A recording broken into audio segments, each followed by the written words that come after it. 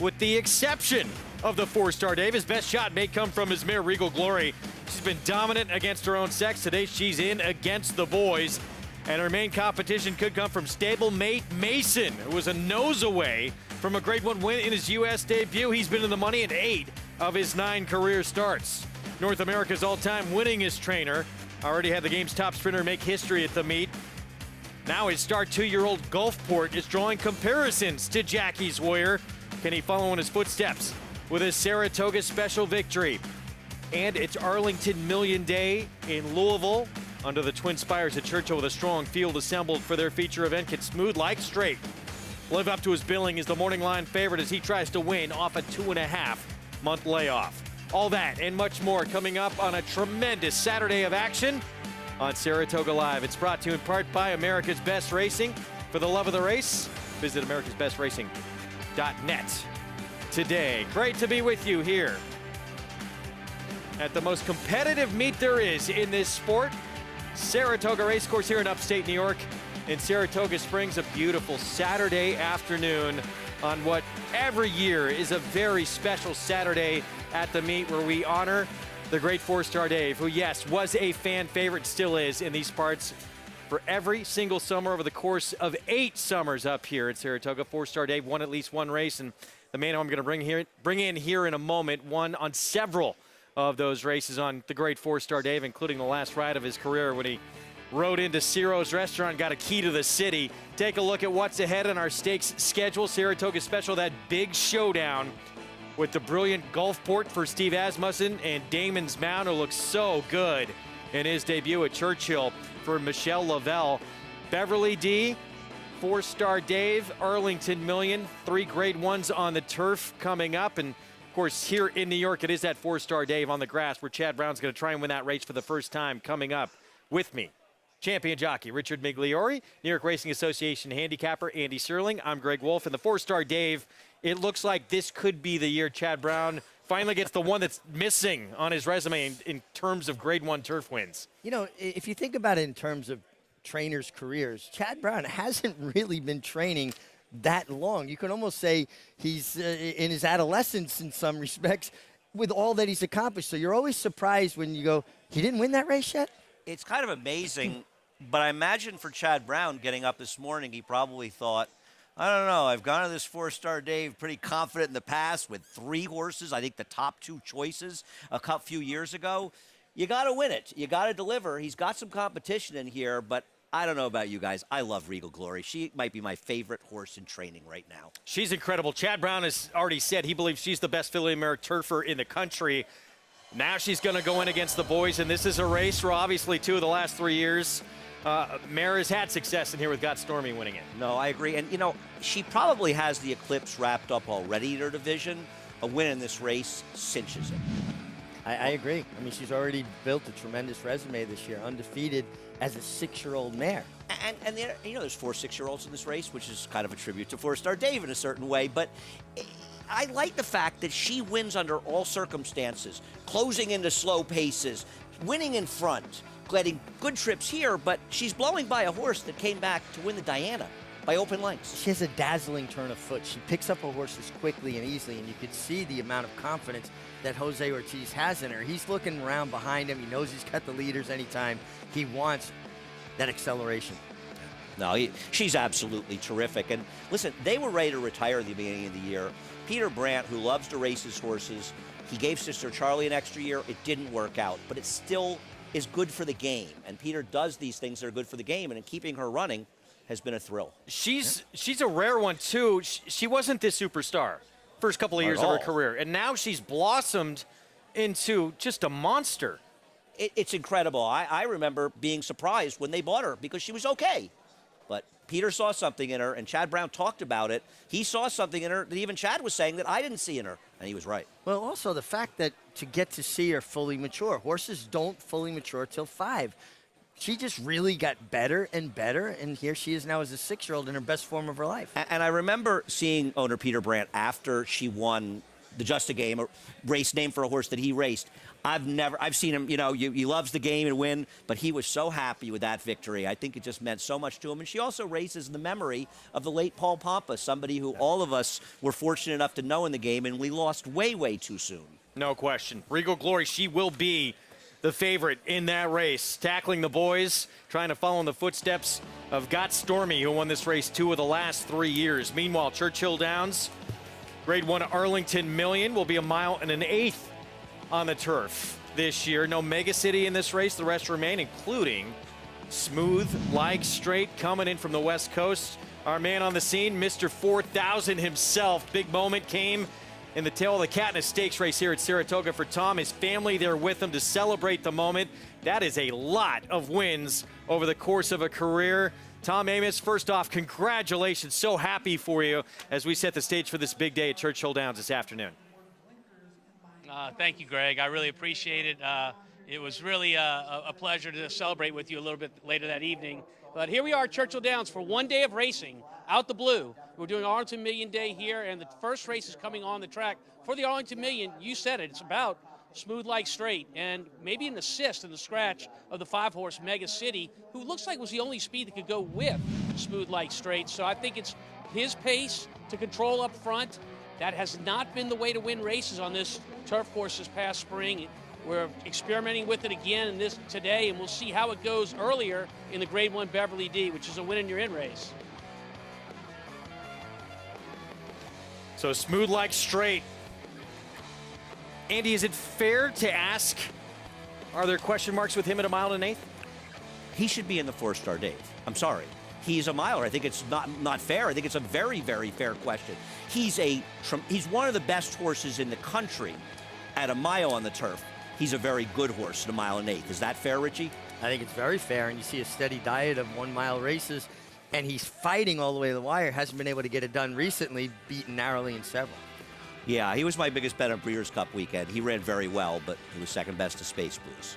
Here's a look at what remains this afternoon, presented by Claiborne Farm. Entire card from both Saratoga and Churchill are fast and firm here in Saratoga Springs, and fast and good on the turf out in Louisville under the Twin Spires for their Arlington Million Day card.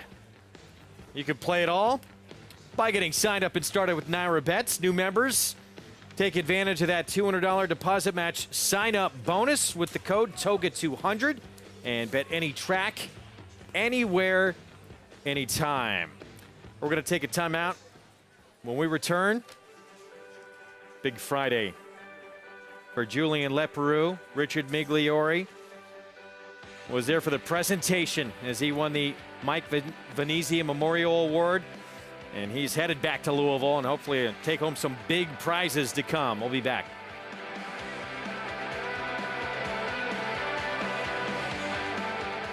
Eclipse champion Run Happy, the #1 second crop dirt sire of last year, is back and showing a new dimension with winners on turf, dirt, and all weather. A record-breaking sprint champion, Run Happy is also siring winners at all distances, from 7 furlongs to 1.25 miles. A sire whose runners can carry his speed over all distances and all surfaces. Run Happy, price for value, and standing strong at Claiborne Farm.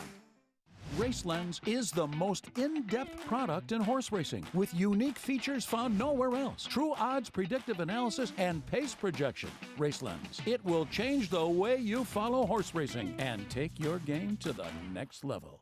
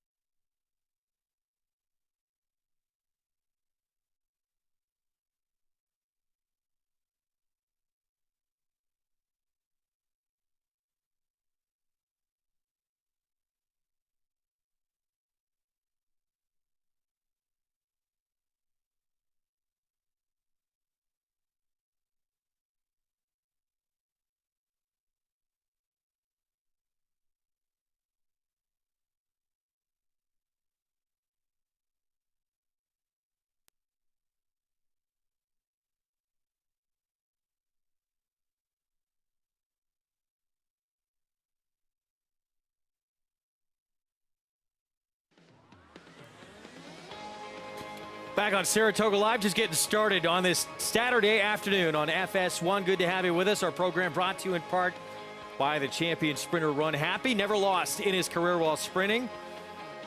And now standing in legendary stall number 1 at Claiborne Farm. Coming onto the track for this first at Churchill Downs. They're going to begin their Saturday card with a maiden special weight. Nobody with a win in this field. Sprinting 6 furlongs.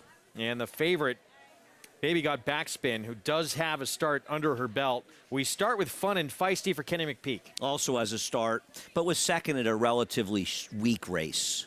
That was at Ellis. Yeah, and start number 2 was a beaten favorite. A Diva, Mike Pewich trains. It comes off a nice 5 furlong work in a minute and a fifth. Not taking much money. First fall out of the mare, Black Diamond Girl.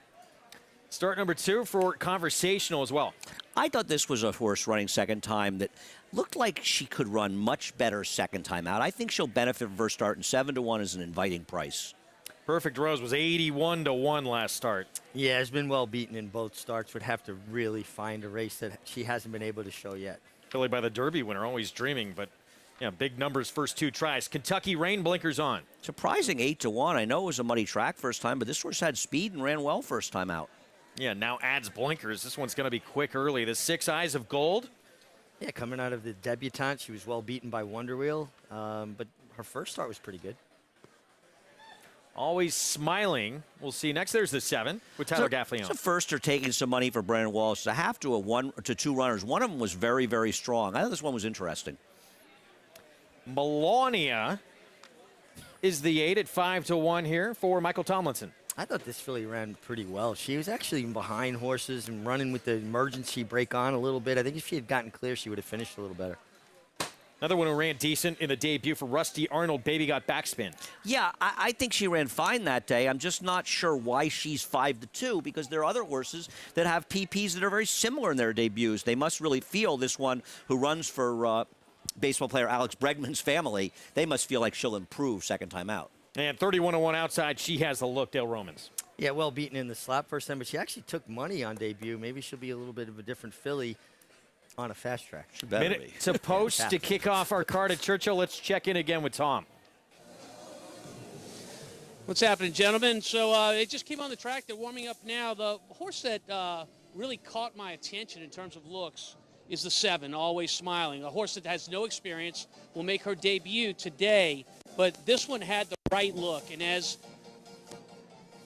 was mentioned earlier by Andy, a half to a very, very good horse named All Out Blitz. Graded stakes winner, double graded stakes placed.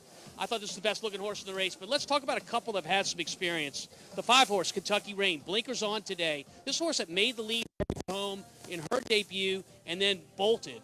I'm sure that Ben Colebrook has corrected that. The blinkers on, I'm sure, are designed to keep her on a straight course. It cost her the race. She's back in her second start today. And, of course, our favorite, Baby's Got Backspin. I ran against her in her debut with Holiday Decision, who won that day. Baby Got Backspin, slipped through on the inside, had a great trip, couldn't maintain, but as we all know, first to second start is when they usually show the most improvement. All right, Tom, thank you. Yeah, and a trainer, Rusty Arnold, too, with the 9, who is the favorite that really wins quite a bit with that second time out. I have no problem with this horse. She's a very logical horse in here. I just don't know why she's 5-2, and other horses with similar looks are just much bigger prices. I just don't think she's great value, but she's a major player. So kicking off this Arlington Million Day card, first here at Churchill Downs, maiden 2-year-old fillies. To begin things here, pick 5 begins in this race. The second dam of the 7, Always Smiling, won the 2005 test very impressively. I can't read my handwriting, Richie, or I could say the name and you would remember it. Travis Stone will have the call. Favorite steps in. That 9, Baby Got Backspin. We're set. And here's the opener from Churchill.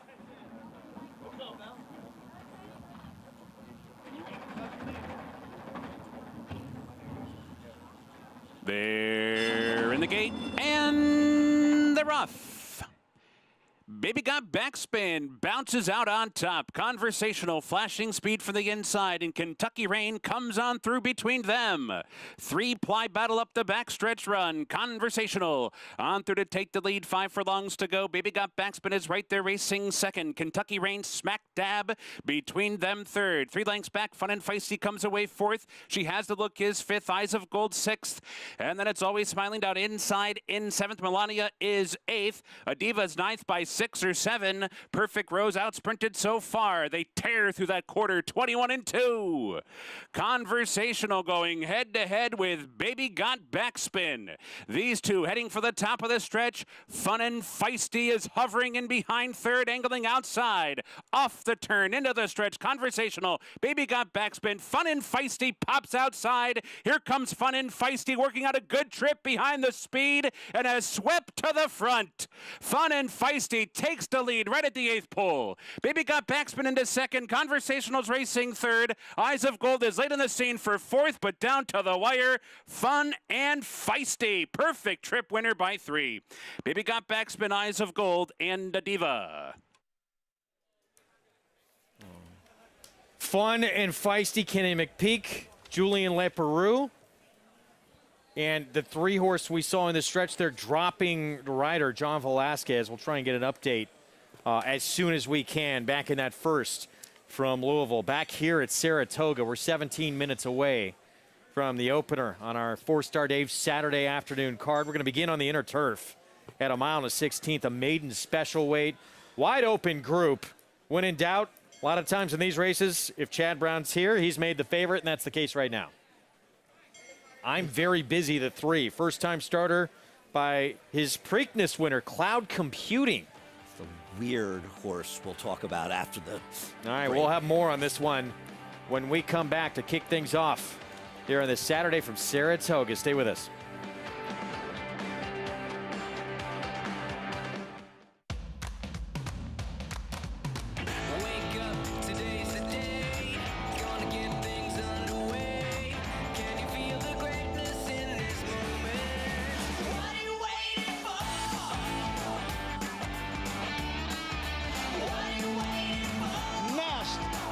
The best.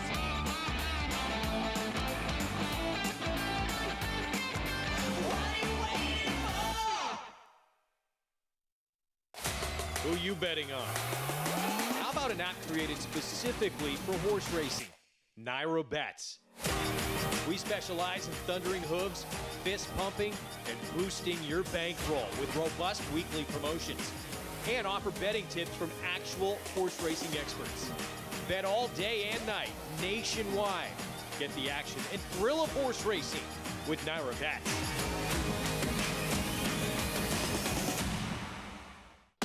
Speightstown. Munning. Echo Town. It's Echo Town for Joe Talamo, and Echo Town raced away, and Echo Town is drawing away in the stretch. Echo Town wins the Allen Jerkin Stakes. A sire line so prolific, it repeats itself. Echo Town.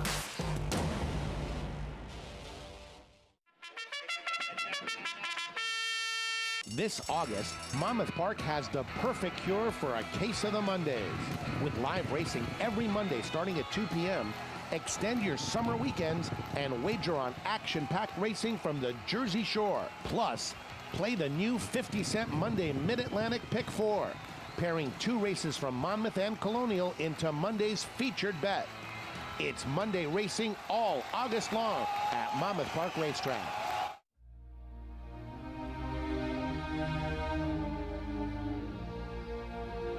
We're really excited about Catholic Boy. I know he has some good ones coming. We have some really good ones here on the farm that we're excited about selling in September.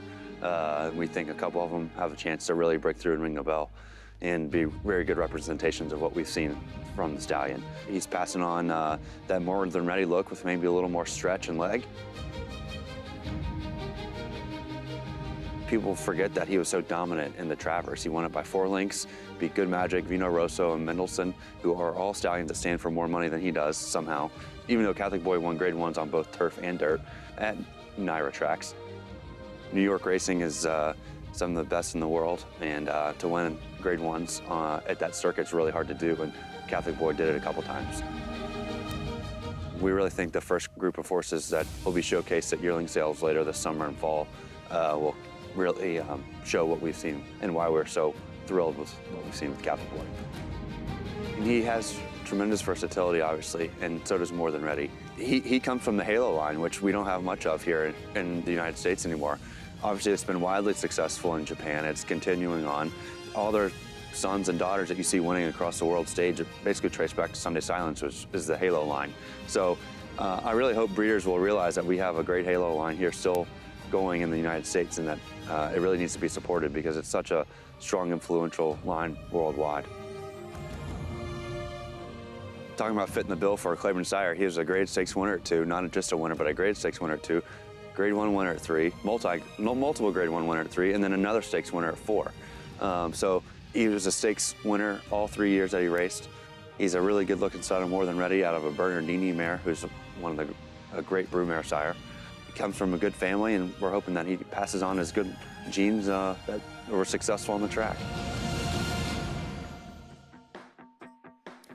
Back on Saratoga Live, our program, of course, brought to you in part by legendary Claiborne Farm. 100 years of doing the usual, unusually well. First at Saratoga. Mile and a 16th on the inner turf. It is a maiden special weight. Everybody looking for that first career victory.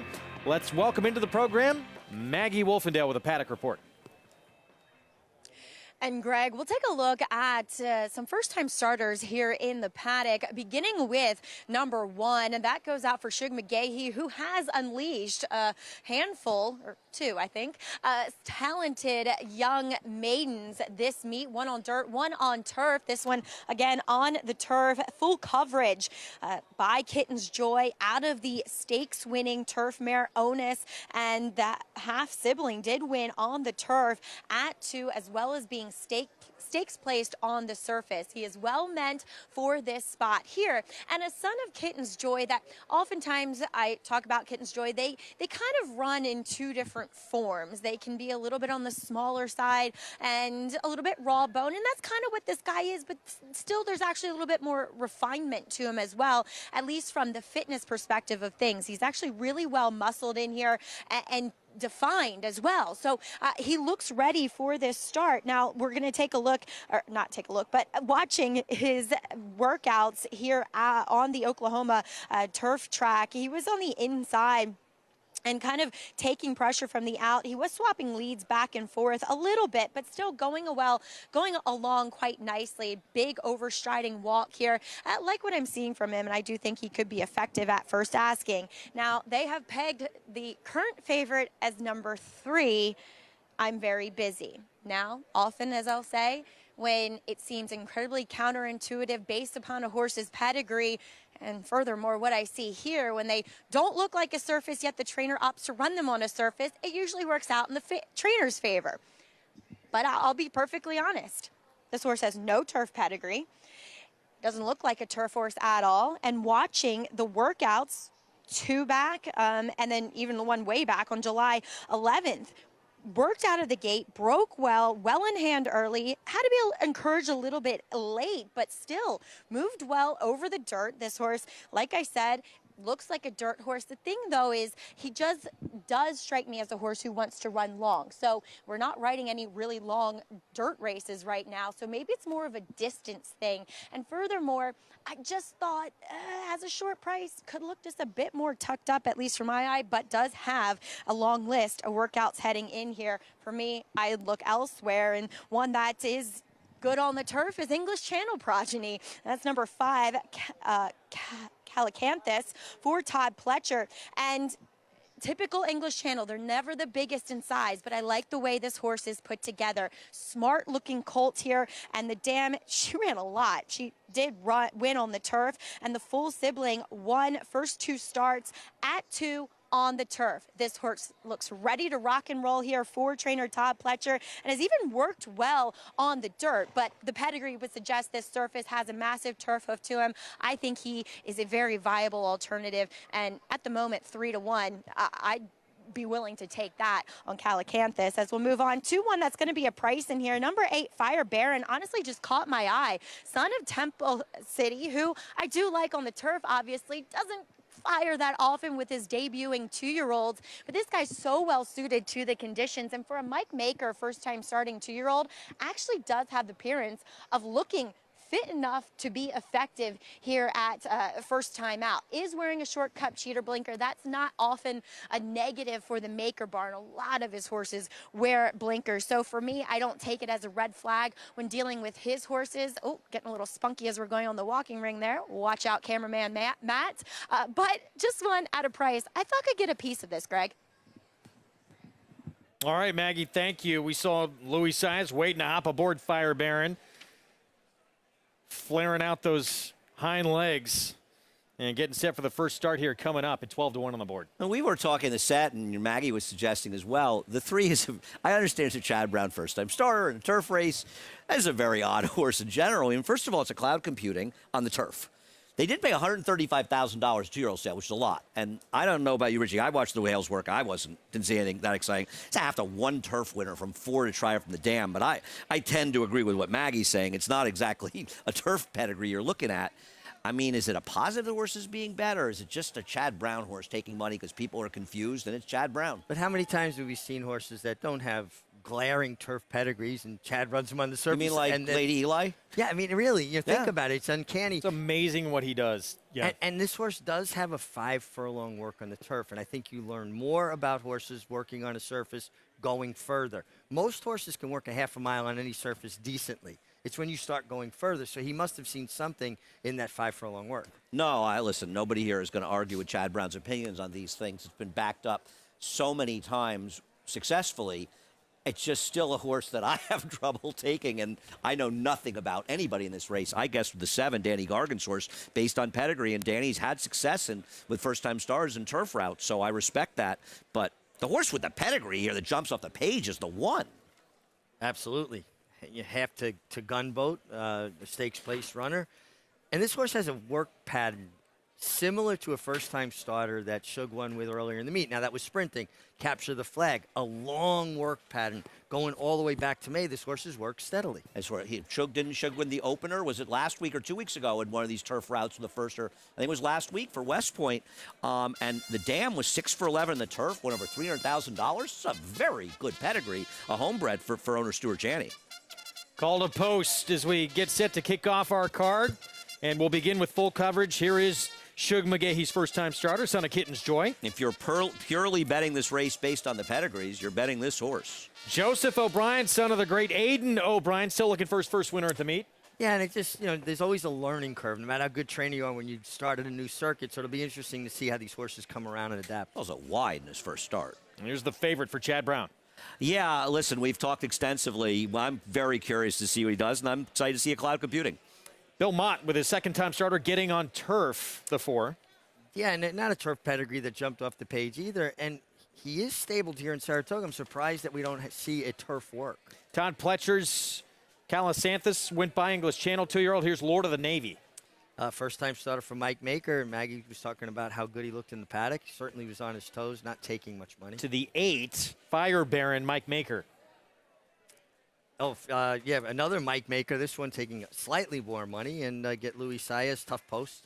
And Danny Gargan with a first-time starter, Tarigo. Yeah, this is where I went in this race. It's just guessing based on pedigrees, and the Munnings seem to be able to do anything. It's a first foal from a solid European turf pedigree, so I guessed with this one.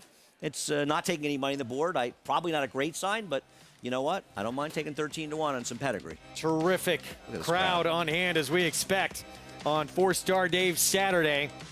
Packed house, and you can follow along from wherever you may be by downloading free Equibase past performances. Get all the stats on the horses, trainers, and jockeys. Go to NYRA.com/TV schedule and download those free PPs for today's action. So here is Chad Brown. I'm very busy, the son of his Preakness winner, Cloud Computing. Of course, Brown winning the Preakness again this year with early voting. He has Flavian Pratt aboard, and that connection, as we take a look at the Saratoga Trainer Standings leaderboard, Chad Brown opening up 8 on Todd Pletcher. Year in, year out, it seems like it's Chad Brown, Todd Pletcher. It's going to come down to these two.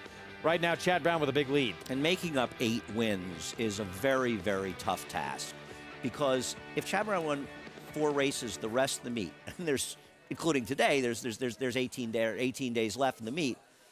If he won 4 races, Todd would have to win 12. It's a tie. That's just to tie him. Right. That's not, I mean, he's won, and he's having a great meet.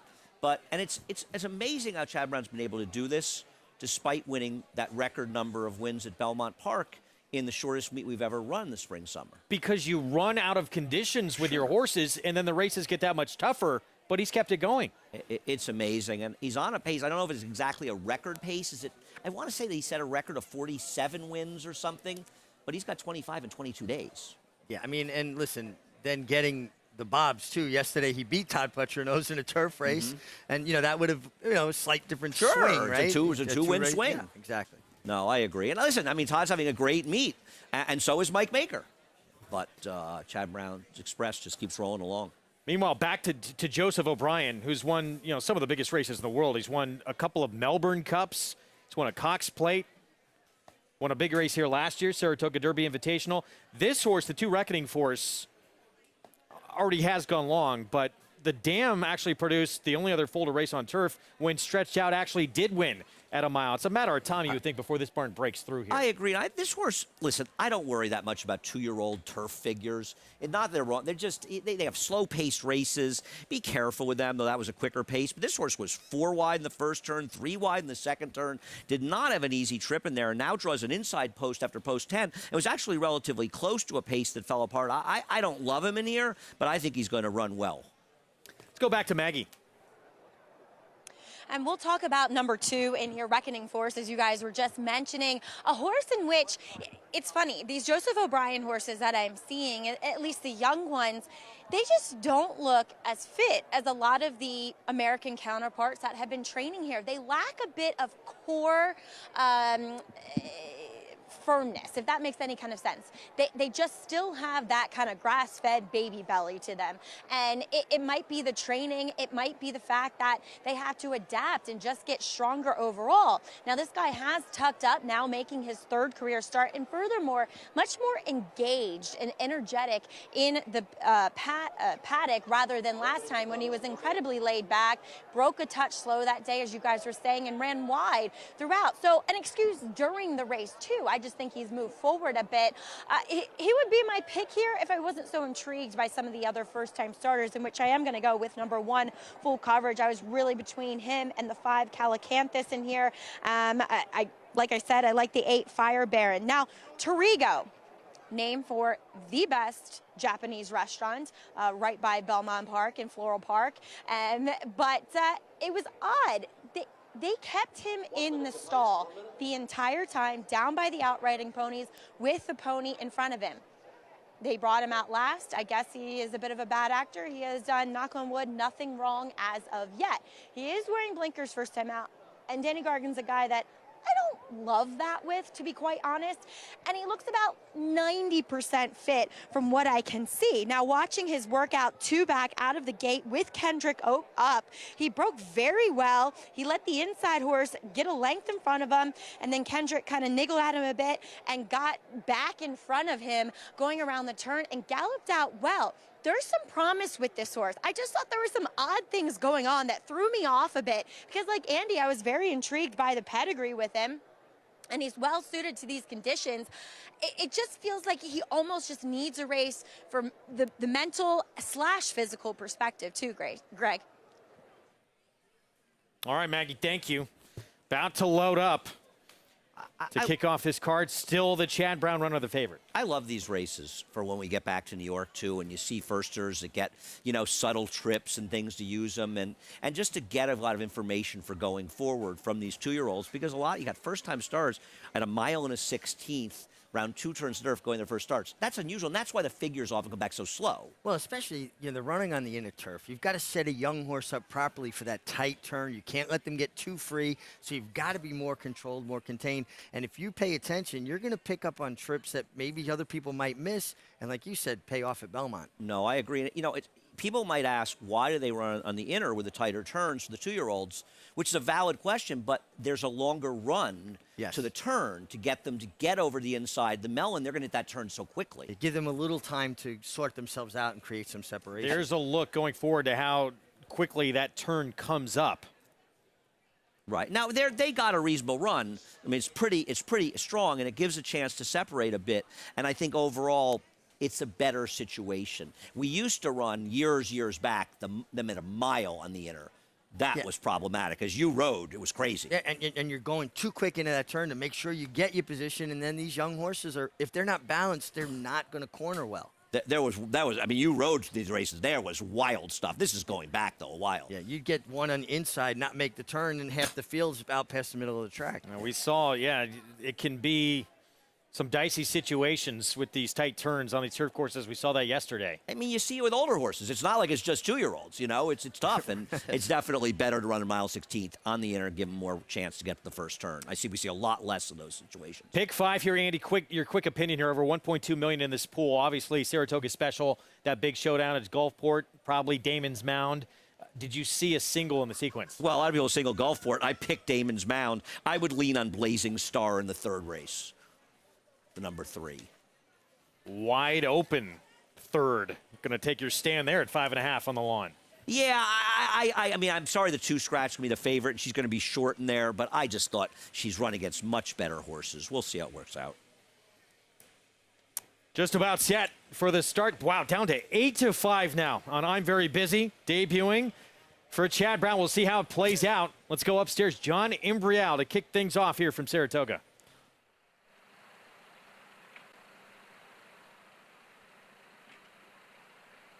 And they're in the gate. And they're off.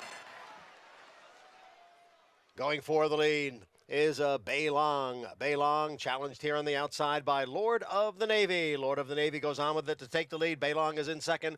Calicanthus and Torrigo right together 3rd and 4th.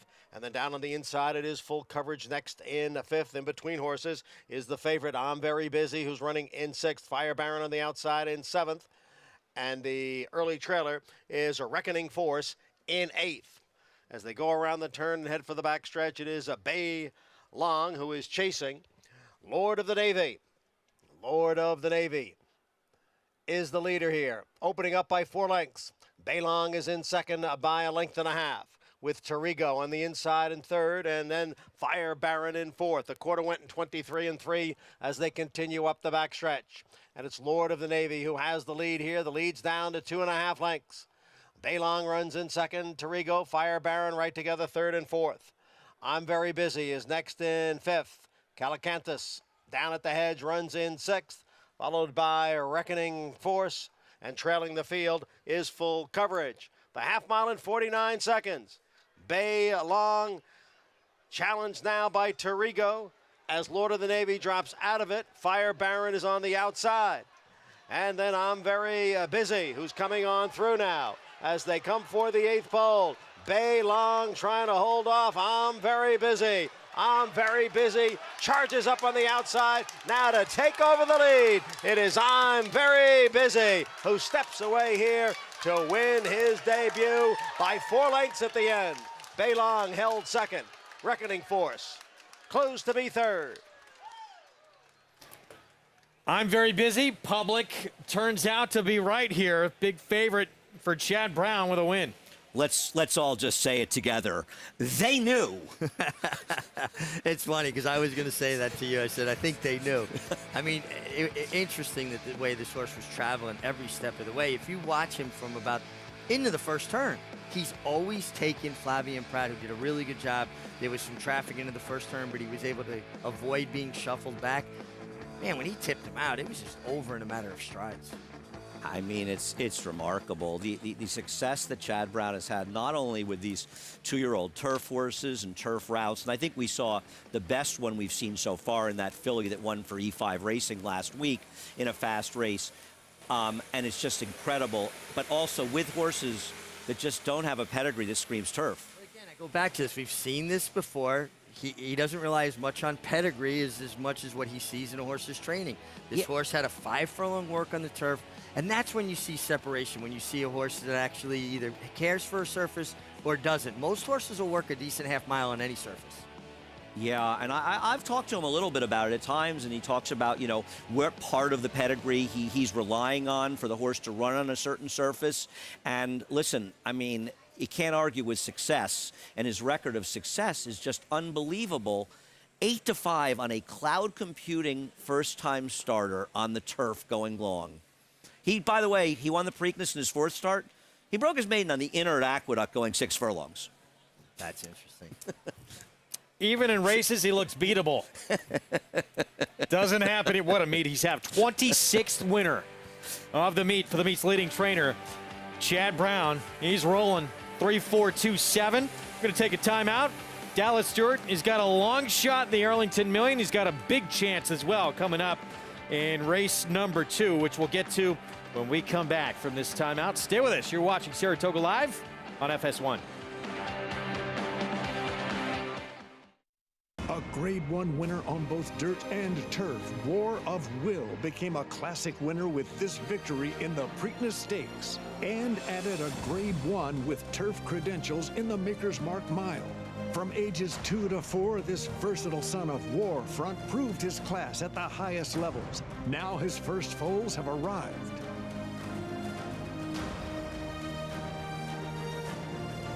War of Will, standing at Claiborne Farm. Race to Twin Spires, where you can take advantage of our $200 new player offer right now. Register with code GET200 to start earning your bonus of up to $200 with Twin Spires, where you can watch and bet on the best racing from across the globe. Plus, you can check out our expert picks and weekly promotions.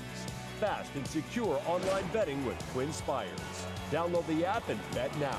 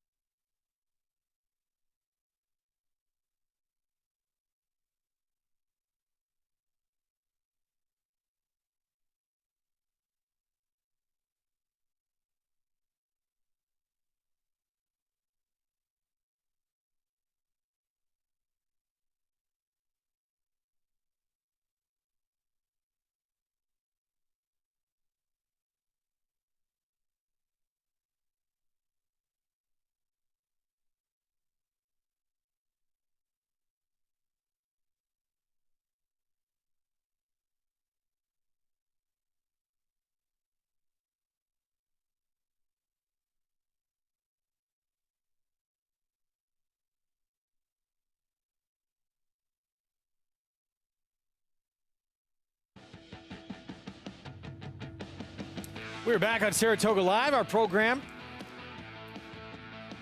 underway with a Chad Brown favorite winning. You can play all summer long and beyond with NyraBets. Get signed up and started on the NyraBets app or at nyrabets.com. There's the lovely veranda area. Great spot to watch the action from here at this historic racetrack. One of several great spots. Everyone has their place they love here. It is true. It's always true of the racetrack. People find a spot, and we're creatures of habit, especially. I think one of the things that we've done such a good job of here is finding less used areas and making them into fun areas to go to, like the top of the stretch stuff that we've done, because there's only so much room, and you want to add without taking away. Mig has the best spot, though. It was the winner's circle.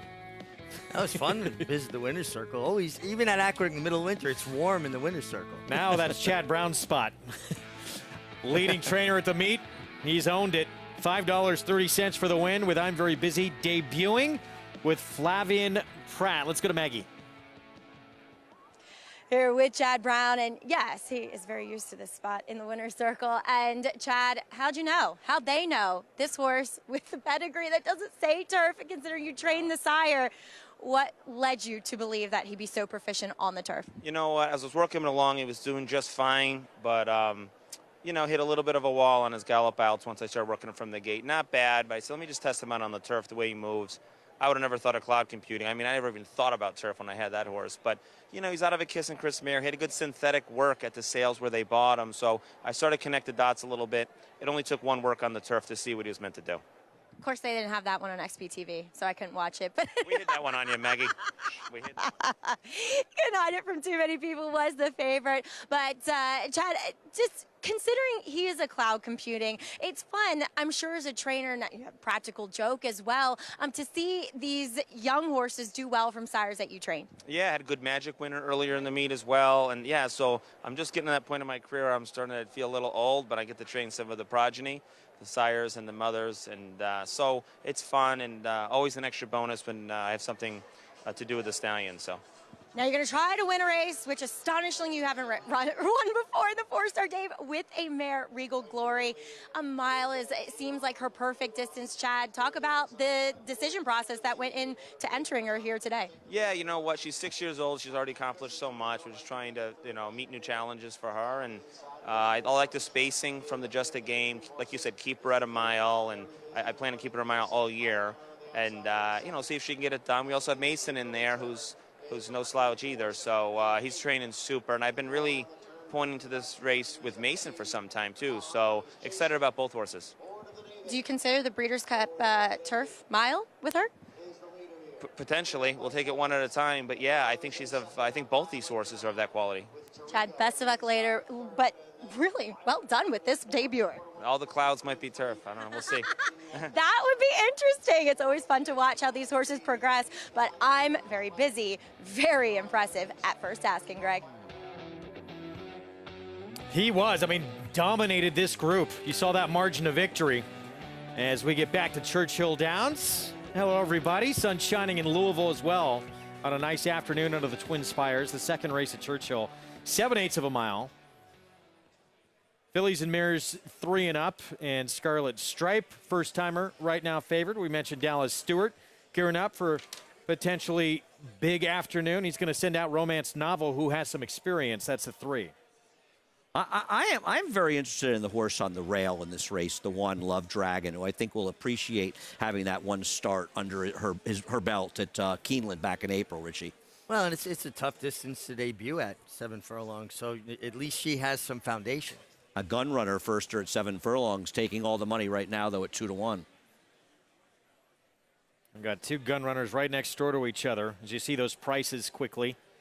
And, of course, the 4 Common Inspiration, the Damn Thank You, Mary Lou, she was a horse that Ken Ramsey had, and, of course, named for Mary Lou Whitney. And she was a graded stakes winner herself, but she has not produced a winner as of yet. I thought the 6 Intrigue was a horse that had a look.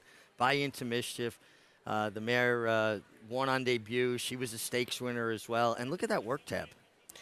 No, yeah, I mean, the horse obviously working well going into it for Todd, but not taking much money right now, right? No, it is a bit cold on the board, and we do look to the board to help us with firsters. Yeah, and real quick, John Velasquez was named on the 4 Common Inspiration. He took that spill in the opener. He will ride the rest of this card, so that's great news to hear that Johnny V's okay. Be able to get up and shake that off. And, you know, Johnny is 50 years old, and he still rides with the enthusiasm of a much younger man. He's been riding as well right now as, I mean, I don't mean this as a knock or anything, but I've seen him ride in years. He's been riding fabulously. 6 wins away from 1,000 at Saratoga. That's on pause today. Let's go to Travis Stone. Here's race 2 from Churchill. And they're off. Texas Lucky, good beginning. So too Romance Novel. Scarlet Stripe is there. Common Inspiration is not far behind either as they race up the chute and cross to the main track. 4 across the track early. Romance Novel in between. Scarlet Stripe at the rail. These two go on with it now.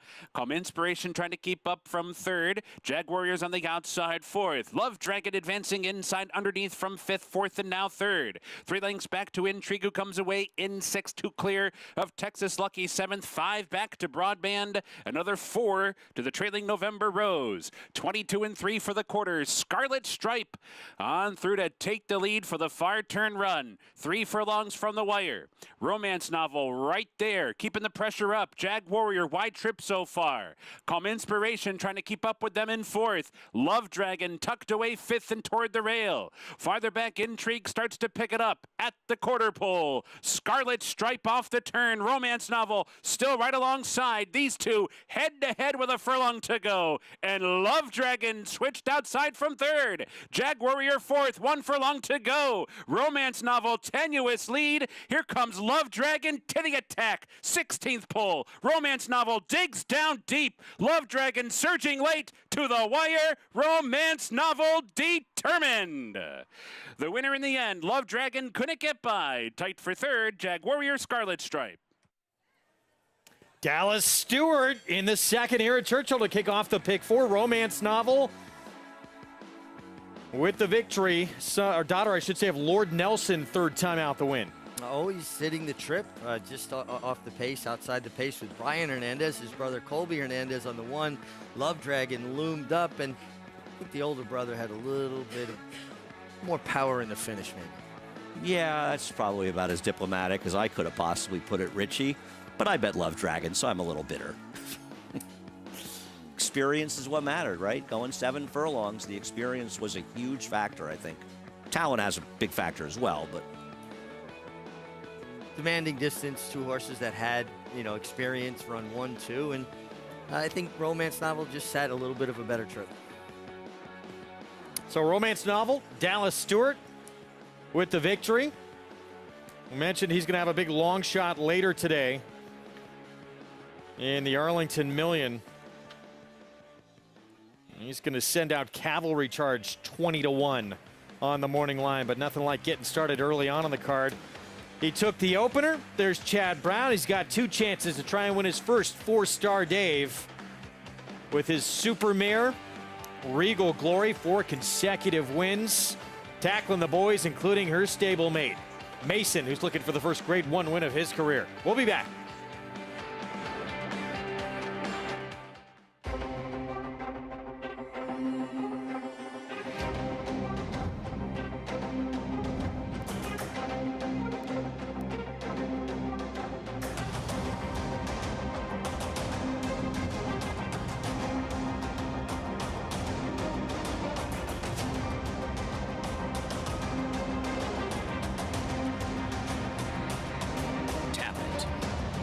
Standing at Gainesway.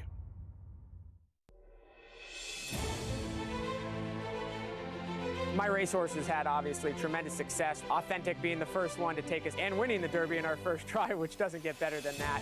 Authentic has won the Kentucky Derby. I will tell you that there's nothing like watching a horse that you own turn for home and come down the stretch with a shot to win.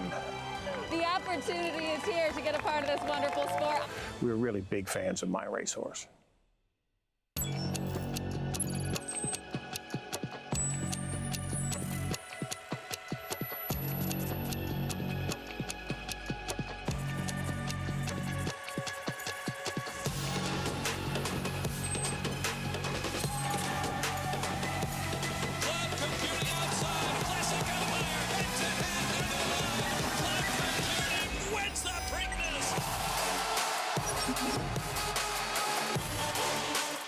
Racetrack Television Network brings you every race, from every track, on every screen, every day. With monthly packages starting as low as $5, RTN gives you great value and access to more live HD streaming and race replays than anyone. Visit RTN.tv today to sign up and watch on almost any device, including Roku and Amazon Fire. RTN has packages that start at $5 per month.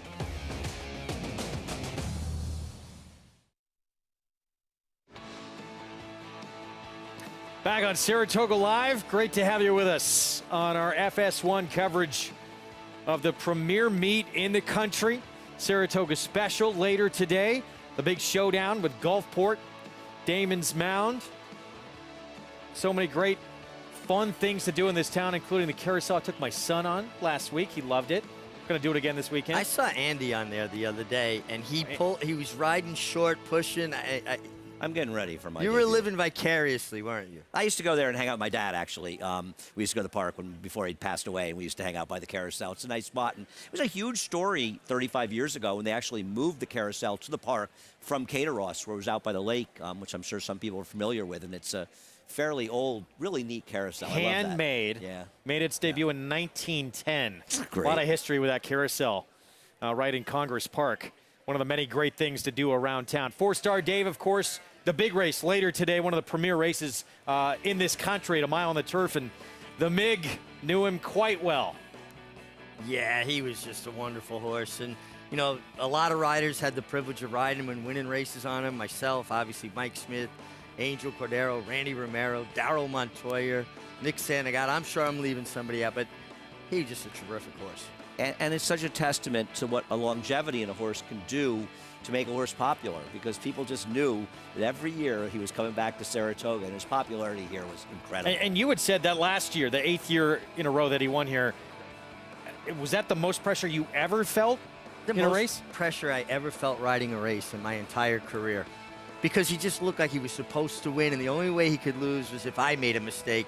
And everybody was so into it and wanted him to see it get the 8th time. So when he won, I was happy, but I was more relieved than happy. Well, you feel almost like if you didn't win that you let him down. It's not like it's your fault necessarily, but you let him down. You let the fans down, and it's one of the tough things about your job. It's great, you know, when you win on these horses, but you lose, you walk back feeling like that was my fault.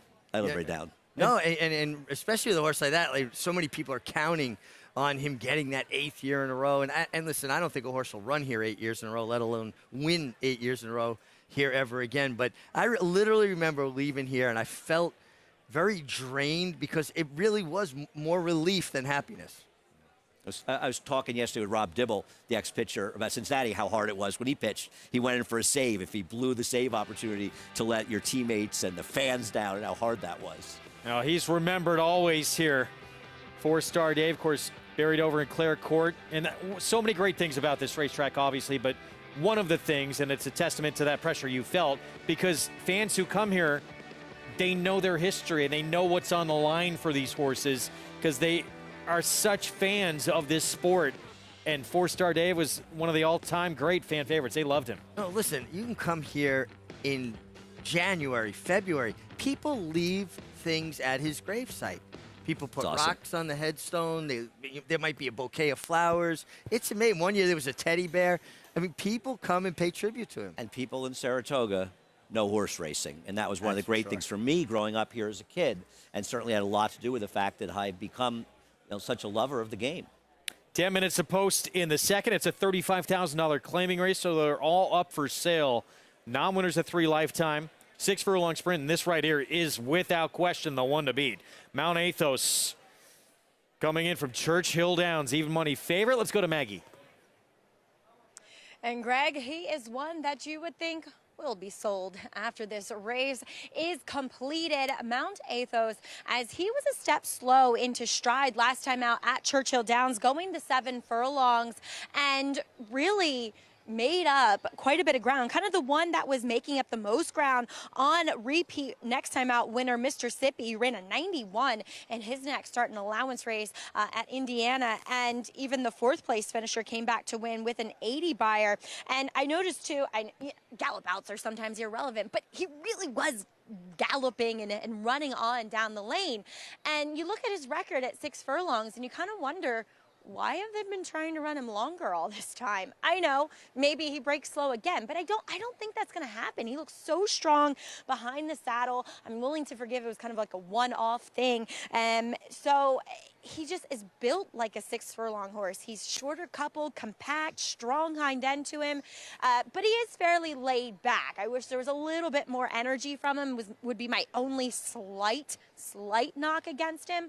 But from my vantage point, this is the right spot for Mount Athos to get to the winner's circle. To his inside is one that he'll likely be trying to run down in number 2, Motion to Strike, who will occupy the 1 hole in the gate. And I just got to give a little credit to Pat Reynolds, who has really kind of gotten this horse on form and the way he looks into the best possible shape he can.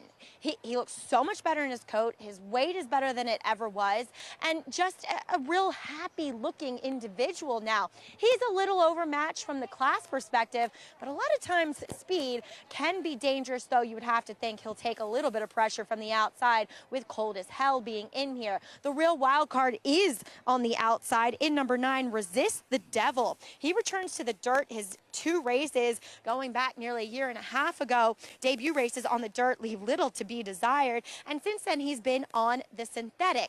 I gotta say, he's got a little bit more of a turf off. I was hoping for him to be a little bit more convincing switching to the dirt here today, but you know, the knowledge would be that, well, he's improved so much on the synthetic as of late, why can't there be a little bit more talent shown on the dirt? And I get that. I just wish, like I said, he was a bit more convincing coming in here, Greg. But from the overall perspective, matches up well with these. All right, Maggie, thank you. We're going to get to our post parade coming up. Race goes through Mount Athos, the 3, the even money favorite, no question. Ricardo Santana Jr. for Rudolph Brissett. The knock on him is he looks too easy. He's faster than everybody in here. There's plenty of pace on paper. I mean, on paper, he sort of looks like he can't lose. They're running him here for 35, clearly looking to lose him, so maybe that's a knock on him. I'm not trying to beat him, Richie. No, neither am I. I mean, last time we were actually covering the races at Churchill, and he didn't break particularly well, and he rushed up, you know, towards the leaders. I mean, he didn't overdo it, but he certainly had to overcome some, and he ran on. Ran well last time. He ran extremely well. The 9 Resist the Devil might be the weirdest horse running today, and Maggie just hit it on it, and I had said something similar earlier today. I mean, maybe they just feel like he's improved on synthetics. They'll give him another try in the dirt. This is an odd horse to ship here. It doesn't seem like he'll be claimed. They worked him on dirt at Thistledown. They went from Erie to Cleveland to work him on dirt, and now they shipped them to Saratoga off that impressive 38 breezing, the 5th best of 7 horses in Ohio.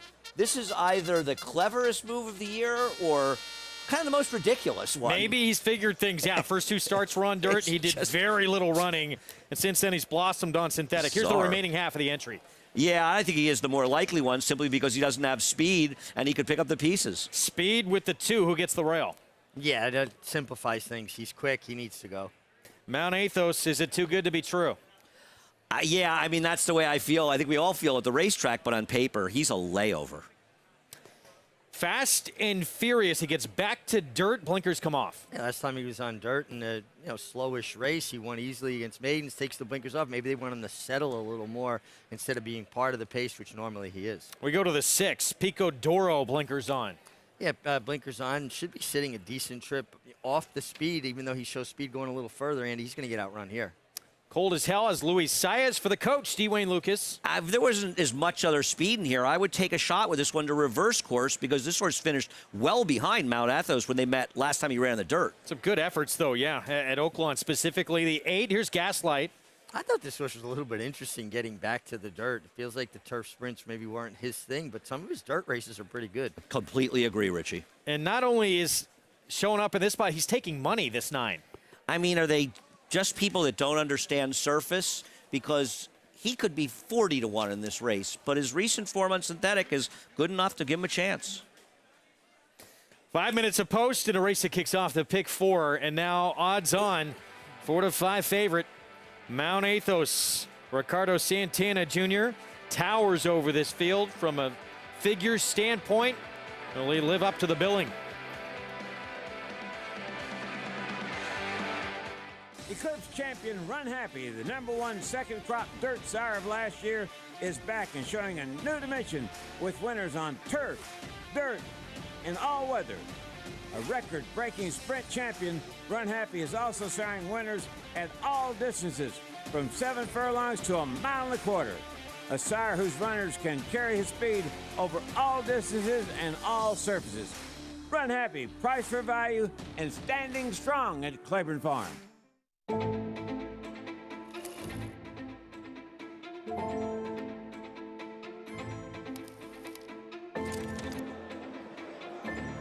Good morning, ladies and gentlemen, and welcome to the Keeneland September yearling sale. A terrific maternal pedigree, Grade 1 winners, and champions across the board.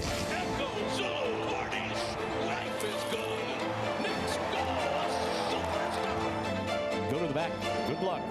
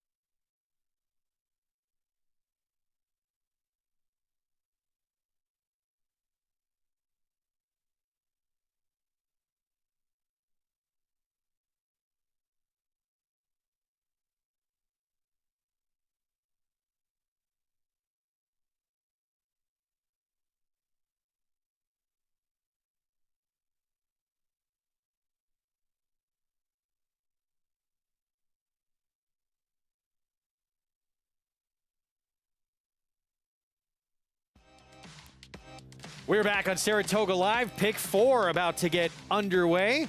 Program brought to you where you can play it all. Go to NYRABets.com. You can download the app. Play with us all summer long here at Saratoga and beyond.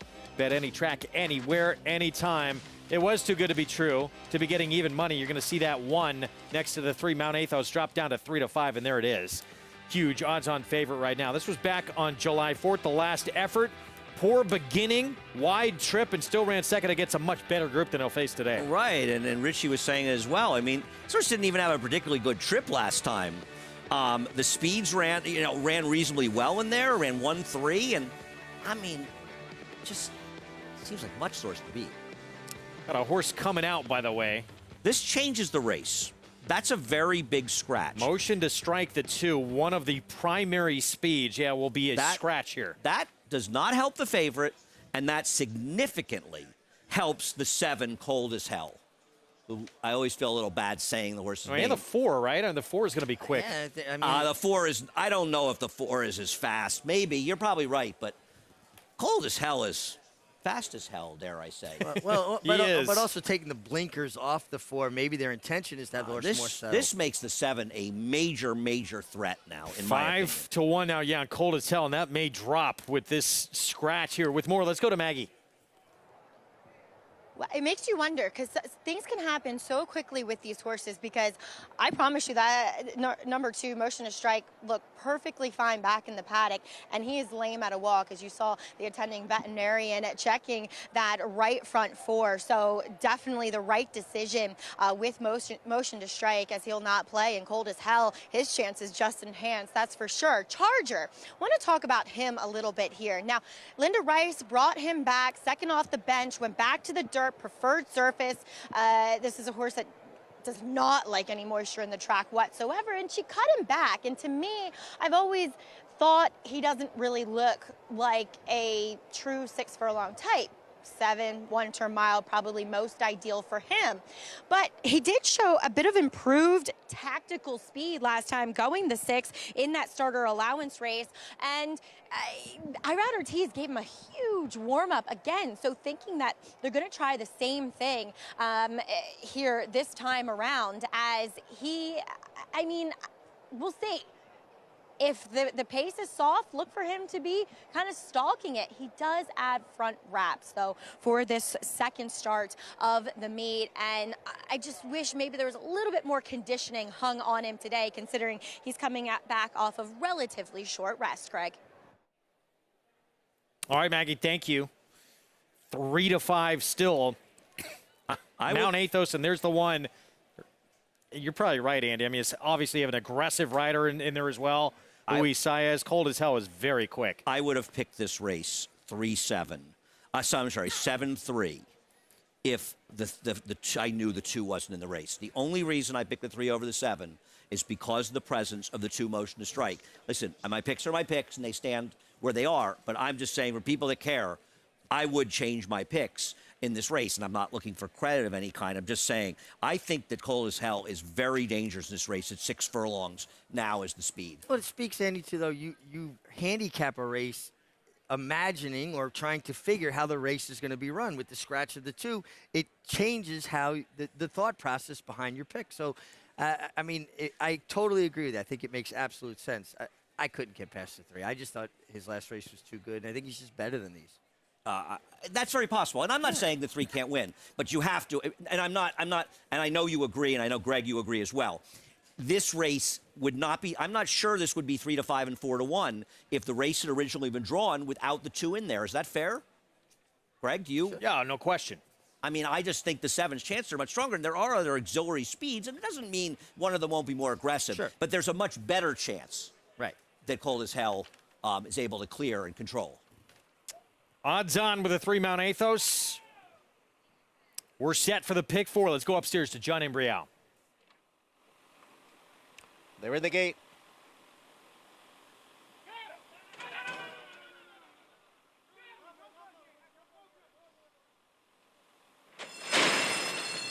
And they're off. An awkward start there for the favorite, number 3, Mount Athos, and he is the early trailer. It is Fast and Furious who has the early lead with Cold as Hell on the outside running in second. And then it is Charger next in third. And on the outside and moving up there is Gaslight. And then we come back to Mount Athos who has advanced up into fifth. Pico Doro is in sixth, and Resist the Devil is the trailer in seventh. The quarter went in 22 and 3/5 seconds, and now they're midway around the turn. Fast and Furious has the lead. Cold as Hell is racing in second with Gaslight next in third. Followed on the inside by Charger in fourth. Mount Athos is in fifth, still about 6 or 7 lengths from the lead as they come for the top of the stretch. Fast and Furious with Cold as Hell on the outside. It is Fast and Furious who has the lead here, getting away to lead by 2.5 lengths. Cold as Hell in second, Mount Athos towards the rail in third, and then Charger and Gaslight. It is Fast and Furious looking to pull off the upset here, and the New York bred Fast and Furious has done it in front-running fashion under apprentice Jose Gomez. Mount Athos came on to get second. Cold as Hell was third. Fast and Furious, the apprentice, Jose Gomez, got to the front, and he kept on going. Well, I thought it was going to be Cold as Hell that was going to take advantage of the scratch motion to strike, but I was wrong. It was Fast and Furious, and this race was changed by the scratch, and this horse, very impressive win here at a big, big price to blow up this early pick 5. Yeah, they took the blinkers off, but it was obvious the intention was to get to the front because Jose Gomez sent this horse, established the lead, and ran on very nicely. Jose Gomez's 4th win of the meet. Go back and watch the trip Mount Athos had after breaking poorly, got in trouble at 2 or 3 different junctures. Right. There's little question that if the 3 had had a clean trip and broken cleanly, it's a much, much closer race. But still, this horse did win by 3, but you're absolutely right. 3 gets left a length, he gets shuffled and stay behind horses. But that's why it's always easier to be on the front end. You don't get in trouble up there. No traffic when you're on the lead. And look, we talked about it. Look, when it looks too good to be true at the racetrack, often it is. Fast and Furious. No free money in the game. 16 to 1 here with the apprentice, the young Jose Gomez, gate to wire. We'll be back with the prices right after this.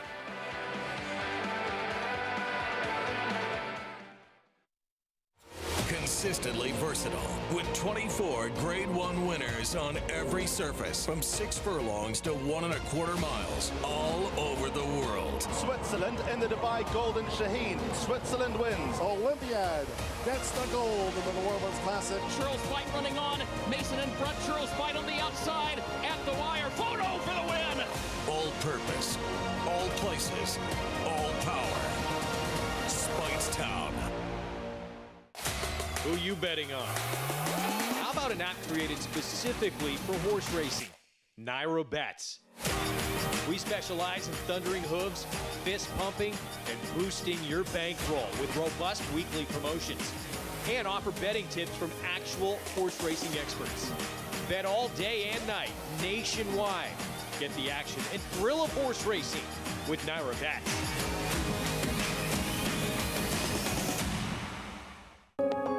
There's no doubt that Kentucky breds are number one. We never could compete with New York and Florida and all those tracks. We needed a boost, and HHR has given us that boost. The purses that the Kentucky breds are now running for matches how dominant they are.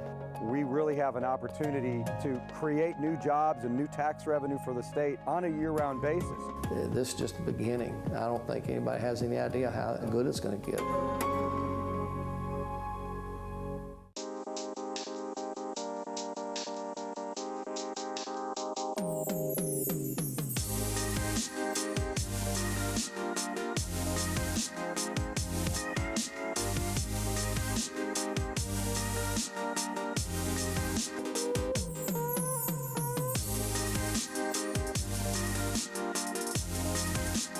Stay fabulous. Resorts World. We're back on Saratoga Live. Some big races still to come on the program. We're brought to you in part by America's Best Racing. For the love of the race, visit americasbestracing.net today. Back to Louisville on their Arlington Million card. And race 3 coming up. We go mile and a 16th here in this first allowance level race. And we're going to begin our post parade with a big price Hippodrome. We'll see it 19-1. Here he is for Norm Cash. Feels like part of a pace that could get kind of hot between he and the 4 and 5. Next door, another big price. Trainer John Ortiz, Raylu Gutierrez with Defied. Yeah, turning back in distance after showing high speed, going 1.25 miles in an off-the-turfer.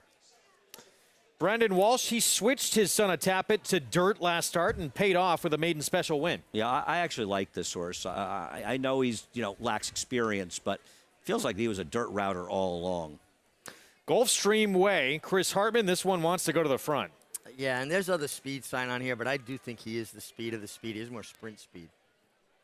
5 horse at 8-1 for Ian Wilkes. Here's Meister and Julian Leperoux. Feels like he's the outside of the potential speeds that is probably not a bad position to be in. I just happen for others, but he's far from impossible and a big price. Leperoux, the Venezia Award winner. That was presented to him yesterday. Here's the 6, Kiss Principal. Blinkers off. Yeah, claimed for 20 last time. This is tougher. He would be a surprise. Jelly Nougat taking a lot of play for trainer Joe Sharp. But he's got to negotiate a trip. And keep in mind, the mile races are around 1 turn. And now he's a speed outside of as many as 3 other speeds from post 7. 2-1, he's got to work out a trip underlay.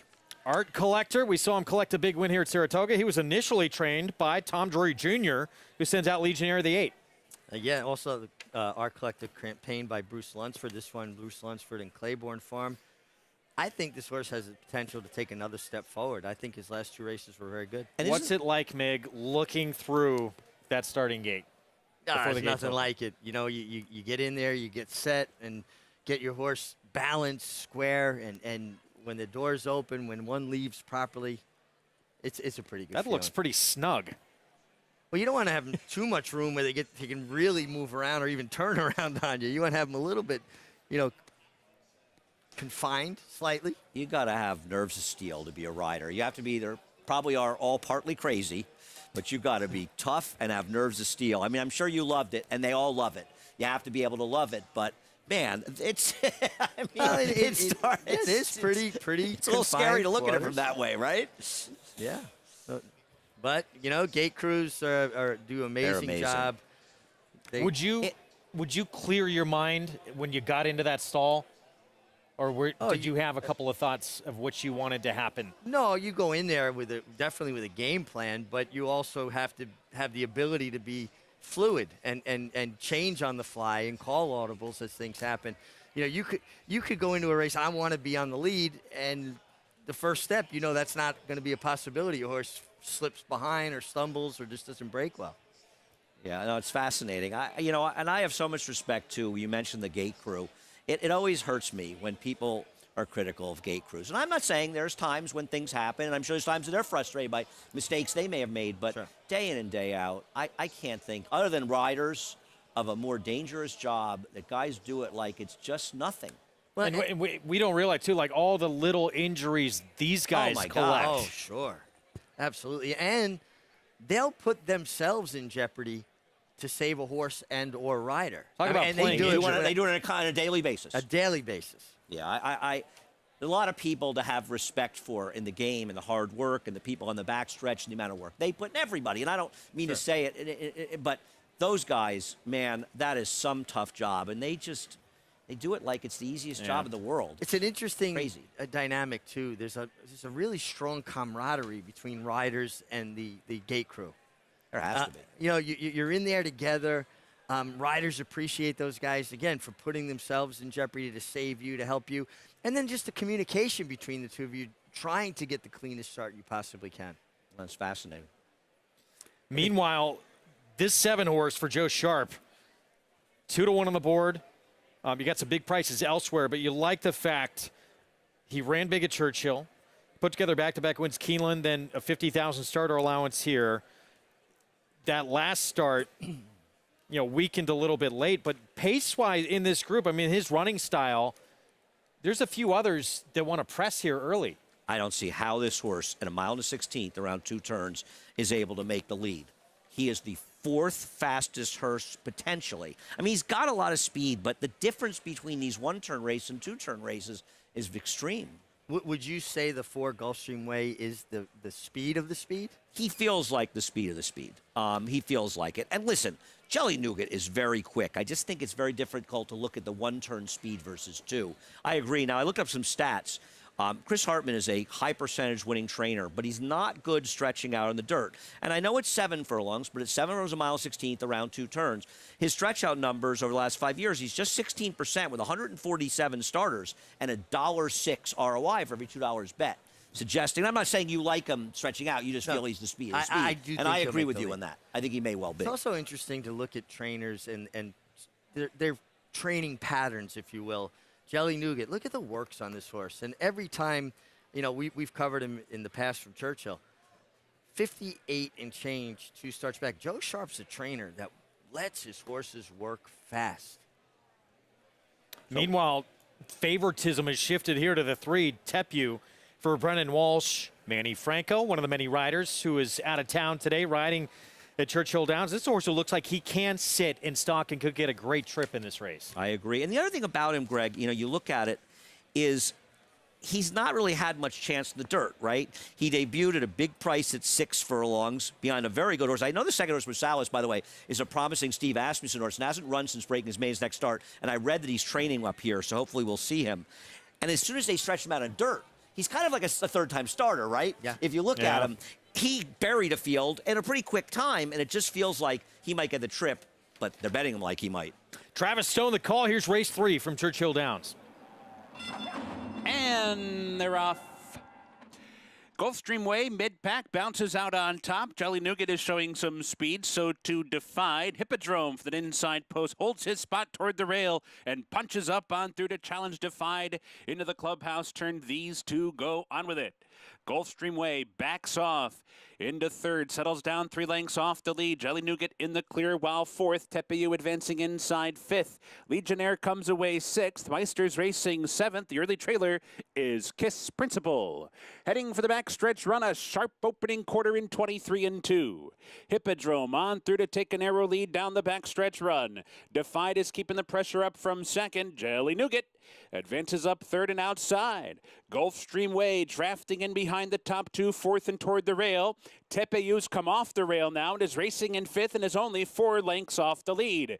Legionnaire down inside within 5 and 4 furlongs to go. Followed by Meister and Kiss Principle as they hit the far turn. 47 and 2 for the half. 3 furlongs from the wire. Hippodrome and Defied still going 1-2. Steady progress for Jelly Nougat on the outside, and Gulfstream Way with a decisive move. Fires up on through and grabs the lead right at the quarter pole. Gulfstream Way in front front at the top of the stretch. Tepeyu tries to go with that one. Jelly Nougat gives way in behind them. Meister's on the scene. Here comes Meister down the center. 1 furlong to go. Gulfstream Way, Tepeyu, Meister. These three right across the track. Tepeyu short lead. Gulfstream Way fights on. Meister continues to close. Tepeyu, Meister, Gulfstream Way back to third. Here's the wire. Meister got it. Meister up in time over Tepeyu, Gulfstream Way, Legionnaire farther back and forth. Already a productive short trip out of town for Julian Leperoux on Meister, who Mig presented that Mike Venezia Award to yesterday. Yeah, he won the Mike Venezia Award yesterday. Had to catch a plane to Kentucky and gets it done with Meister. Nice patient ride for Julian Leperoux, for Ian Wilkson. A very deserving winner of the Mike Venezia Award. Embodies a lot of the same qualities that Mike possessed, Andy. I like Julian quite a bit, and takes a lot of unfair criticism at times. And I've been critical before. I'm critical of all jockeys at some point, but I like Julian. I think he's a fabulous rider, and he had a good plan there. His horse could have been much more forward, but taking him back proved to be the right move. Speaking of riders, this is a young man we've talked a lot about back here at Saratoga, this apprentice Jose Gomez. Bright future, Mig. Bright future, big price, $34.40 on Fast and Furious. Jose Gomez's 100th career win. Wow, it's come quick for him. Let's go to Maggie. Here with winning trainer and assistant trainer Bruce Brown and Nicholas Brown. Guys, Fast and Furious. I know we saw the late scratch of another likely speed in here with motion to strike, and Jose Gomez seizing the bull by the horns and sending your guy out to the front. Yeah, I thought we were inside speed, so that's kind of what we wanted to do. And then, you know, especially with that horse, when that horse came out, it kind of made things easier. But I really, just getting him back on the dirt, he ran good his first couple starts, and then he just got really good on the turf. But you just wanted to get him back to the dirt, and maybe he just is a better horse now, and he really took to it today. Now, Nick, did you like him at 16-1? Yeah, I liked him. I think he had a good chance, and I think he was going to be in the front, and I thought he had a good chance to win it. Did Dad put any money on for you? No. Oh, come on, guys. Bad luck. I know. You got to put the whammy on the other horse that you think can beat you. Bruce, we saw you with a big stakes win earlier on. Robin Sparkles in the meet. Will she be making a second appearance up here? Yes, yeah, she'll be a week from today in the Smart and Fancy. So she came out of the race very good. So she'll be back here, and she'll be ready to go. Oh, she's so exciting. Well done to you, as well as owner Mike Schrader, and congratulations, guys, with Fast and Furious today. Thank you. Thanks. All right, he was. And he was fearless here as he made his way into the winner's circle for Bruce Brown and, of course, Nicholas Brown. Guys. Lived up to his name. Thank you, Maggie. We need Nicholas on the set here. He's a sharp handicapper. I have some great pictures of Nicholas when we used to have the gazebo in the paddock inside of him sitting with me with the headphones on. I mean, it's got to be. I mean, that gazebo's been gone for 7 or 8 years, so that's how long ago it was. He's a great kid. I'm a big fan of Nicholas. Third race. 5.5 furlongs on the turf, $35,000 claiming race, so they're all for sale here, and horses who have not won 2 lifetime. Big scratch of the 2, Cadencia, with that scratch, Blazing Star, your favorite. And then after this race, Grade 2, Saratoga Special, Steve Asmussen campaigns the great Jackie's Warrior. This could be his next Jackie's Warrior. Gulfport's been sensational. First 2 starts of his career. Looking forward to him. Try and make it 3 for 3 to start things off. We'll be back. Catholic Boy, one of only 3 American 3-year-old colts in history to win Grade 1s on both dirt and turf, including the immortal Secretariat. A 6-time graded stakes winner from ages 2 to 4, he was the fastest 3-year-old of his crop over 10 furlongs. Now his progeny are bringing top dollar in the sales rate. Dual surface Grade 1 winner Catholic Boy, standing at Claiborne Farm. The Fasig-Tipton New York Bred Yearling Sale, offering a catalog of New York bred yearlings selected on pedigree and conformation. This sale offers New York's finest. Recent top grads include Grade 1 victors Tiz the Law, Varda, and American Revolution. This year, over $60 million will be distributed in purse money, incentives, and awards for New York breds. Fasig-Tipton New York Bred Yearlings, August 14th and 15th in Saratoga Springs, New York. Where will you be?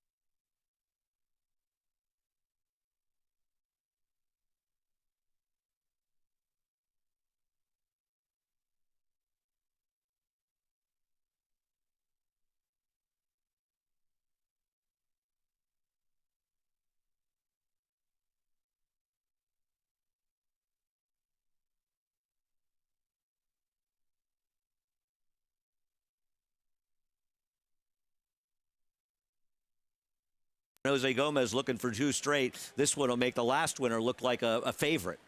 Idaka, 1 for 10 on the turf. Is going to have to improve. I haven't seen a race would be fast enough to win here. And here's You Like Apples. So that turf debut, it was at Hawthorne. It was gate to wire. I don't like this horse at all, to be honest with you. I don't think she's nearly good enough to beat these, but obviously many people disagree with me. And the question for you guys, does his name come from Goodwill Hunting? It's got it, right? I don't know. We had this debate on Talking Horse today. Anthony feels strongly that it does. I'm neutral. This is the filly to beat. This 3 Blazing Star, Mike Maker, Louis Saez, Glen Crest Farm. We'll have the 3rd from Saratoga when we come back. Every breeder hopes to leave a lasting genetic legacy. It's one of the few true paths to immortality. The importance, permanence, and legacy of Alapa is best understood by the influence of Prince Palatine. To put Prince Palatine's significance and that of the farm into a proper perspective, every stallion at Alapa traces their parentage back to Prince Palatine. Hill and Dale at Alapa, where the obscure becomes obvious. My racehorse has had obviously tremendous success. Authentic being the first one to take us and winning the Derby in our first try, which doesn't get better than that. Authentic has won the Kentucky Derby. I will tell you that there's nothing like watching a horse that you own turn for home and come down the stretch with a shot to win. The opportunity is here to get a part of this wonderful sport. We're really big fans of My Racehorse. He was just put together like a machine, and he had a great mind. Everything about him was what you'd want. Tis the law, pops the cork in the champagne. Tis the law is going to win the first leg of the Triple Crown. I've never seen him get tired. Respect the law, tis the law. His structure is just perfect. His bone is perfect. He's left the others behind. He's going to win the Run Happy Travers. He's everything you would look for in a horse. Racetrack Television Network brings you every race, from every track, on every screen, every day. With monthly packages starting as low as $5, RTN gives you great value and access to more live HD streaming and race replays than anyone. Visit RTN.tv today to sign up and watch on almost any device, including Roku and Amazon Fire. RTN has packages that start at $5 per month.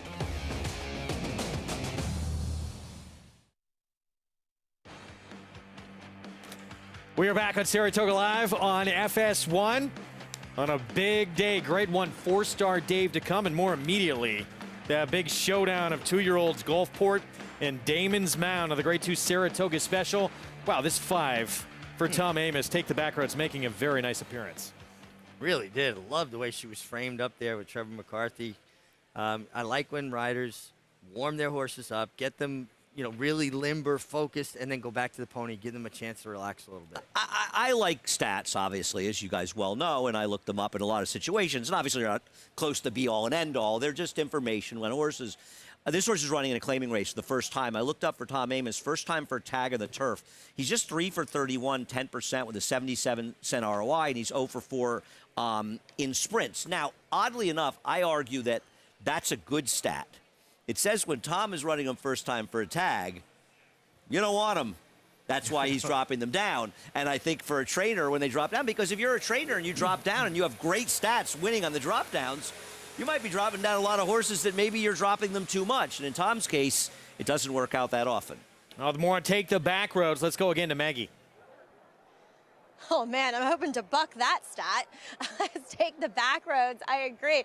Look, she came out here and she got very rammy with the pony, and Trevor McCarthy jogged her up. He immediately took her away from the pony once they turned around the right way again. And I was like, oh, Trevor, you sure you want to do that? And she responded beautifully to it. So it was exactly what she needed, because now you see she's linked back up with her pony and she's quite relaxed. So that's a good thing. It expelled that nervous energy that she wanted to have. And normally I wouldn't like that nervous energy, but the fact that she keeps kind of coming back from it. She wanted to do it when she first walked in the paddock. They put her in the stall. She relaxed. She wanted to do it when she first came out on the track. Trevor got her to chill a bit. And look, it's a turf sprint. You're supposed to be sharp at the end of the day. So I'm going to take her here, and she's moving very well on the racetrack. Number 1, No Pain, I thought was a little bit interesting, though. I got to say, I wasn't in love with her last effort back at Belmont. She kind of chased. She was maybe a touch wide, but she really didn't kick on. So now we see a little bit of a break, and she comes back here for Ray Handel, who could not have her looking any more toned and ready to go than what she does. I just thought there were some more interesting horses, but look, she's been consistent when it comes to numbers, and she fits well with these, and she is 5-1 right now. So some people paying attention to her as well, Greg. All right, Maggie, thanks. So 5-1 on No Pain, and Dylan Davis started to pick things up a little bit at the meet. I like this horse's chance quite a bit. I picked the race 3-1. Like I said, I boxed at Exact and pressed 3-1. I think No Pain makes a lot of sense in this race, and this is a much softer spot than she's ever been in before. You know, Dylan had that unfortunate incident the other day. Montatham, you know, Eric Cancel fell. He got disqualified. Ultimately, they gave him a 7-day suspension. That was a little bit tough. I thought that was a little bit excessive because it was one of those things that probably 98.9% of the time, nothing happens. It happened yesterday in a turf sprint late in the card. Yep. And I want to say it was a sprint. I'm not sure. And the horse won. It was a Linda Rice horse that won. Almost the exact same thing, and a horse to interfere with. Now, maybe they were looking at it. They didn't blink. They didn't put up an inquiry. And it was almost the same exact situation. It just didn't have the same end result. And it pains me when a rider gets suspension that seems to be reflected in the outcome. Yes. And no rider wants to hurt another rider in any situation. No. And I'm sure Dylan felt horrible about what happened, but it's not as though it's worse because the result was bad. No, he did feel terrible. It was an accident. Most of the time, those things don't. That's not the end result. But I like the way Dylan responded. The ride he gave Tapple Cider yesterday for Barclay Tech saved ground. Was able to ease out. Great ride. So to me, that speaks to okay. He didn't let it rattle him. He put it behind him and he moved on. Right. I don't like to see somebody punished though because of the result. That always concerns me when there's an incident because you don't want somebody to feel as though, now, fortunately, nobody got hurt. But if somebody got hurt, it was their fault. Right. And maybe but you know, that's riding. You know the risks. Yep. It's part of the game. But most of the time, that's not the end result. It was almost a bit of a fluke thing. There's no atmosphere like this racetrack. Great crowd on hand for Saratoga Special Day. Fourstardave later this afternoon. It is buzzing here, as it usually is on a Saturday. A great feeling here. Just the atmosphere, the best fans in the world. Everybody's so enthusiastic, Andy. And the weather's spectacular. And the weather, that humidity broke. I was riding my bicycle on the backstretch this morning. It's absolutely beautiful here. They let you in the backstretch? I have a fake badge. I'll speak to John Klein. Straighten that out. About to break from the gate, and it's the 3 Blazing Star. Mike Maker, Luis Saez with the 2-1 favorite, going 5.5 on the turf. Let's go to John Embriao for the call. There in the gate.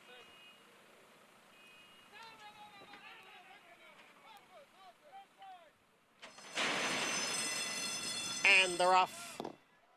You Like Apples from the outside. Now Blazing Star comes on through to challenge. And in between horses, it is Trained to Artemis as they move up the backstretch.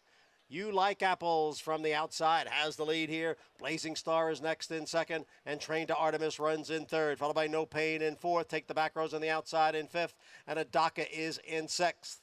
And then it's a break of 2 lengths back to Rigby. And farther back in the field is Constitutional Rage. The quarter went in 22 seconds as the field rounds the turn and heads for the top of the stretch. You Like Apples is the leader here. Trained to Artemis on the outside. Trying to get closer in second. It is You Like Apples, and Trained to Artemis now moves right alongside. No Pain has moved into third. Far outside it is Take the Back Roads as they come through the stretch. It is Trained to Artemis who has the lead. Trained to Artemis on to victory here under Flavian Pratt. No Pain got up for second. Blazing Star was third, and the final time was 1 minute 2 3/5 seconds. Trained to Artemis, Flavian Pratt having a tremendous meet, teaming up with Safi Joseph Jr. here for Ken Ramsey. And conventional wisdom, when they take the blinkers off, they get them to settle more. That was the trip they got this time with Train to Artemis. And I will say this, Flavien Prat, we've talked about it, very welcome addition to this jockey colony. He does everything well, Andy. Some guys may do certain things better. I see less hole in his game than anybody. He's the most complete rider here. Nah, he's a fabulous rider. I couldn't agree more. I think he's terrific. Let's go back to the start and look at the 6 Rigby out of the gate. You can see Rigby's not standing 100% square. Her head was a little bit off center. That's when horses tend to stumble. They're just their weight isn't balanced completely. And it negatively affected the number 5 at the start as well. Take the back roads and probably kept him his best chance to be forward. I understand that Blazing Star doesn't have the speed on paper. I wonder if Louis Sai is looking back thinking, you know what? I should have stayed in that spot and tried to keep that spot because he just didn't have it when he pulled out. Not saying he would have won by any stretch, or she would have. No, the winner was I good. wonder if he's thinking, I should have stayed in there, you know? Easier to second guess yourself. Well, I guess. in that instant, May not have mattered, but I keep using her to stay here, and the instant you kind of blink, it's over. Yeah, it's There's hard. Saffie Joseph Jr. wins a lot in South Florida, but proven at this meet, it can win in the Big Apple as well in upstate New York. We're going to take a timeout. We'll be back.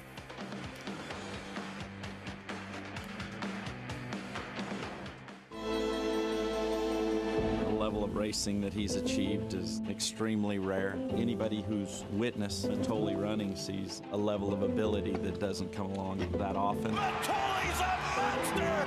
Matoli wins the sprint! Oh, what a horse he is! Matoli, he did it again! Wins the mid-mile! The only thing to be better than one Matoli's a few Matolis. The mighty Matoli, who won the Torgo by 3.5 lengths, the new stakes record. Lady Aurelia down the centre in the white and green colours is going away at the end. Rachel's Valentina Ratzener and takes the lead.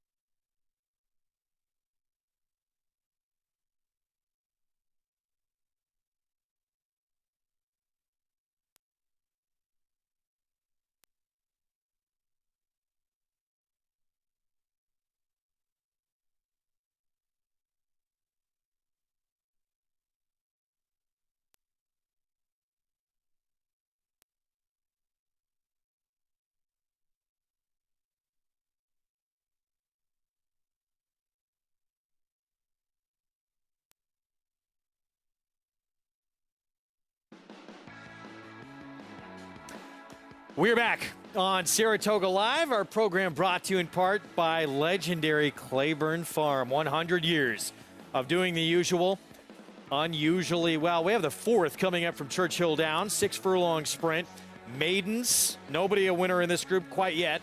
See if they can get that first on the resume ahead. And Key of Life, the 7, odds on to do it for Brad Cox. After being, same position before in the debut, was an odds-on favorite, was beat. She's a cinch. Here's Zeitlos, Steve Asmussen, Curlin filly, the 2-time horse of the year. It's actually more turfy on the pedigree, on the dam side at least. Here's the 2 Willow Bend for Ben Colebrook. Yeah, I have a mare that won on debut. This is her first full race, not taking much money. Ever expect to see Tyler Gaffleone at 26-1 at Churchill Downs? I was thinking the exact same thing, Greg. First foal from a dam that ran Beyer figures in the 70s. Just won the meet, doubled up. The second closest rider to him with 62 wins. Here's revenue train Mike Maker. First foal of an unraced mare, the female Grand Dam, is Cape Cod Girl. A horse used to run around here. Good to see John Velasquez okay as well Orazio? after that spill earlier in the card.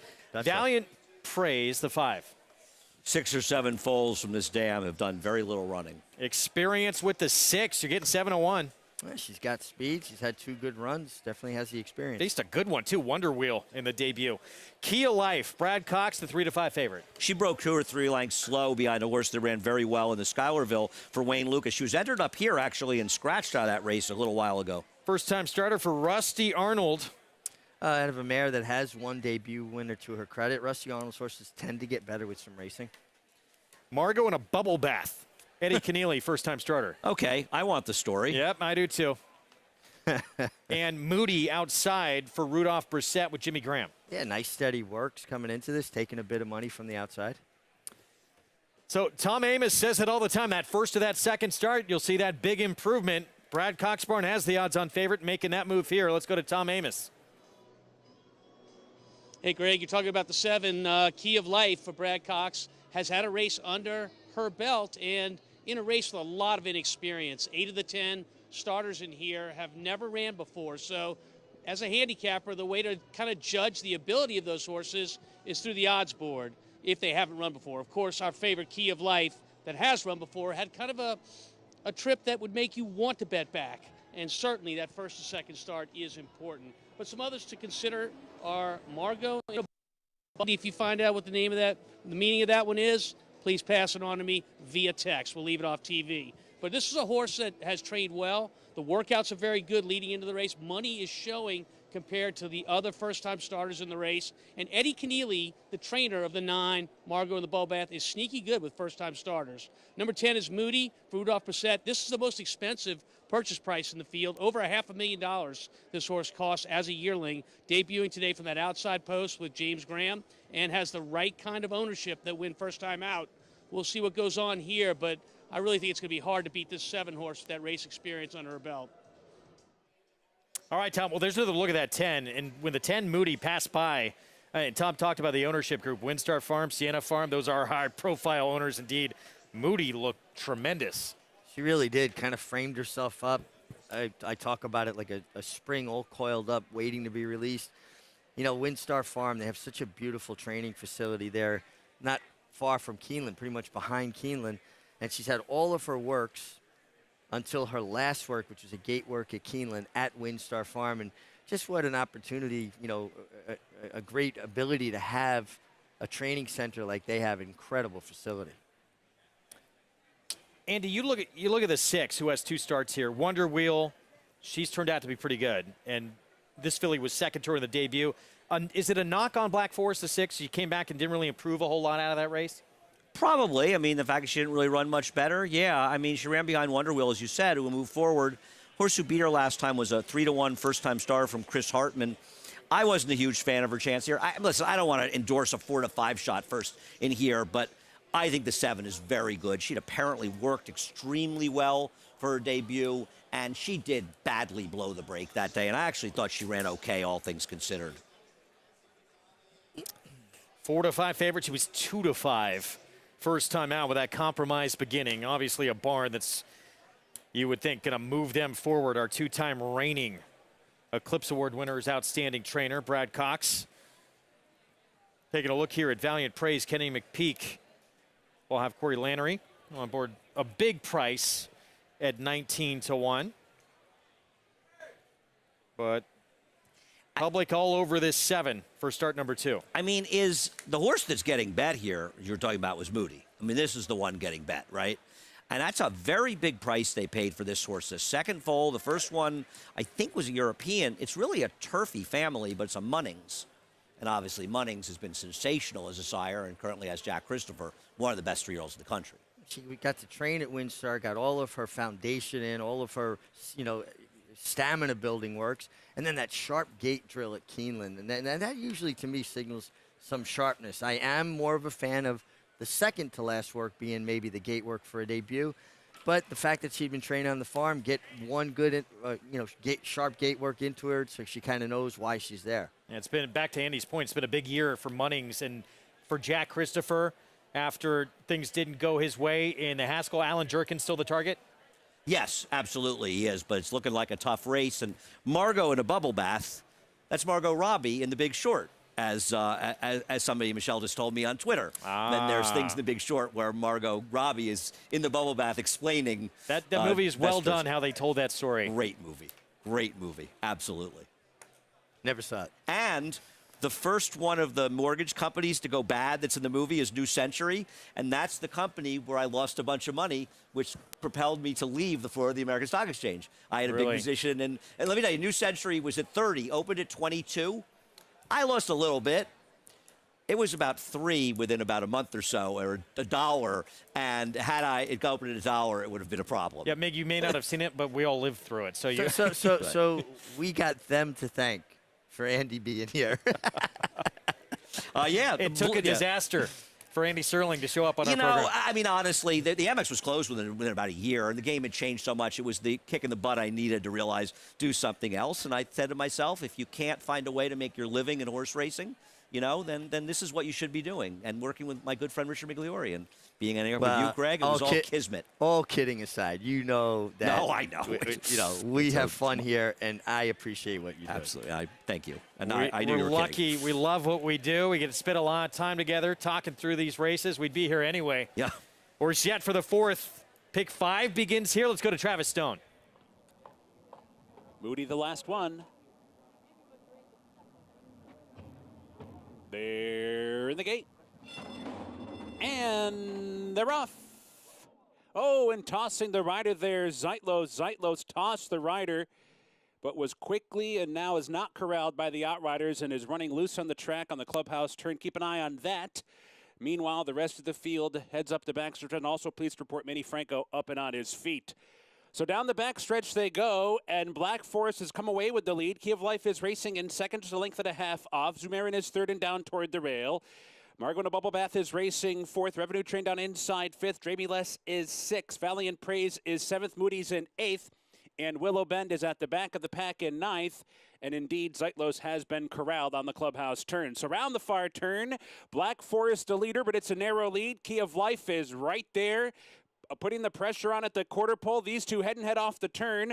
Margot in a Bubble Bath is 3 lengths farther back in third. Moody's on the scene late, top of the stretch. Key of Life head to head with Black Forest. Black Forest is a tough customer down toward the rail. Key of Life is roused to the lead at the 8th pole. Black Forest comes right back, but Key of Life with a short lead at the 16th and is now opening up. It will be Key of Life to win it by 2.5 in the end. Black Forest was second. Margot in a Bubble Bath, Valiant Praise, or Moody. Key of Life wins second time out for Brad Cox. We'll try and get an update on Manny Franco, who's thrown from the 1 Zylos. Well, Travis did say in his call that he was up and walking, so hopefully, and a couple of incidents involving 2 New York riders. But this horse, as advertised, getting it done. Black Forest ran well, improved, I think, from those races, or else this isn't a very strong race. But Key of Life did what she was supposed to do. Yeah, a lot more professional this time. Broke cleanly, put herself in position to win the race. Horse to keep an eye on, I think, is Moody. Kind of made a big run around the turn, flattened out a little bit late. Back at Saratoga, Flavian Pratt on board for Saffie Joseph Jr. Trained to Artemis at 7-1 with a win. Ken Ramsey here. Well, this rider has made an immediate impact. You said good to see him in this already amazingly stacked jockey colony. Probably not that fun for the rest of the riders. Well, again, it just makes it that much tougher to get live mounts. There's only so many live mounts to go around, and you got a lot of riders that are going to be left in the room watching when in any other colony, they'd probably be leading rider. It's amazing how many good riders are in that room. Our Spendthrift 2-year-old race of the day. It is a good one, brought to you by Spendthrift Farm, home of North America's 3-time reigning champion, General Sire, into Mischief. The big showdown between Damon's Mound and Gulfport, the Bashford Manor winner for Steve Asmussen. He opens up at 1-9 with Joel Rosario. He has because he comes from the same barn, fair or unfair, being compared to the top sprinter in the land and Jackie's Warrior. Yeah, that's awful big shoes to fill. Let him take it one step at a time. He's been ultra impressive. One thing about Gulfport, I will say, he is going to appreciate as they go further. He's got that Uncle Mo stride to him. He will only disappoint if people are comparing him to Jackie's Warrior, and he's going to have to win a lot of grade ones to be as good as that guy. It's an impossible standard to live up to. Terrible standard. Wow. He's been pretty darn good in his first 2 starts, won by 19 1/4 lengths in his first 2, including a stakes win. His graded stakes debut is up next. Liam's Map, a 2-time Grade 1 winner with 6 consecutive triple-digit buyers, including a 114 to win the Breeders' Cup Dirt Mile. He's already taking the lead as a sire with Grade 1 winners Basin, Wicked Whisper, Colonel Liam, and Juju's Map, plus multiple 6-figure yearling sales and 2-year-old sales up to $1.2 million. Proven on the track, proven in the sales ring. Liam's Map, only at Lane's End. Who you betting on? How about an app created specifically for horse racing? Naira Bets. We specialize in thundering hooves, fist pumping, and boosting your bankroll with robust weekly promotions. And offer betting tips from actual horse racing experts. Bet all day and night, nationwide. Get the action and thrill of horse racing with Naira Bets. I just happened to be up on the 3rd floor of the grandstand at Saratoga, so I saw a horse load up in the gate and just decided to clock it. Went like 11 and 22 and 33 and 44 and change. It was one of the fastest gate works I've ever seen. Nashville, first time out, much the best. Spice Down was a super fast horse, certainly no surprise when he has an offspring like Nashville. Never asked for a thing, track record. Nashville for the best sprint time of the Fairgrounds meet. Like my old boss Wayne Lucas always said, you can't coach speed.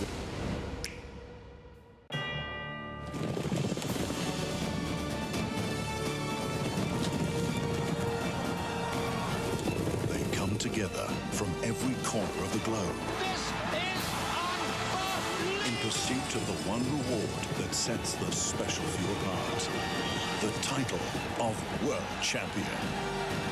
Don't miss racing's ultimate coronation.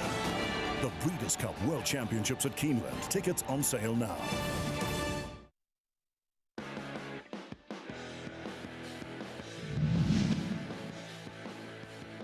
Jackie's Warrior, who has the lead here. The ride of a lifetime on the outside is in second, and Momos is tailed off in third. They're inside the 8th pole. It is Jackie's Warrior in front by 2. The ride of a lifetime will be second best here.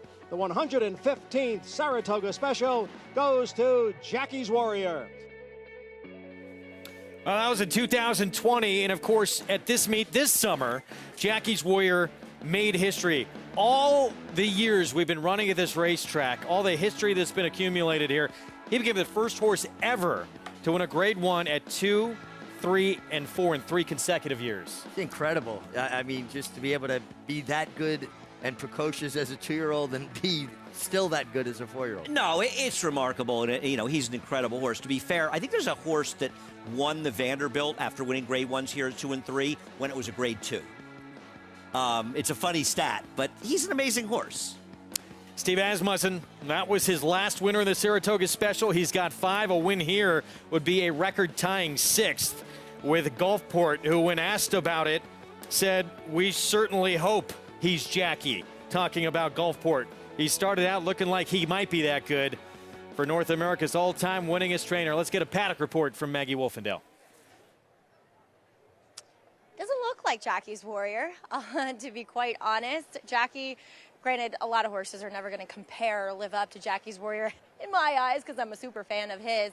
But Jackie's Warrior had that physical presence, that he looked like a 4-year-old when he was a 2-year-old. He looked down in his competition. Gulfport's nice, but he's not that type, at least from my vantage point. And 2, I feel like he's a horse, as Mig said, will appreciate when he gets to cover longer distances despite having brilliant gate speed as of now. But I do think the horse on the inside, Super Chow, because he's on the inside, is going to be the one that, if he breaks cleanly, is going to be on the engine early on, and I think Joel Rosario's going to have to sit maybe a little bit with Gulfport. I could be wrong, but that's just the vibe I'm picking up given how sharp Super Chow is. But Gulfport, he's incredibly athletic. He's in the best of health. He's very calm and classy acting, but he looks like a very nice 2-year-old, where his main competition, where I'm surprised at the disparity of odds right now with number 2, Damon's Mound, looks like a 4-year-old.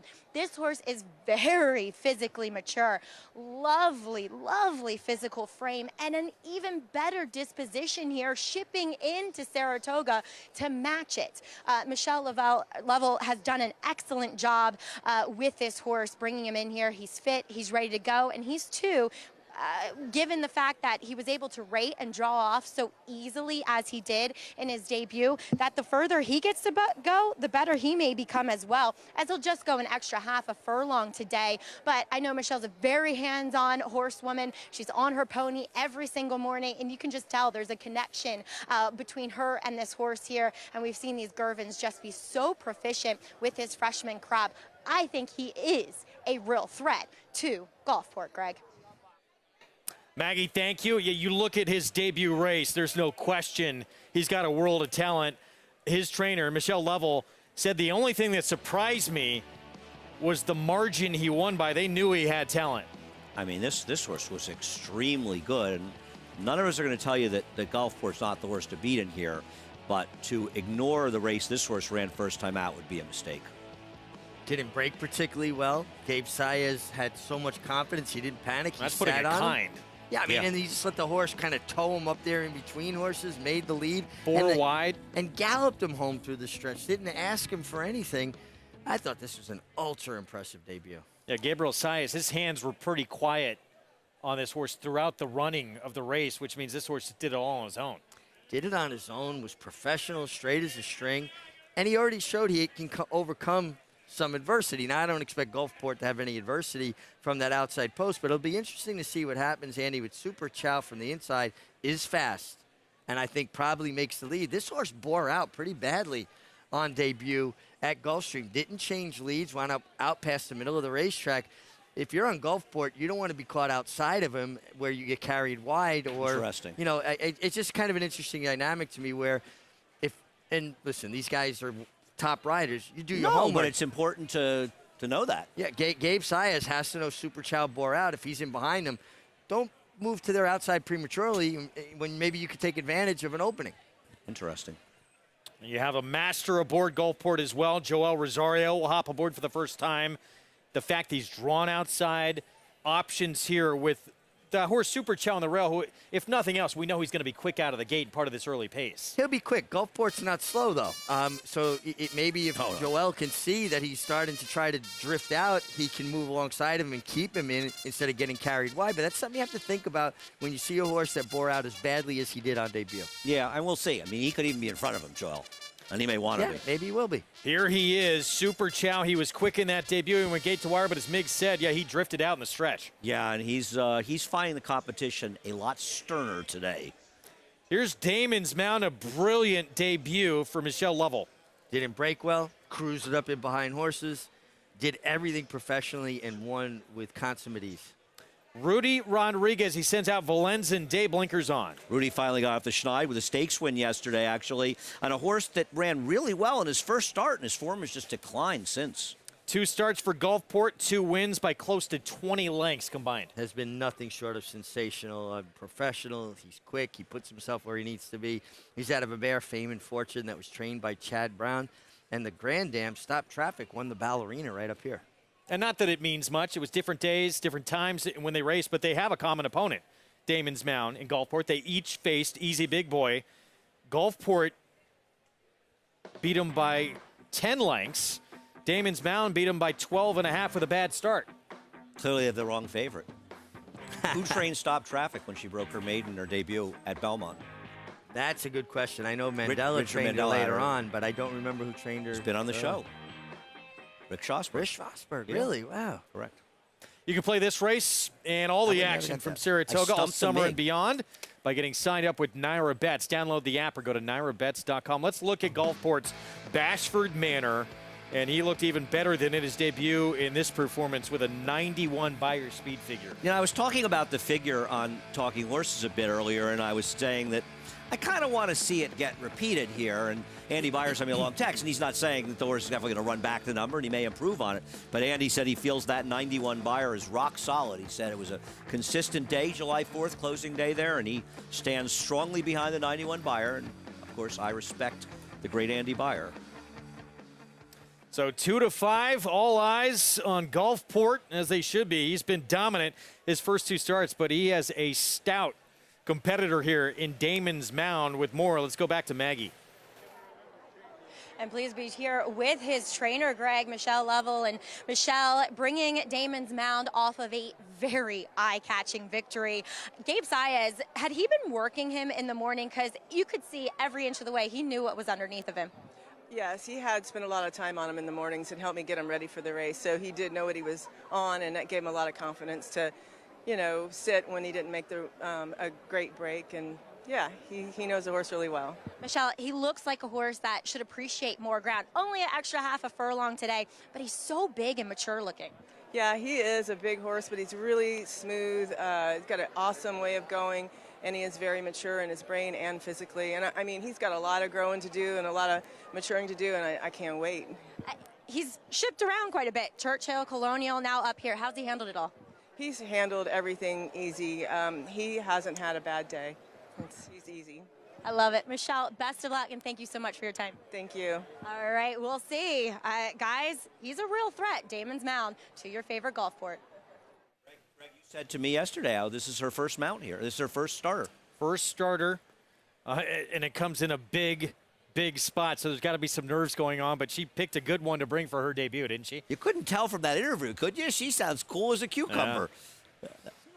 What about a lot that? of confidence there. Yeah, for sure. I love it. Debuts at Churchill and then training at Colonial to come to Saratoga.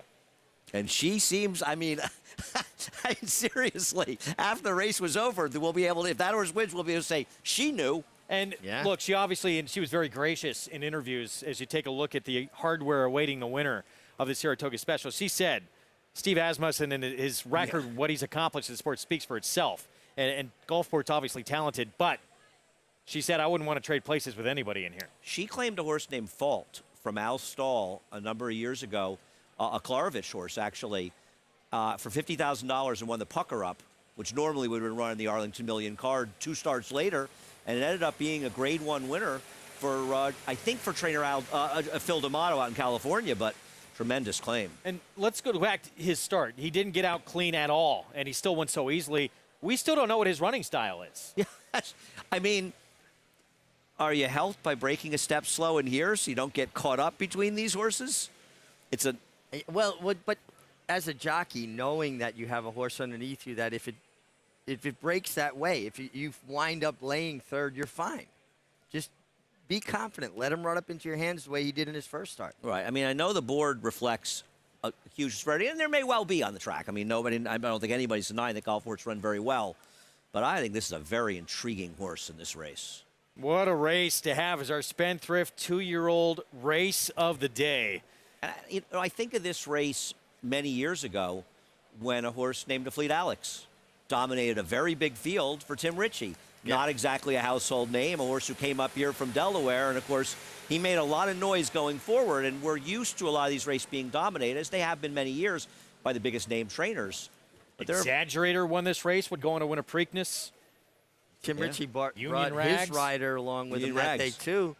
Yeah, Jeremy Rose. Jeremy Rose. Yeah. You know, get a rider that works with a horse. There's a familiarity. There's a comfortability. I find this horse very exciting. I think Gulfport's a special talent, but I also think that Damon's Mound is as well. No, I've been looking forward to this matchup since I looked at the PPs for this race. I didn't know how good this horse was really until I saw the PPs, and I said, oh my gosh, this horse.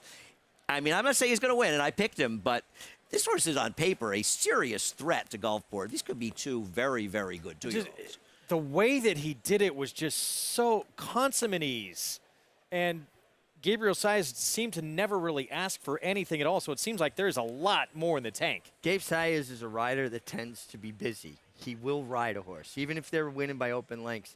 The fact that he was so calm about it and just let him run up. He knew what he was sitting on. There was no mistaking that the confidence he exuded in this horse. And then I love after the race, he goes to Colonial, 47 flat, 58-2, and his last 2 works, they backed up to nice, easy works. I like when the heavy lifting's done way out in front of a race. And he's a homebred as well.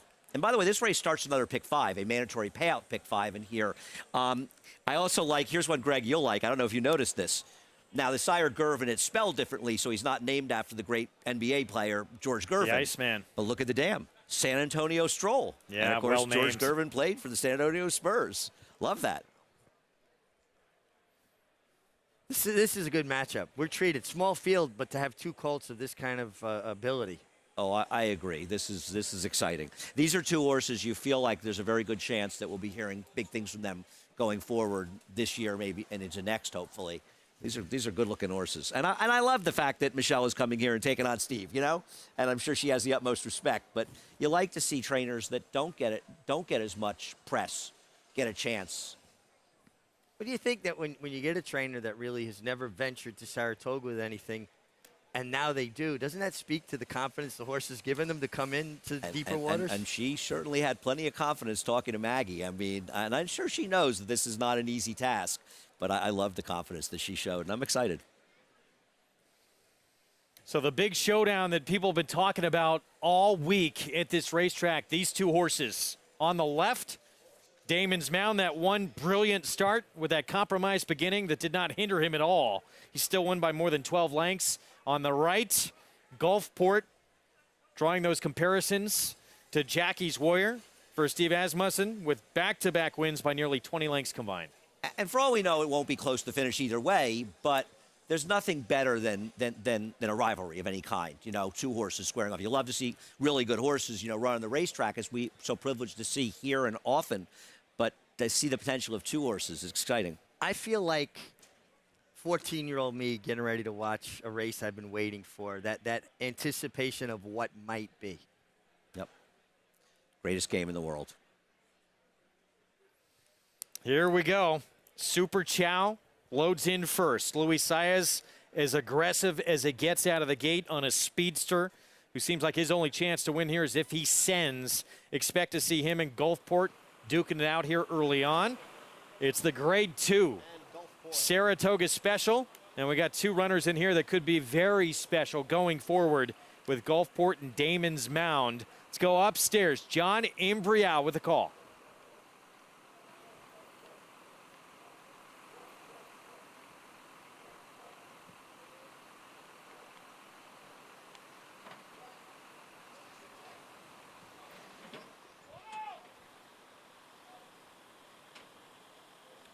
And we're set for the start.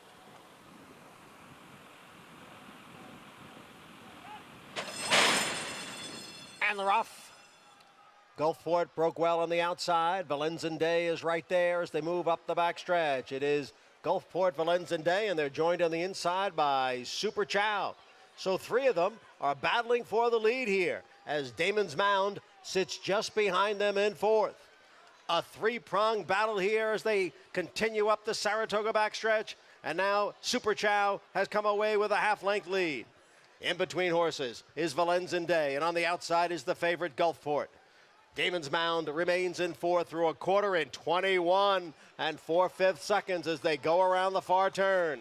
It is Super Chow in front here, now by a length and a half. And then comes Gulfport.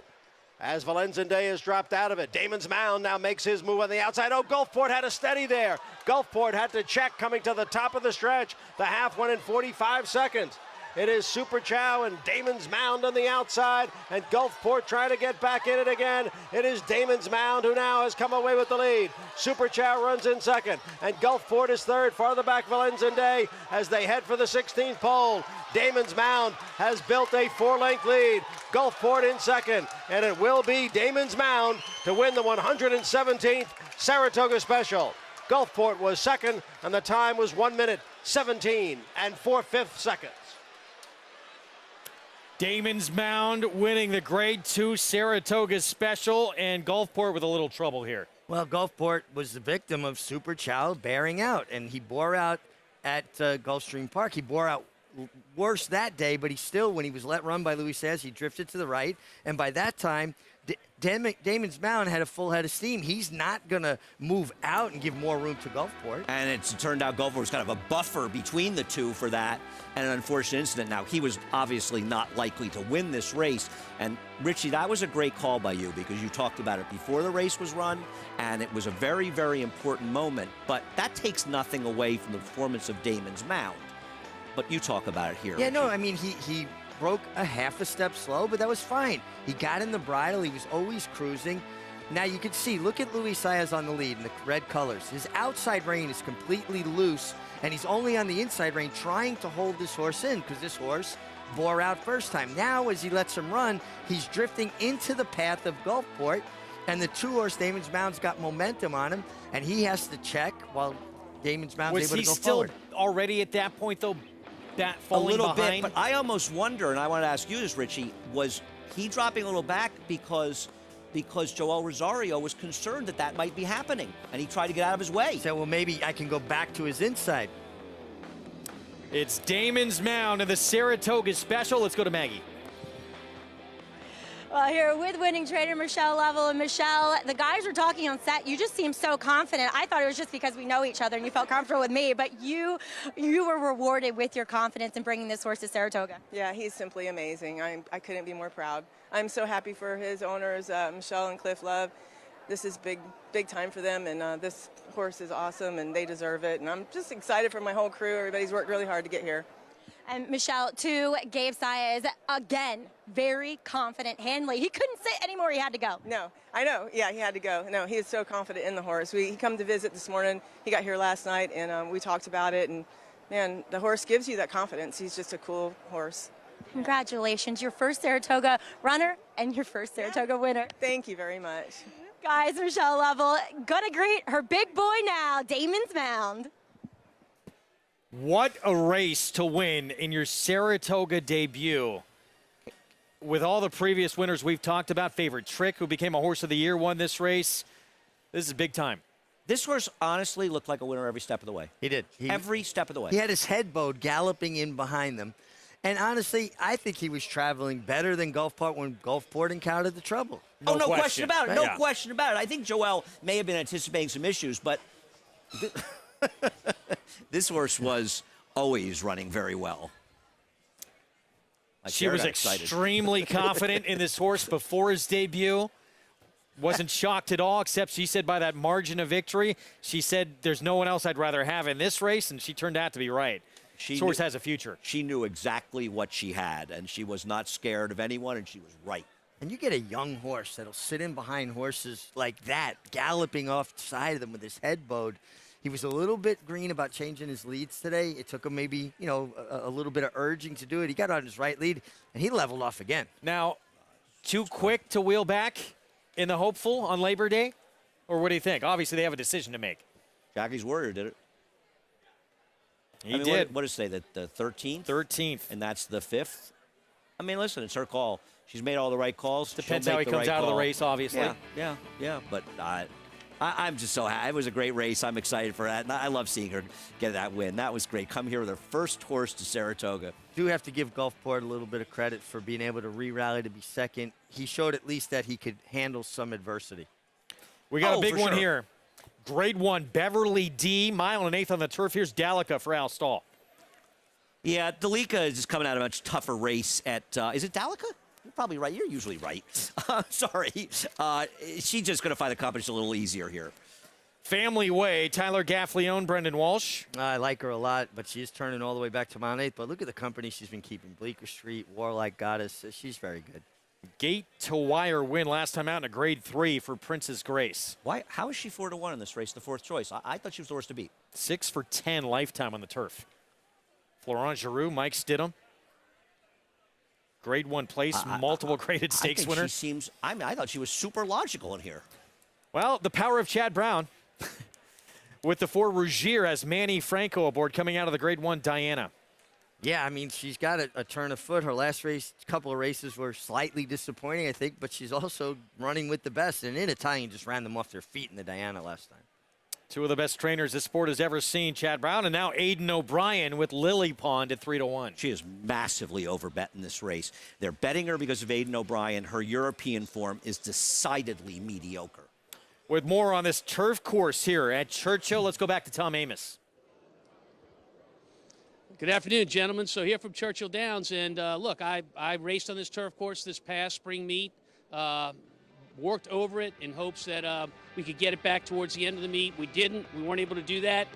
They shut the turf course down completely here at Churchill Downs, and rightfully so. When the horses were running over it, they were digging up clods off the turf, even when the turf was firm, which it is today. So I'm paying very close attention to how the turf course not only handles this race, clods coming up off the ground or not, which is it has an effect on horses when that happens, as well as whether or not speed holds up on the turf. It did not do that during the meet here in the spring. So a lot to decipher here in this Grade 1 Beverly D with this 5-horse field. We're going to talk about a horse that's coming from Saratoga in Rogier. Ran fourth in the Diana. That was a race that really they bunched up, and it was just a sprint for home, and Rogier did not distinguish herself. But in this field, I really feel like, number one, she's going to get the right trip, move to the outside. I think the further outside you are on this turf course, the better off you are, as well as what the field is in itself. Albeit a Grade 1, I think this race is an easier race for Rogier. Also going to get the European Invader, Lily's Pond. I watched this horse walk over, and when they walk over, they don't have their saddle on yet. They're just walking, they're bare. And she, I guess by European standards, the word I would use is unfurnished. She's skinny, long, has a dull color to her. There was not a lot to like about her physically on the way over here. So I think that's a negative for Lily's Pond, not to mention how hot it is here today. I don't think she doesn't look like the kind of horse that's acclimated well since she's come to the States. So a big push towards our 4-horse Rogier based on what I'm seeing on the track. All right, Tom, thank you. And, Andy, Rogier, when we saw Rogier start her 4-year-old campaign for Chad Brown back at Belmont, that Beaugay, it looked like the sky was the limit. I agree. But, as it turned out, that was once again at a time when outside runners had a real advantage on the inner turf. So maybe that was an effort that, in retrospect, wasn't as good as it looked. And, Greg, she just hasn't done any real running since that race. And I really wonder if Chad Brown would have shipped her to run at Churchill on that turf course if he had a lot of confidence in her going forward. It's still an important race, a Grade 1. And she could win here. Competition is not super stern. But I'm a little dubious of her, and I think that the odds on the number 3 here, who could be the speed depending on what Dalika does on the inside, and I just think Princess Grace is enormously dangerous near. I know she didn't beat a tough field last time, but I thought she ran very well. Any thoughts? Princess Grace, Florent Giroux, gate to wire last time out. Obviously, it's been tremendous, the record she's put together on the grass, but you would think tries to control, but we have seen Mig Dalika on occasion open up on fields and try and do it on the front end. Yeah, she at times has been not just fast, but rank fast, running off with the rider, not really cooperating. She nearly won a race last year, the Kirtana, going a mile and a half. She opened up as much as 15 lengths at one time. Yeah. Losing to a very cool Going to be horse. signing off on our FS1 coverage here momentarily. And we're going to be over on FS2 in about just over a minute's time. So we'll bring you this race and the rest of our card from Saratoga over on FS2 until 6 Eastern when we swap back to FS1. We're back and forth today. So keep that in mind here. Grade 1 Beverly D, Arlington Million still to come after we just saw a sensational effort in the Saratoga Special back here at the spa with Damon's Mount. Still have the 4-Stardave coming up. Chad Brown with the Supermare, Regal Glory. Mason trying to win that race for the first time in his career. And I'll try and get a win of this Beverly D coming up with the 3-2 favorite, Rogier from Post 4 with Manny Franco. Winner of the Grade 3 Beaugay earlier this May at Belmont. Again, coverage continuing after this timeout over on FS2 with the Beverly D and much more from Fourstardave Saturday here at Saratoga.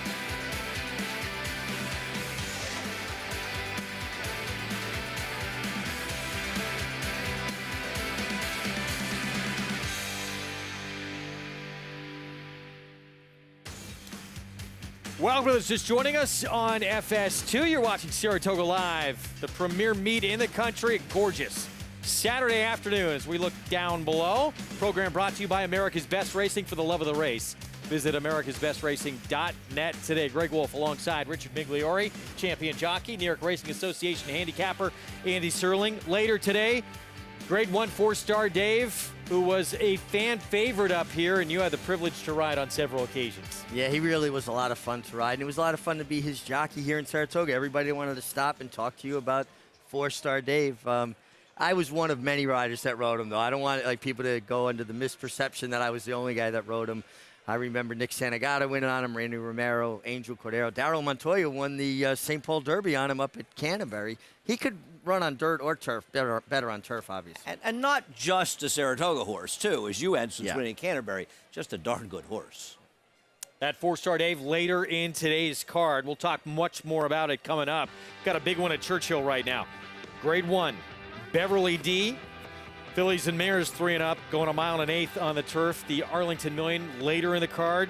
Right now, it's Chad Brown's Rougier, the 8-5 favorite, after running 4th in the Grade 1 Diana, the 4th of the 4 entrants that day for Chad Brown. She's been a real disappointment. They paid $3 million for her after she won the very prestigious Prix de l'Opera on Arc de Triomphe Day at Longchamp. She had a tough trip in the Breeders' Cup filly and mare turf, and she looked good the first time. And keep in mind, that $3 million, she's probably worth $2 million or more as a broodmare. So it's not as though she doesn't have residual value, but she's been a real disappointment. We'll see if she can get on track and win a Grade 1 in this country. Fillies and mares have residual value for the breeding shed. So, yeah, you want to hope they perform well as racehorses, but there's an out if they don't. And let's not forget, this course was a course they had some issues with. It wasn't knit very well. Horses were sliding. Hopefully, it's in much better shape now. Family Way, the 2 who just stepped in, finished ahead of Rougier last time out in the Grade 1 New York. I'm against Rougier. She can win, but I wish her the best of luck. I like Princess Grace, the 3. She could be taking them gate to wire in here. It's the Grade 1 Beverly D from Churchill Downs. Let's go to Travis Stone. They're in the gate. And they're off. Princess Grace mid-pack bounces out near the top. Delika's down toward the rail with some speed, and here she comes on through to take over as they move by us for the first time. Delika steps out to lead by 2. Princess Grace racing in second. Lily Pond comes up on the outside, 3 wide of the opening turn, while third. Family Way tucks in toward the rail, 4th. The early trailer is Rougier. Out of the stretch and into the clubhouse turn they go. Delika steps out to lead by 2. Princess Grace is a tracking second, and Lily Pond is in the clear while third. Family Way is tucked away 4th and toward the rail. Rougier settles in at the back, but she's only about 4 lengths off the lead as they turn to the backstretch run. Delika down the backstretch in front, a length and a half. The half's on the board in 46 and 2. Midway down the backstretch run, Delika the leader, still by 2. Princess Grace continues to stalk from second. Lily Pond is in the clear while third. Family Way continues on covered up while 4th. Rougier's 5th and still about 4 lengths off the lead. Onto the far turn now. Delika still the leader. Princess Grace cranking up the pressure from second.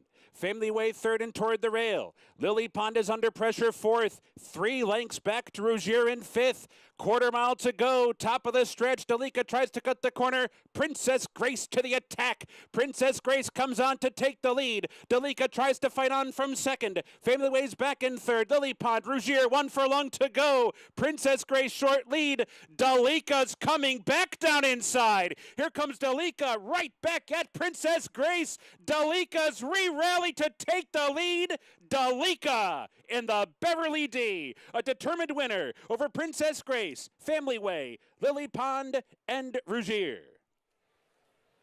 Delika, 6-year-old mare, 8th win of her career. Outstalled Brian Hernandez Jr. Well, reverted back to her front-running ways, and she fought for it. She just did not want to be passed. Very, very game. Still seeing a lot of kickback on that turf. You know, you can see the horses not getting as good a traction as you would like, especially the 3. Almost looked like she bogged down there at one point. They haven't run in this course in months.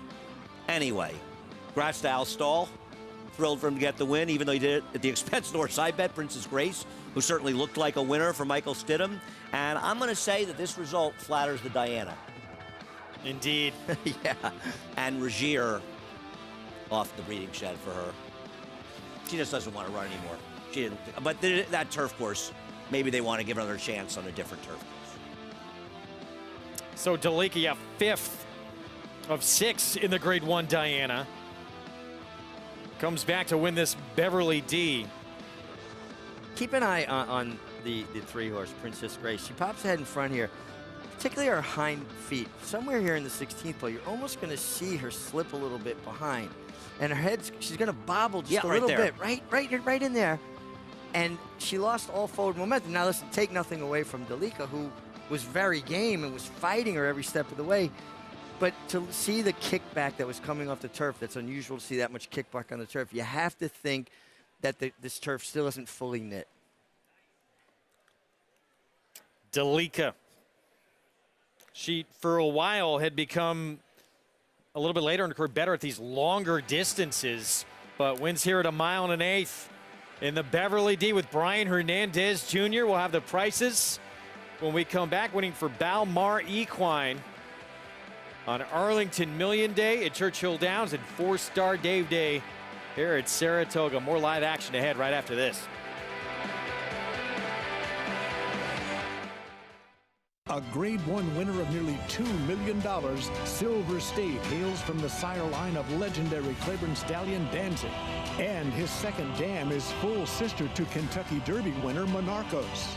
After winning the Oaklawn Handicap, Silver State defeated Knicks Go in the Grade 1 Metropolitan Handicap. On the board in 12 of 14 starts from ages 2 to 4, his career included a 6-race winning streak. Grade 1 winner Silver State, standing at Claiborne Farm.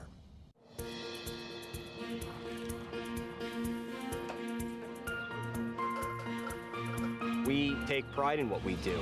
I'm an assistant trainer. Carpenter. I'm a peace officer. I'm a jockey. I'm a gardener. I'm a groom. I love what I do. We are New York Racing. New York Racing helps support my small business. It's extremely important to the New York economy. This is like a big family. We are New York Horse Racing.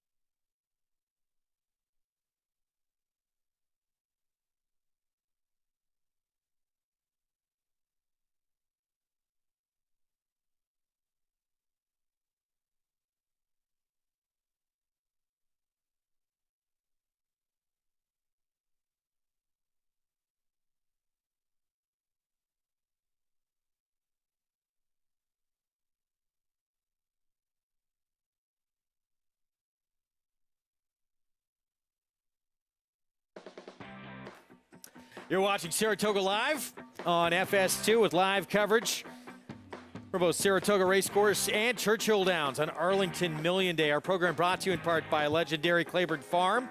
100 years of doing the usual unusually well. Grade 1 Beverly D and a Grade 1 win for Delica, Al Stahl, Brian Hernandez Jr. She was game. She fought. She made all the pace, set seemingly legitimate fractions. I mean, it said 46 and change, but this is how this mare is most effective, is when she gets loose, and she has shown that propensity to fight in the past, Andy. Yeah, no, I'm thrilled for Al Stall. He got the win. It's a great win for her. And you got the extra 2 cents. Be better to win. 1702. Can't get used to that.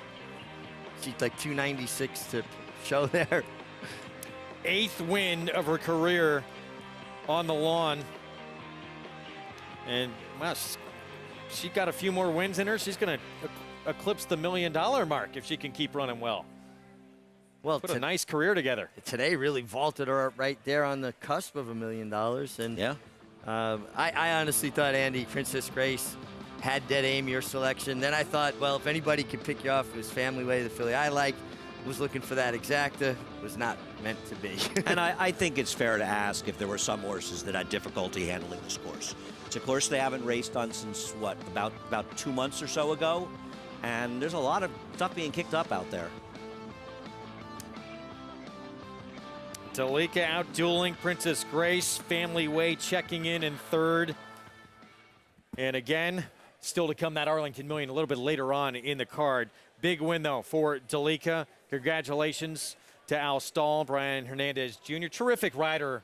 Doesn't get a lot of notoriety. But he had some big wins in his career, including a Breeders' Cup Classic. We say it all the time when we cover Churchill, how well he rides. Let's go live to Churchill for more with Tom Amos. What's up, guys? So I'm here with Al Stall, the trainer of Delika that just won the Grade 1 Beverly D, a win and you're in for the Breeders' Cup, and the owner, Paul Varga. Al, I'm going to start with you. So Brian Hernandez, first time to ride her in the afternoon? Yes, Brian's worked her before. She lives out at Skylight. She's a very difficult mare to train. She's just got a lot of energy, and I do want to say Tom Drury has done a tremendous job looking at her for us while we're in Saratoga. Jose's assistant, Jose the rider, they couldn't have done a better job, and she's the happiest horse you ever saw. Paul, if I'm not mistaken, this was a private purchase from overseas. Tell us about that. It was her 2-year-old year. She had run against actually some colts in a stakes race in France.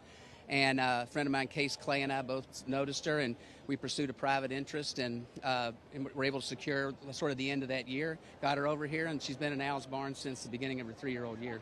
So the world may not know this, but the three of us have been friends for a long time. Al and I grew up together. He's come a long way since skipping school to make that early double at the fairgrounds. And look, everybody's got the same question on their mind right now.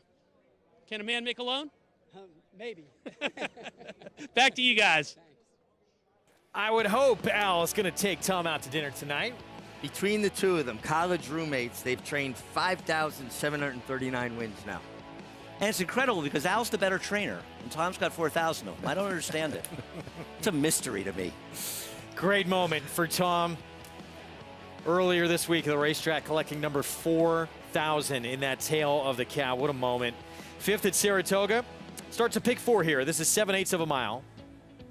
New York breds, first allowance condition. Here comes our post break. We start with Toscanova Beauty, but running some big figures at Finger Lakes. Listen, if she brings that Finger Lakes form here, and she didn't run that badly at one race at Aqueduct, she's going to be very tough because she's the controlling speed on paper. Sweet Mystery, second start, was a winner at Belmont. I like this Cupid filly. To me, I think she has a lot of upside. I liked her first race. I thought she'd take a big step forward. She did. And I think she has another step forward in her. Meanwhile, here's the favorite, Arad Ortiz Jr. for Rob Atras on Know It All Audrey. Either this is the most ridiculously overbet Irad Ortiz mount of the meet, or this might be the greatest they knew of 2022, because I defy somebody to look at her form and say she's supposed to be anywhere near favored here. Sweet Mave, rider change, Luis Cardenas. Only time this filly sprinted, she won, but she's going to have to get faster. I was on a sloppy racetrack as well. Early edition, 1 for 13. I'd like to talk more about her after the post break. She's my selection here, and I think there's a possibility she could be closer to the pace than her recent races suggest. Vallelujah, Robbie Davis, Jackie Davis. Gets back to the dirt where she has never done any running, but then again, neither is the 3, and she's favored. And Captain's Daughter has the apprentice who's already won today, Jose Gomez. Yeah, Jose Gomez rode his 100th career winner earlier today. I like this filly on the turn back, and I like that she has the foundation of a 1 1/8 race here going to the 7/8. I think she should be favored in this race. She's faced better horses. I know the pace is a bit murky, and that's a bit of a question mark in here, but to me, she's the most likely winner of this race. Even though I picked the 5 and better, but she's a much better price. You can play this race, all the action we bring you on this show, all summer long and beyond with Naira Bats. $200 deposit sign-up bonus when you punch in that code, new members. Use that Toga 200 to get that offer at NYRABets.com. Let's go to Maggie for more. We'll check in with the horse who's taking all the early money. That's number 3. Know It All Audrey. She makes that trainer change to Rob Atras, who we've seen the barn kind of come alive a little bit in the last week here. And she honestly was the horse who caught my eye the most when they walked into the paddock. Now, she did break post parade, but she can be a little bit of a high-strung type, so that's nothing new for her. Sometimes she has worn a hood in the paddock. They brought her in without one today, but she didn't really need it back there, to be honest. She's behaving quite nicely. She does get Lasix for the first time, and a lot of times the addition of that will calm a horse down a little bit. So we're seeing that with her. I like the 7 furlongs for her. I wouldn't want her going any shorter than that, but she looks great here for the new connection, so we'll see what she does, but you're taking the worst of it with those connections, especially Arad Ortiz riding. As we'll move on to number 5, Early Edition. I know Andy's interested in this filly, as I don't blame him. You go 3 back to her last dirt sprint, and there was a horse that broke through the gate, and there was actually quite a long delay, and albeit the rest of the horses had to stand in there quite a while, but a lot of times you have horses kind of fall asleep in there and they won't break as alertly, and ironically the horse who broke through the gate outbroke the field too. So I thought she had a lot to do, a lot to make up, and she did. She was the only horse really running on late with a race dominating more towards the front end. It's funny, I see her sparingly, and every time I see her, I write down the same thing, that she's a big, healthy, strong girl, and she's here once again showing me the same thing. So I think she makes sense in this spot, especially going the 7 furlongs here on the main track. Number 8, Captain's Daughter. I completely agree with you guys. I think she is the most dependable. She is arguably the class of the field as well. The 7 furlongs is perfect. To me, she's always been a closing, sprinting type. And I think, going those longer races kind of took her out of her game, but yet she's going to have that stamina built into her. She looks ultra fit in here, and I just think she makes a lot of sense from that outside post, guys. All right, Maggie, thank you. 7-2 on Captain's Daughter for trainer Russell Cash as we go back to the 5 here, Early Edition. Yeah, if you look at her form, you got to say she's not really a 1 for 13. She's really a 1 for 7 because she turned her career around getting back to the dirt in December. And I know you see that blowout win, the maiden 40 at Parks, and you take it with a grain of salt, but when I looked that race up before she came to Aqueduct, it was clear it could have been even better than the 71 Buyer she ran. It certainly wasn't worse. And she backed it up with an extremely strong performance in the slop, where she chased a horse that was a controlling speed and a track that was kind of speed. Now, you could say her form has declined a bit from there, and that's not unfair. But they gave her a freshening. Her return race in May was fine at Monmouth. And last time she got in early trouble, and she stumbled badly in a race going too far on a day that you wanted to be forwardly placed on Haskell Day. And I don't think she ran that badly, all things considered. I love her cutting back, and I also wonder if, because she used to have more speed, could she be a little bit, at least a little bit more forward in here? I used her with the 2 and 8, who I consider the horses to beat in this race, but I think Early Edition is a very interesting alternative at a better price. So 7-1 right now on this Munnings filly, as the odds have started to sort themselves out a little bit. The 3 open is the big favorite, maybe some early Arad Ortiz Jr. money, and now she has become the 4th choice on the board as we look at Captain's Daughter, the 8. She's supposed to be favored, in my opinion here. Her lack of speed concerns me a little bit, but she's cutting back where she wants to do. She's running against better horses. I don't see... She is 1 for 14, and that's fair. But I'm going to say this is one of the easier spots, the right distance she's been in quite a while on the dirt. I just think she's super logical. What's not to like about her? Yeah, and I like the outside draw going 7/8 for her. I think it'll help her lay a bit closer so she won't have to deal with kickback. Yeah, I think she's very logical. I think a lot of this race depends really on the 1. Because Toscanova Beauty has been in great form, and she's getting better with every start. But she's got to now bring that form from Finger Lakes to Saratoga, right? But wouldn't you say if she does, she may just be gone? Figures-wise, she's the one to beat. But, yeah, you have to question that at Finger Lakes. Can she do it here? And 7/8. And 7/8, I agree. But she's never gone 7/8 of a mile before. She did run at Aqueduct and ran respectively well as a 2-year-old in a very tough spot at almost 90-1. And she actually outran her odds that day, arguably, in finishing 6th. So she has run an Ira track and run a respectable enough race. This is a look at her last performance, and she just dominated this group. She was supposed to. She was 2-5. It was 6 furlongs. In allowance group, she won by more than 10 lengths. But we've seen this in the past, and so I don't really trust the Finger Lakes form that much. Even when they dominate, it's an odd horse that comes here and is as good as they show in Finger Lakes. She's running on a wrong lead. She's winning by many lengths because I think everything behind her is struggling. And on top of it, she gets post 1 going 7/8. She would surprise me. Really? She wouldn't surprise me. I'm betting against her, don't get me wrong, and I want to see her do it here. But if she breaks, she's supposed to be in front here, and I think she's dangerous. I'm not in love with her chances, and I wouldn't bet her at 3-1, but I think she can win. And we see every summer horses come from Finger Lakes, and that form does hold. We've seen Finger Lakes horses. One won the Whitney, Richie. I know before your time. No, I rode, you blew that day. Blew them out on Winner's Tale in that race, didn't you? Oh, come on. That was Jeffrey Fell, wasn't it? Yes, it was. Believe me, you wish you were riding those Rokeby horses in 1981, don't you? Well, they definitely got to, when Jerry Bailey started riding first call for Macmillan Rokeby is when those things horses really turned around. Out, fit to fight, and, obviously going forward. What a horse he See was, Hero? fit to fight.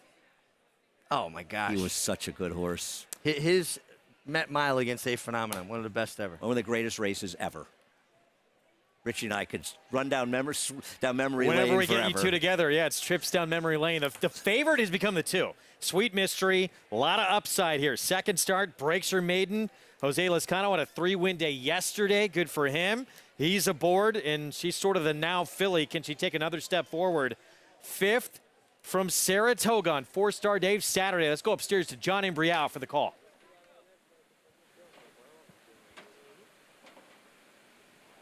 We are set for race 5.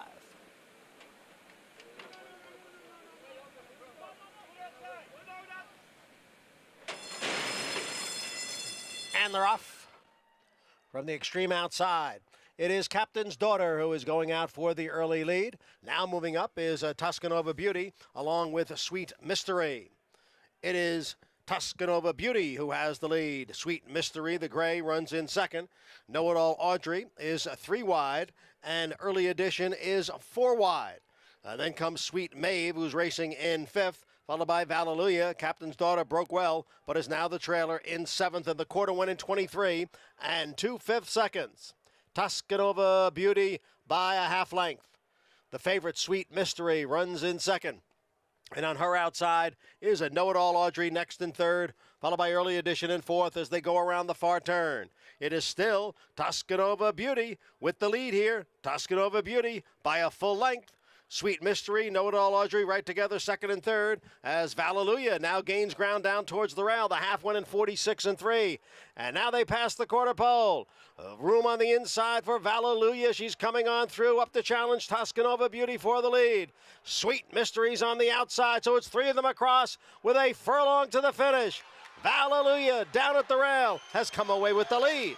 Tuscanova Beauty runs in second, and Sweet Mystery is third. They're heading for the finish, and it is Vallelujah trying to pull off a big upset here, and she has done it. It is Vallelujah at 24-1. Vallelujah. Robbie Davis, Jackie Davis. Big surprise here. This is a big surprise, but boy, what a nice ride Jackie Davis gave Vallelujah. Saved all the ground, came through along the inside for her dad, Robbie Davis.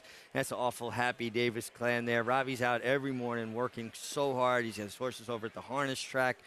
They didn't have stalls for him here, so he went over there, rented stalls, and big win for him and the connections. A crazy upset that blows up the early pick 5, blows up the middle pick 5.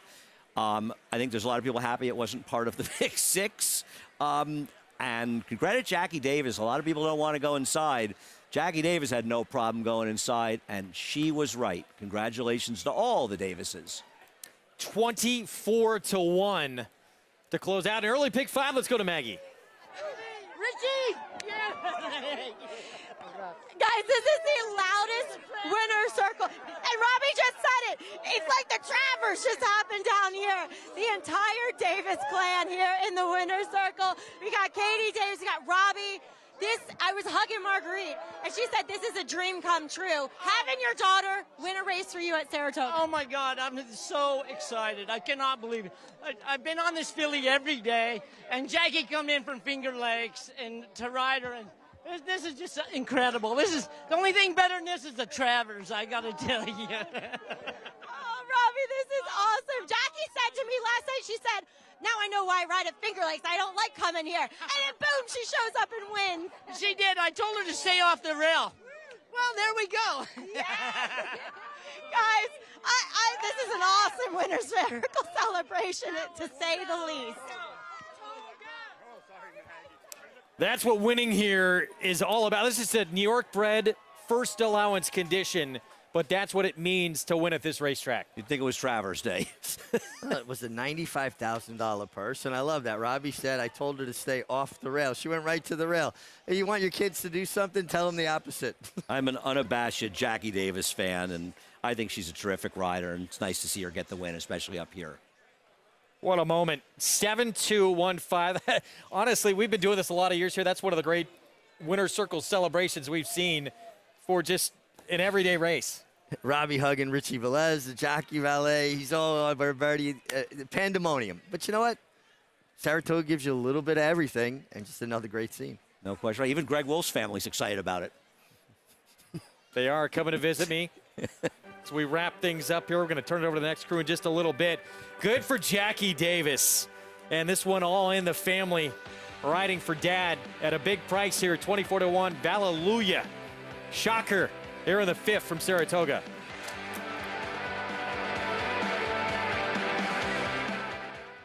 Introducing a Stallion, as top class as they come. In 22 career starts, he won or placed in 12 graded stakes, competing in 15 grade ones, earning over $1.7 million.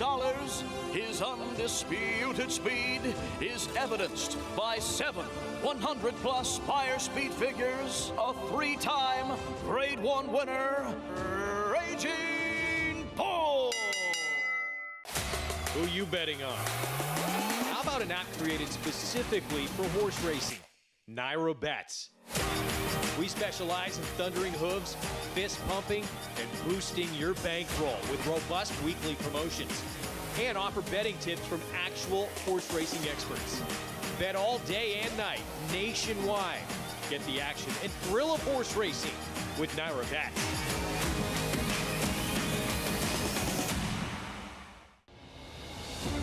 Comes Taylor. Taylor in the center of the track with good-looking stride, squares off with Cyberknife. Cyberknife takes the lead. Taylor going with him. These two in a thriller. Cyberknife just in front, and Cyberknife has won the TVG.com Haskell over Taylor.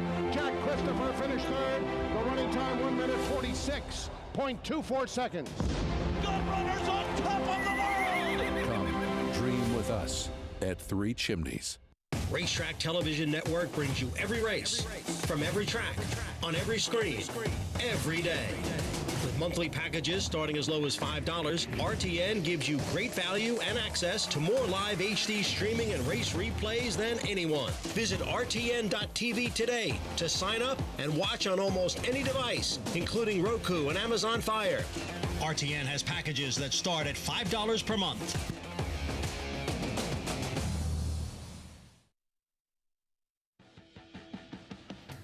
Back on Saratoga Live, program brought to you in part by America's Best Racing. For the love of the race, visit americasbestracing.net today. Churchill Downs, Grade 1 Beverly D in the books. Delica with that win for trainer Al Stahl. Brian Hernandez Jr. Up next, we have a maiden special weight. 2-year-olds traveling 6 furlongs as they make their way out onto the racetrack. It is Gaslight Dancer of the 6, Mike Maker. First-time starter with Tyler Gaffleone favored right now. We start, though, with California Twirl. Yeah, breaking down the insides. We are back on the dirt in this race. And not a lot of pedigree to speak of. We'll see. Not taking any money. 14-1, Kenny McPeak's Frank's Honor by Honor Code. Yeah, out of a mare that never won, first full, not taking much money. Start under his belt, Keith DeSormo's confidence game. This horse broke considerably slowly the first time out and could run a lot better second start. And Bullet Gate Drill since that debut as well. Here's the 5, Augustus Blue, who debuted on turf. Yeah, and the pedigree does not suggest this horse is supposed to move forward on dirt, at least in the first generation. Gaslight Dancer, here's the Mike Maker runner with Tyler Gaffleone. Yeah, taking the money, City of Light. The sire gets 22% winners with his first-time starters. I can't even make a guess. 7-1 on the 7. Yeah, it's amazing. They paid almost $500,000. This horse worth 21 flat at the sales. Maybe somebody smarter than me like that workout. Texcoco, Steve Asmussen, first-time starter with Joe Talamo. Sharp Azteca also has gotten off to a good start at stud, but not taking much money. American Dollars, Dallas Stewart, Julian Leperoux. Second dam, the second dam won the Astoria, I think, for Todd Pletcher. She's dam, though, she produced 3 horses, did no running. Storm and Army, trained by David Vance. Ran well first time, could take a step forward off of that, Son of Army Mule. Simovic, Don Von Hemel trains, debuter. Love those more than readies. Wonder if this one will be better suited to turf. Here's Accident. This is start number 4. Improved in the second and third start. We'll have to take another step forward. And in from the also eligible list, Father Delay by West Coast, who won a Travers at Saratoga. Not taking any money first time out. Good second dam. The second dam ran buyers in the 90s. This is a first foal from an unraced dam, but the second dam was good. She won almost $400,000. Derby City 6 begins here in the 6th. The Churchill, let's go back to Tom Amos. All right, Greg, so here we are in the 6th race at Churchill Downs. It's another maiden race, and these are 2-year-olds. They're just beginning their career. Most of them, 8 of the horses in here, never started. They'll be debuting today. What's short on experience maybe helps horses that are going from that first to second start. As trainers, we're always looking after that first start what we need to work on to make those horses better. And with the 3 confidence game by Keith DeZormo, that horse didn't break well. If you look at his form, you'll see that he's had a gate work since then. They've worked on that. He worked very, very well from the gate. And look for him to be a lot sharper today under James Cram. That's our 3 horse. So we got a first-time start as well. Gaslight Dancer for Mike Maker. This is a horse that really presented himself well on the racetrack just now. And with Tyler Gaffleone.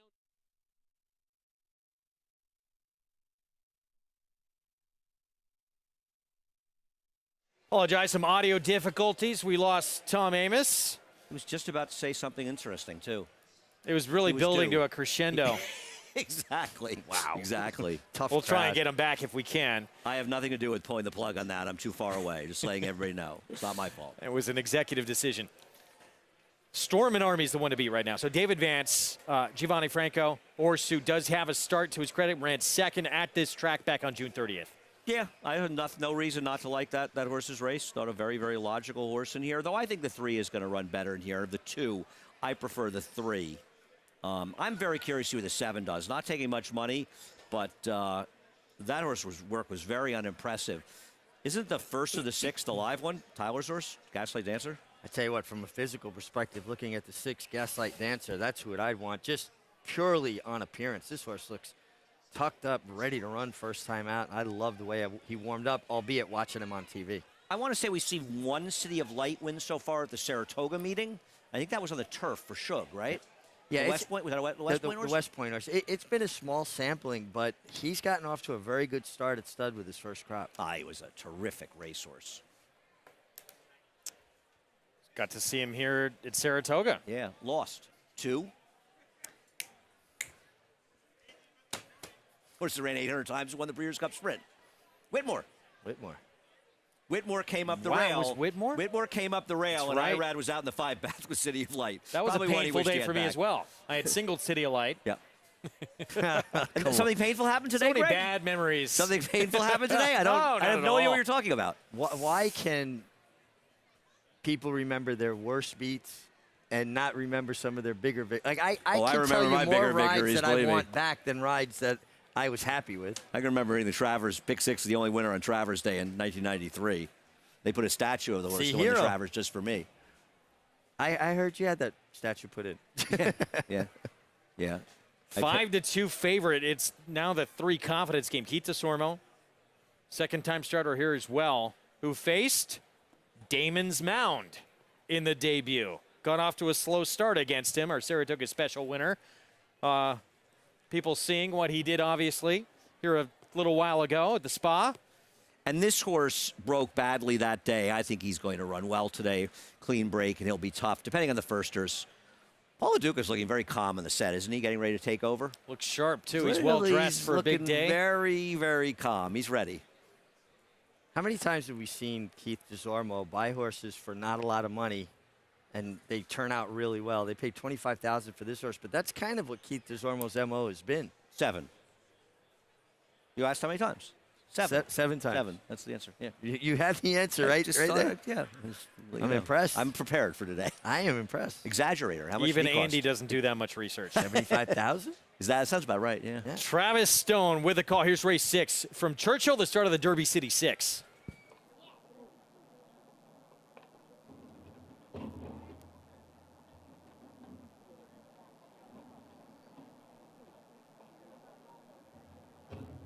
Waiting for accident and father delay.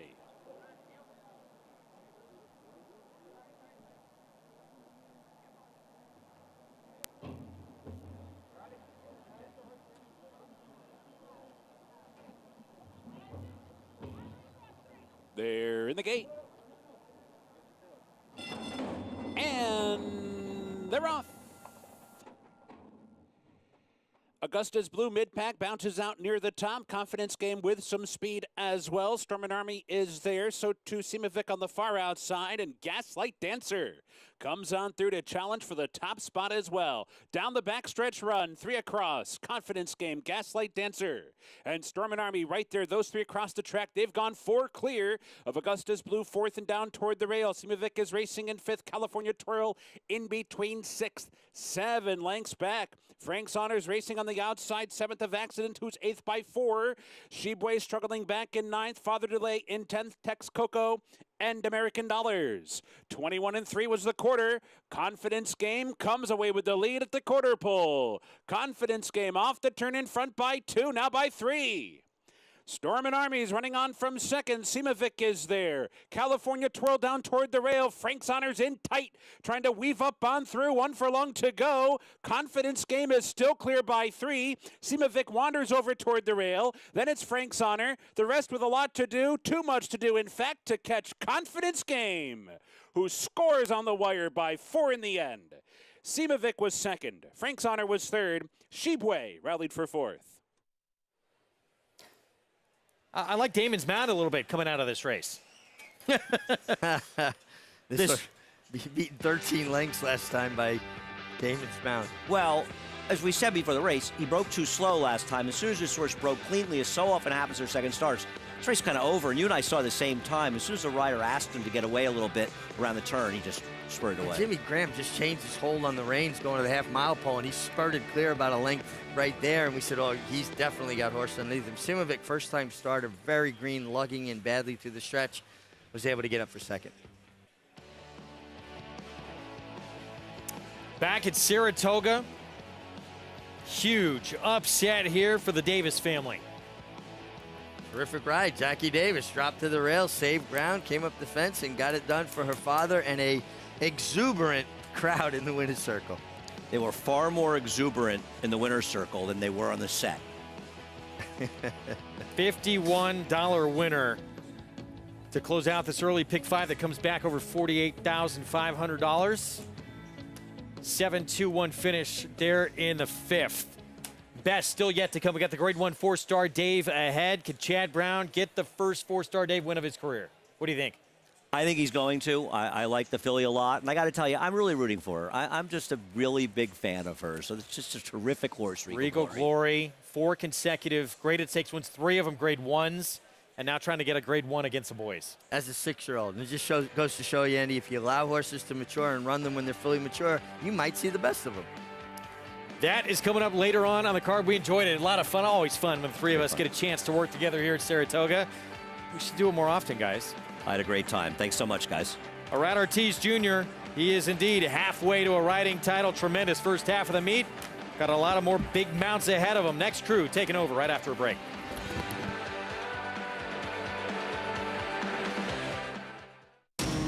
Every hair, every muscle, every contour, every pulse.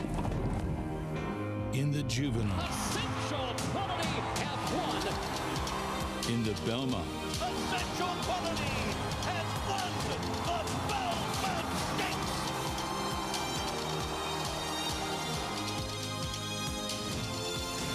Well named.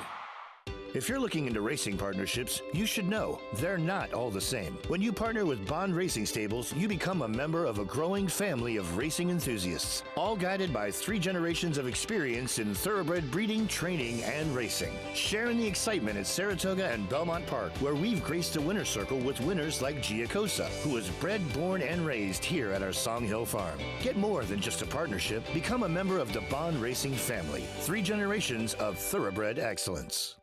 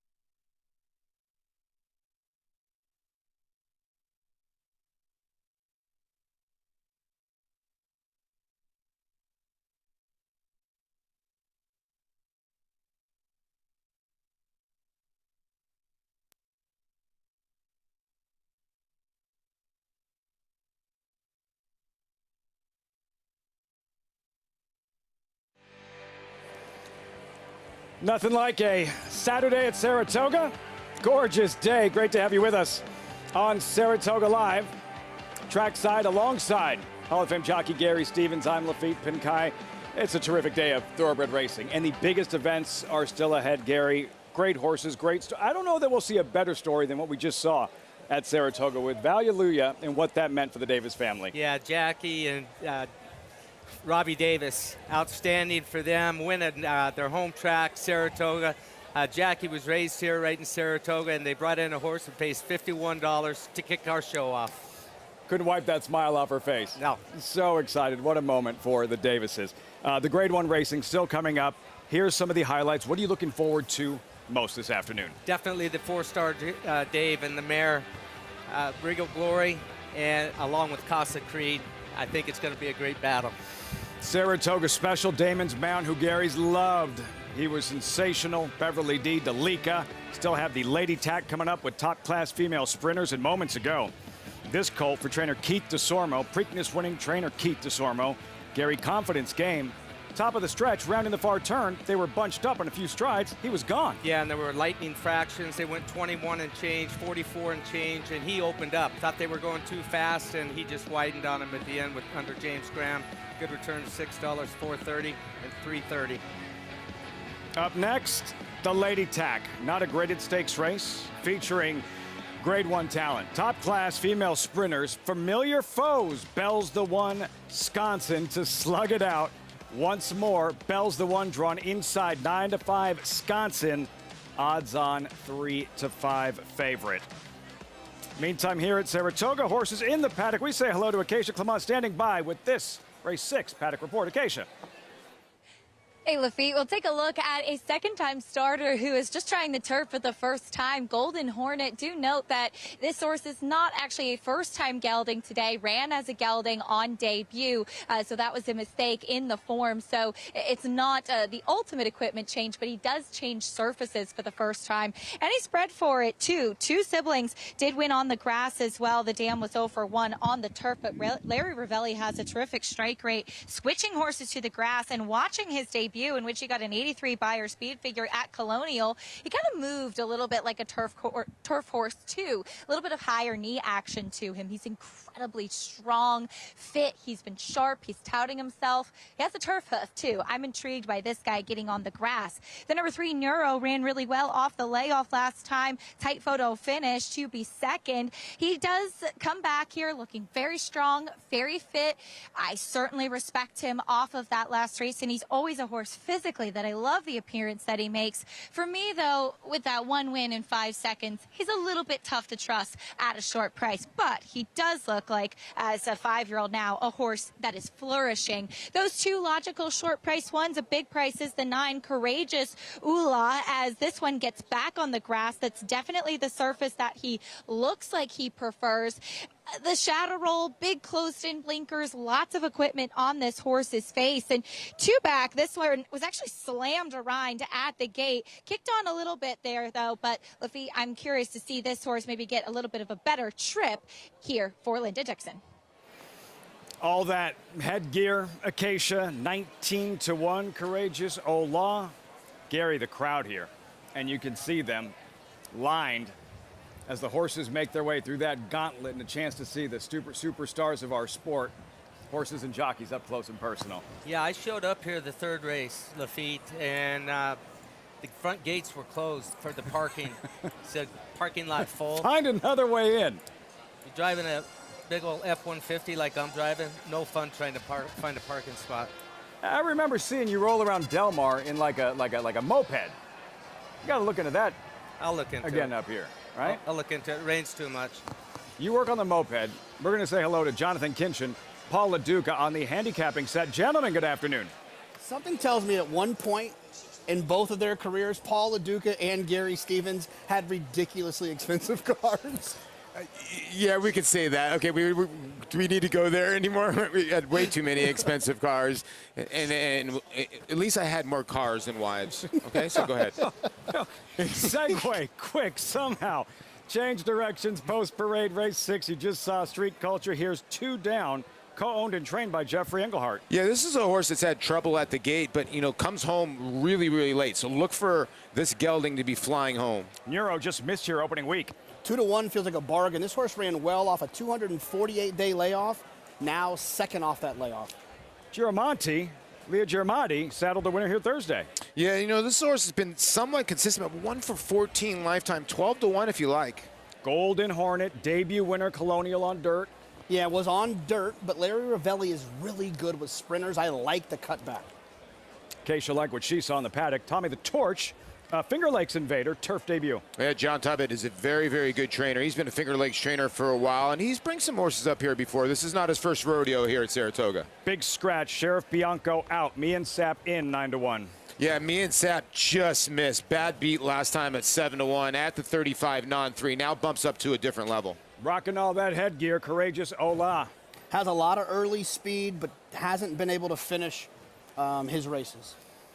One heartbreak story after the next in this field. Pick 6 starts here. Post time 5 minutes. When we return, Saratoga's leading trainer, Chad Brown. It's well documented. Never won the Fourstardave. Does that change this afternoon? This filly could be the one to change it. Regal Glory, 6-5 morning line favorite, and a stablemate, Mason, almost perfect in the States. We'll be right back.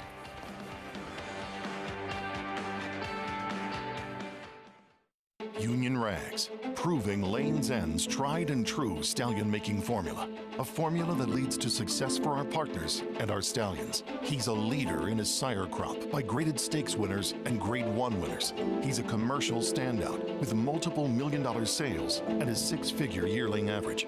And with 4 full books bred at 50 and 60,000, he has even more exciting progeny in the pipeline. Union Rags, a stallion that stands above the rest.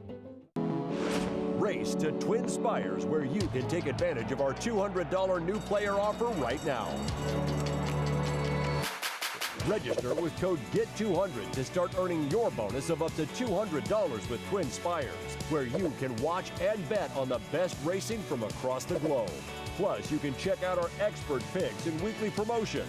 Fast and secure online betting with Twin Spires. Download the app and bet now.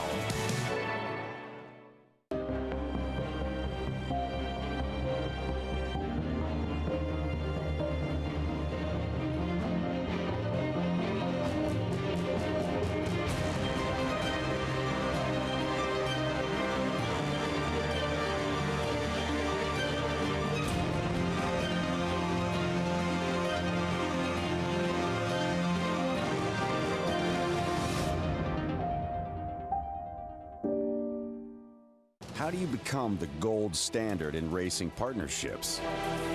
One horse, one partner, one victory at a time. Congratulations to all our partners who have made West Point the gold standard for the last 3 decades.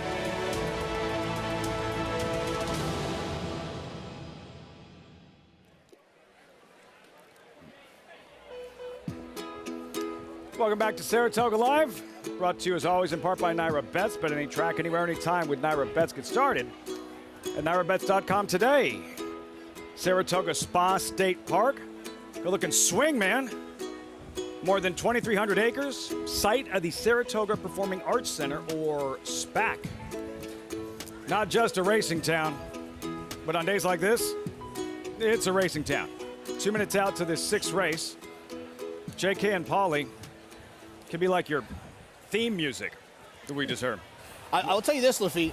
I have been out there running and walking, and it's a fun place to go hang out, SPAC. Well, I drank some of that mineral water, so my endorphins are rolling today. I'm ready to go. Well, hopefully we can get rolling in this pick 6. Paulie, we talked a little bit. I think the 3, Neuro, I get it. There's a situation where this horse has only won 1 time. Yeah. But if he runs this race, they are all running for second.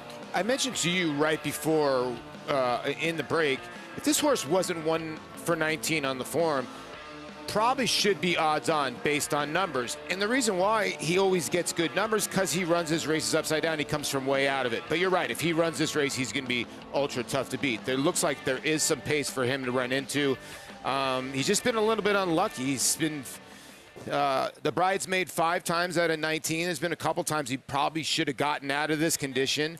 But do you want to take a horse that is 1 for 19 at 6-5? But I do think that one of the things that we make mistakes in racing and as horse players is becoming too results oriented. This horse has run winning races. Yes, has not won a lot of those races, but he's won winning races, and I think he will in this spot today. But if he doesn't, I think it's because the 5 Golden Hornet got loose.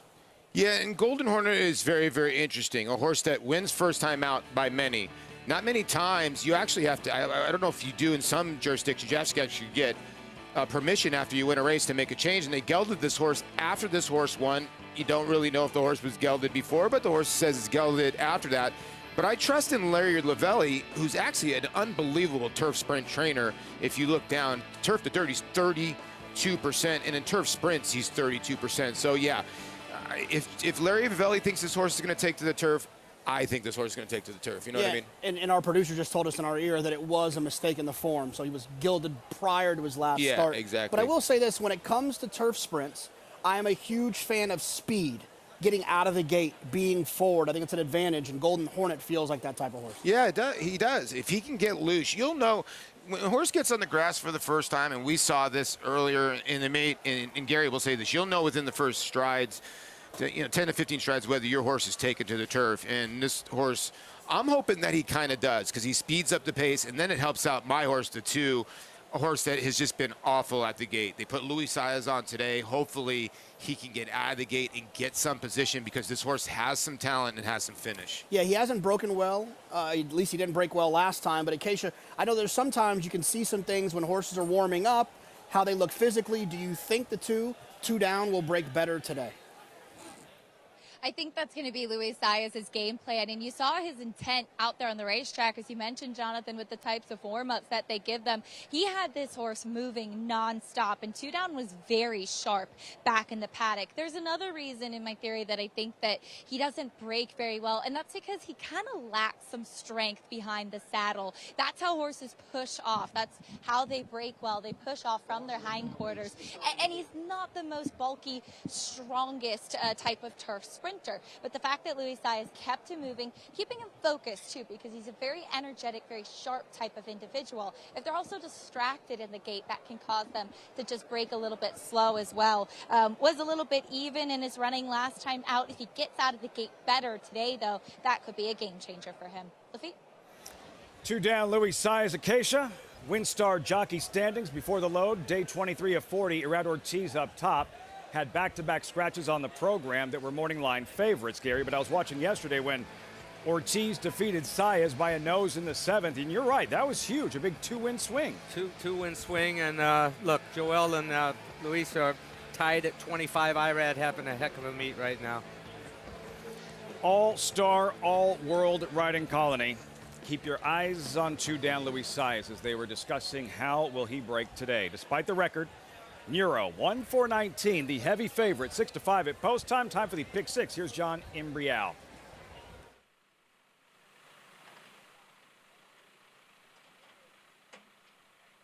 There in the gate.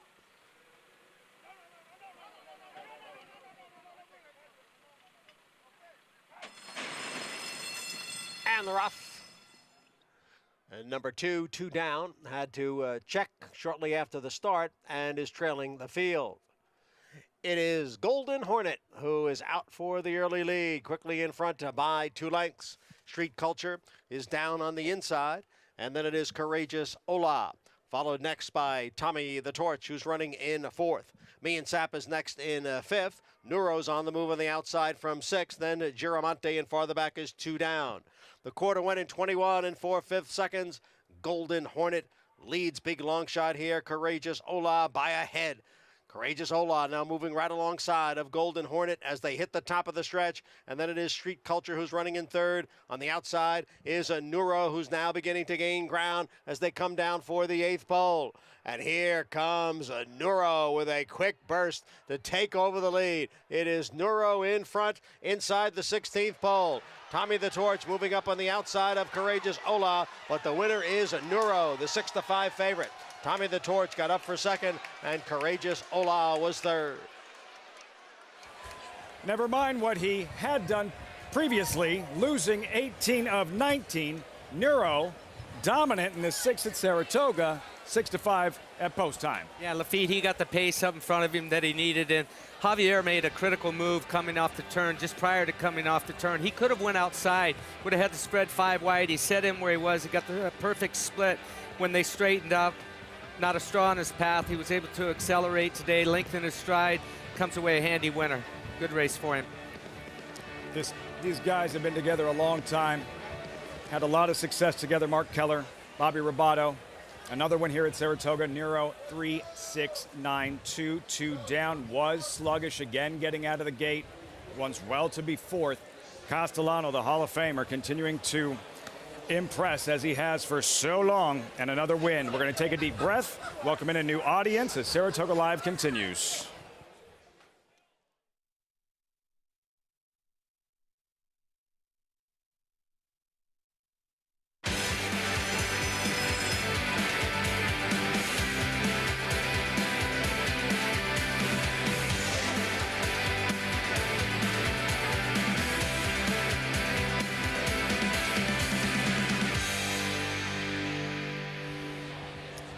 Welcome to Saratoga Live. Saturdays at Saratoga. Nothing like it. As always, coverage brought to you in part by America's Best Racing. For the love of the race, visit AmericasBestRacing.net today. Alongside a Hall of Famer Gary Stevens, I'm Lafitte Pinkai. We just had the 6th race here at Saratoga. We will recap with Nero emerging victorious, Gary, but the big race is still ahead. There's a look at Nero, who just won as the favorite, 3-6-9-2 in the 6th race at the Spa.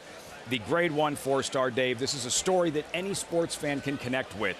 Racing fans love this. The girls taking on the boys. Regal Glory, the filly, taking on the boys, 6-5 morning line favorite. Yeah, she deserves the challenge. She's undefeated this year, 3 straight Grade 1 winners.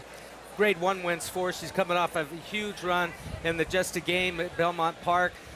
Very easy winner in there. Chad said he wants to continue to challenge her. She's 6 years old right now. If she wins today, hopefully they'll be pointed to the Breeders' Cup Mile at the end of the year. Chad Brown has never won a Grade 1 Fourstardave. Much more on that later on in the broadcast as she tries to become just the 2nd female to win the Fourstardave Regal Glory. First things first, Nero. He had lost 18 of 19 coming into this one, Gary, but turns it on late. Javier Castellano, and is a heavy favorite, dispatches of his foes in the stretch. He's lost some dirty beats in the past. Nose is here, head's there. very easily could have had 5 wins by now. If he keeps running like this, he's going to put a group of them together. He's really matured in his last couple of races. And it's been a narrative at the meet and going back to Belmont, Javier Castellano. And by the way, Tommy the Torch, 16-1. Courageous Ola, who Acacia had mentioned, looked good in the paddock, 34-1. Nero, Javier Castellano, another win at the Spa. Today's races brought to you by Claiborne Farm. Race 7 started late pick 5. Race 10 is the Fourstardave. Also live coverage from Churchill Downs. Trio of stakes races included Arlington Million for the first time at Churchill Downs. So we say hello to our handicappers, Paul LaDuca, Jonathan Kinchin standing by. Before we get to the Arlington Million, what about this rivalry renewed in the next stakes race coming up at Churchill, the Lady Tack? Well, I think the key in the race, Lafitte, is the 6 furlongs, JK. You can go on about Sconson might be a better 6 furlong horse. Then you look at Bell's the One. She's 7 for 8, and I think that she's going to be in last probably in this race. I would think Sconson will be second or last, and I think Tyler's going to have to worry that he might get overlapped by Bell's the One. I think that's going to be somewhat of the concern. I got to be honest with you. These two horses feel like the same horse to me. They're both hard-knocking. They show up, they overcome adversity, they like Churchill, they like the distance. Some think they like 6, some think they like 7. They just show up and run all the time. Yeah. They're both really, really good, and they're very hard to separate. So fitting that they'll be eyeball to eyeball in the starting gate. Bell's the One, who you just saw. There is Sconson, 3-5, a 5-time winner here at Churchill Downs. This is not a graded stakes race. These are grade 1 fillies and mares in the filly mare sprint division. There's Bell's the One, 2-1 with Corey Lannery. Yeah, look, Churchill Downs, she's won 4 out of 10 races. Corey likes the inside anyways. He starts there. Sconson, odds-on favorite with Tyler Gaffleone. Yeah, 5 for 9 at Churchill, and she's the one that's probably going to get the jump on Bell's the One. Joyful Cadence, number 3, arrives with momentum coming off that blowout win. I'm assuming she's 6-1 because people think she might wire the field. I don't think that's going to happen. She's got 2 monsters to the inside of her. We know where Terrell Owens' money is. Love me some me at 6-1. You know, this horse does like Churchill Downs, 3 for 4, and does possess a little speed to maybe put some pressure on Joyful Cadence. And Music City Star on the outside to complete the field. Yeah, I just think that these other horses are in a different league than her. That's the field for the Lady Tack. 3-5 on Sconson. Another look at Joyful Cadence. Sconson, Paulie JK. This head-to-head matchup last seen in the winning colors going back to May at Churchill. Well, this was a race where, you know, Tyler was able to stay close to Joyful Cadence, and she sort of just ran home nice and easy here and got the job done. When she ran in the Chicago, Lady Rocket had a distinct advantage on the front end, and Lady Sconson got caught in, Sconson got caught in chase mode. She kind of grinds a little bit, and she can stay a little bit closer. That's my one worry with her. I do like her, but if she makes a move too soon, Bell's the One could be the one that can swoop and out-kick her. Yeah, I mean, look, I understand why Sconson's favored in here because she's a little bit more tactical. So, like, things don't necessarily have to go perfect for her to still pull off this win. I think most people are thinking the one, Bell's the One. She's going to need a little bit of pace in front of her. She's going to need to work out a trip. I'm sorry, I'd like to give you more. I just think these two animals are so close in talent that if you're going to make a wager, I would go with the one, Bell's the One, because she's a better price. At 2-1, Bell's the One. There she is. Tom Amoss on site, fresh off his 4,000th career win. Tom, how can you not get fired up about this Bell's the One Sconson matchup, round 7? Well, I actually faced Bell's the One with Serengeti Yepritz here, and I thought I beat her at the wire. And when the photo came back, she was a nose in front of me. So I know Bell's the One very, very well, and maybe I'm a little bit biased in that department. But when you look at this field of 5 horses, it's really a 2-horse race. The 1-horse Bell's the One. This is a horse that wants to close into pace, would rather come around. She drew the rail today. And when you look at how the race sets up, you get that. The 3, 4, and 5 are all speedy horses early. She's going to get her pace to run at. But unfortunately for her, the 2, Sconson, also wants pace to run at and is a little bit more tactical than Bell's the One. So she'll probably be positioned better than Bell's the One. But look for those 3, 4, and 5 to be out in front early. Sconson pace right off of them, and Bell's the One trailing the field early. I actually think, a lot of people think 6 furlongs is not enough distance for Bells the One, 6/8 of a mile. I think it's enough, particularly if there's pace. I'm with you guys. I want to go for price. So I like Bells the one horse, to close from last in here, and finish down the outside of the track and take home the winner's share. Bells the one. Tom Amos. Gary, if you're Corey Lannery, how far off the pace would you be comfortable in terms of thinking, all right, even though I'm this far, like I can still strike from here? Well, he knows this mare so well. And she's a mare you don't want to take her out of her game. You don't want to try and make her do something that she can't. I think the thing he has to worry about, and like Tom said, Sconson is more versatile or tactical. She's going to get first run. She always gets first run on Bells the One. So he's going to have to play off of what Tyler Gaffalione, and Tyler was not on Sconson the last time that she ran. She went off a heavy favorite that day. She was beaten 2 3/4 lengths. She ran second. Gaffalione back aboard. He knows this mare very well also. So Corey's going to just have to rely on his mare.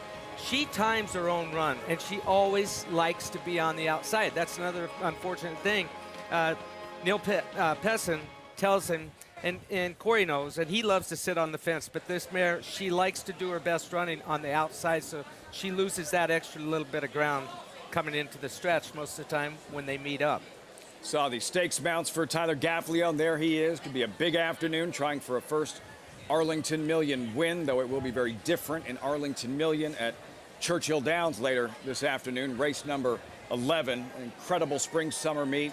Another riding title for Gaffalione at Churchill. And Gary, you've been part of some rivalries. I'm not saying it's Easy Go or Sunday Silence. I'm not saying it's Secretariat and Sham, but watching these two mares over the years go head-to-head, Bells the One, Sconson, it's always entertaining. It is, and I hate to say it, but I'm a fan of both of them, but with the post positions the way they are, with Bells the One down in the one hole and Sconson on the out, and just being a fan and watching their battles together, I'll take the 4 to 5, Jonathan. 4 to 5 on Sconson. The start is everything. These sprinters going as hard as they can right from the opening bell. Who do you think is the quickest? Who do you think emerges with the lead headed up the backstretch? It's tough to say. Joyful Cadence is very, very quick. I mean, all three of them are fast. I guess I'd say that Joyful Cadence with Raylu Gutierrez for John Ortiz. John loves this horse to be forwardly placed. So I think she'll be more than likely setting the pace, but not by much. Teamed up in the Kentucky Derby, Raylu Gutierrez, John Ortiz, as they have reached the starting gate. Yeah, Bells the One, she wants it blistering fast to enhance her late kick. Sconson, she can lay closer. She's the odds-on favorite at 4 to 5, and we're all set. Travis Stone standing by with the call. It is post time for the Lady Tack Stakes, live from Churchill. And Music City Star.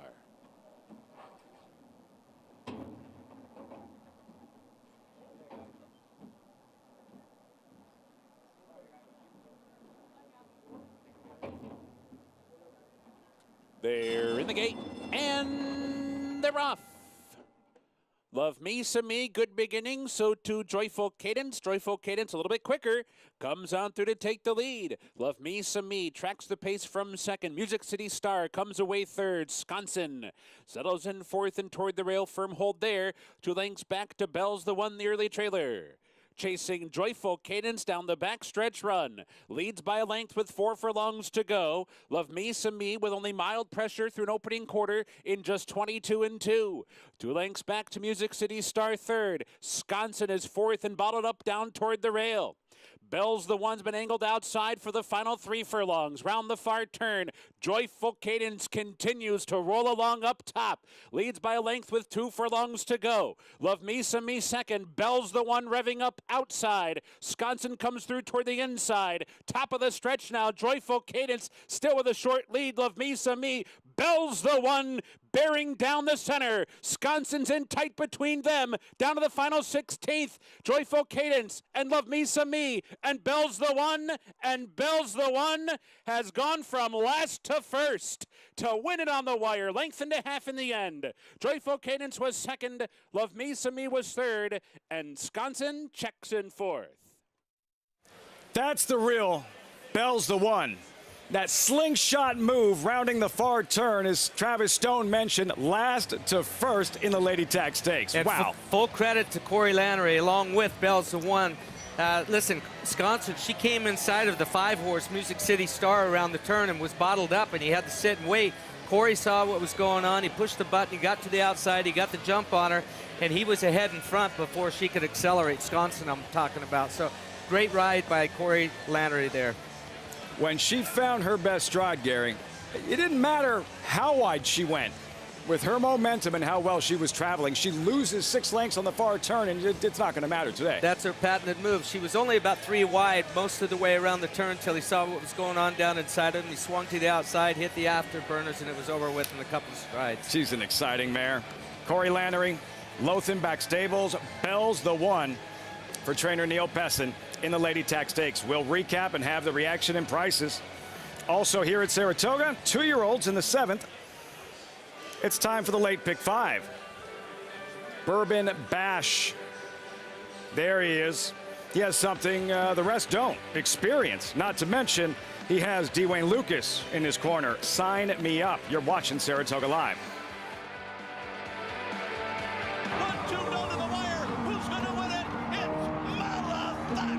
Malafat gets up to win it in the Central Bank Ashland. And Clariere will win the Cotillion. Here comes Malafat. Here comes Clariere on the outside. They're coming to the finish, and it's going to be Clariere. Clariere and Malafat on the outside. It's a showdown in the Shelby. That's going to go to Clariere. Curling, the classic sire. There are lots of ways to support our brave first responders. Drinking a rich and smooth proper Irish whiskey is one of them. For every bottle of proper number 12 we sell, a donation is made to first responders. Here's to the proper heroes. Shlonda. Experience the new Paddock Suite at Saratoga Racecourse. Enjoy Saratoga's newest hospitality area featuring a climate-controlled bar, lounge, and balcony overlooking the paddock. Reserve your table today at naira.com/Saratoga.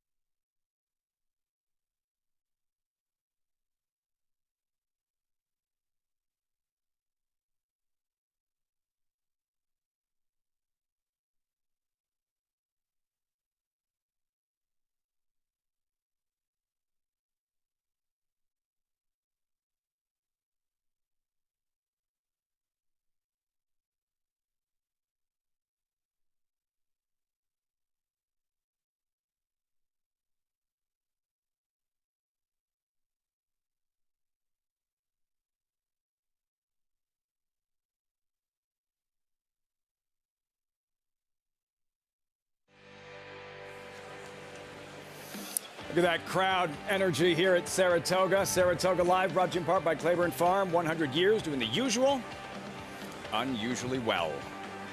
Bells the One, unusually talented late-running sprinter. Can't wait to hear from Neil Pessin, Gary. He's always kind of had this chip on his shoulder about Bells the One. He's always kind of felt she's a little bit underrated, doesn't quite get the run in the pub that she deserves. Yeah, he gets a little grumpy.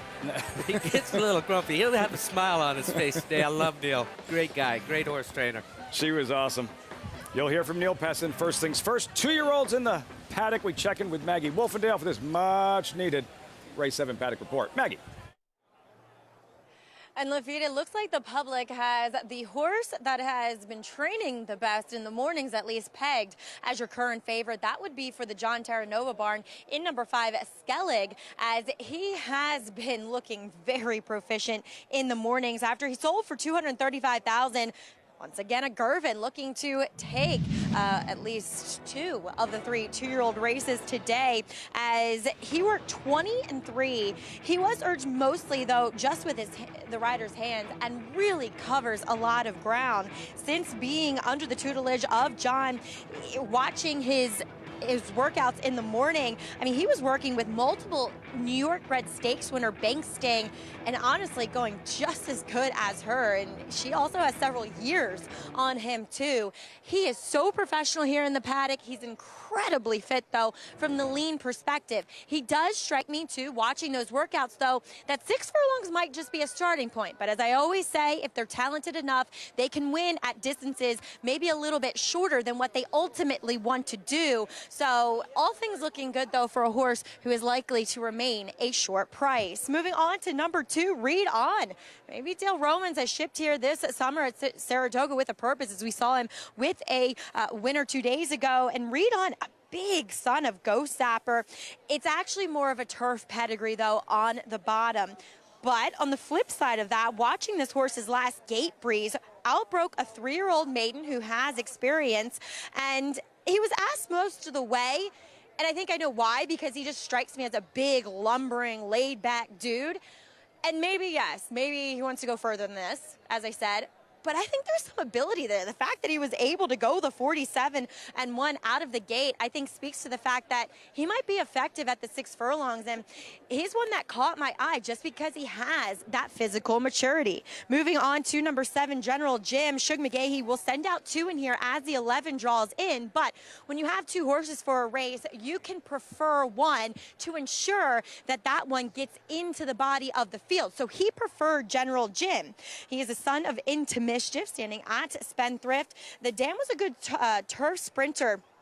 Now, the Fool brother wasn't much, though. If you go back a generation, the Dam is a fool to off the tracks, a multiple graded stakes winner, including winning the Schuylerville. So had some precocity as well, and also a half-2 Concord Point, a multiple graded stakes winning dirt router. General Jim, watching his last breeze, which was the 47-2, he was outside Perform, who has experience. He's run twice. Now, his last effort was not that good up here at Saratoga. Set off a bit behind General Jim did off him. Had to be encouraged and really wasn't as impressive on the gallop out. If Perform had come and run well last week here, I would have been more optimistic about General Jim. But judging him here in the paddock, he is quite a flashy horse. He's very typey looking, has a big white face to him, and he comes in here looking fit. I just wish I would have been a little bit more wowed from his breezes coming in here. Now let's take a look at number 10, Mr. McGregor. Well, if you have children, you know about Mr. McGregor because of the Peter Rabbit stories. Now, apparently, as I talked to our well-versed paddock judge, you heard that? Yeah, that's Mr. McGregor. He lets everyone know he is present. Talking to our paddock judge, Patrick Davis, saying that he was so bad when he schooled here a day or 2 ago that they brought him into the paddock first. Jockey Junior Alvarado got on him in the stall. Now, knock on wood, he hasn't done anything wrong yet, other than showing his manhood a little bit, but not, excited by it by any means. Big, strong horse. I really like his breezes coming in here. If he has his mind no business, this horse could be effective. Lafitte? But does he? You can see him throwing his head up in the air and making all that noise. Pretty relaxed for the most part. Keep our eye on Mr. McGregor and these 2-year-olds coming up next at Saratoga, the late pick 5. And in case you missed it, wow. Damon's Mound, sensational. In the Grade 2 Saratoga Special, Star on the rise. Much more on that story a little bit later on Saratoga Live.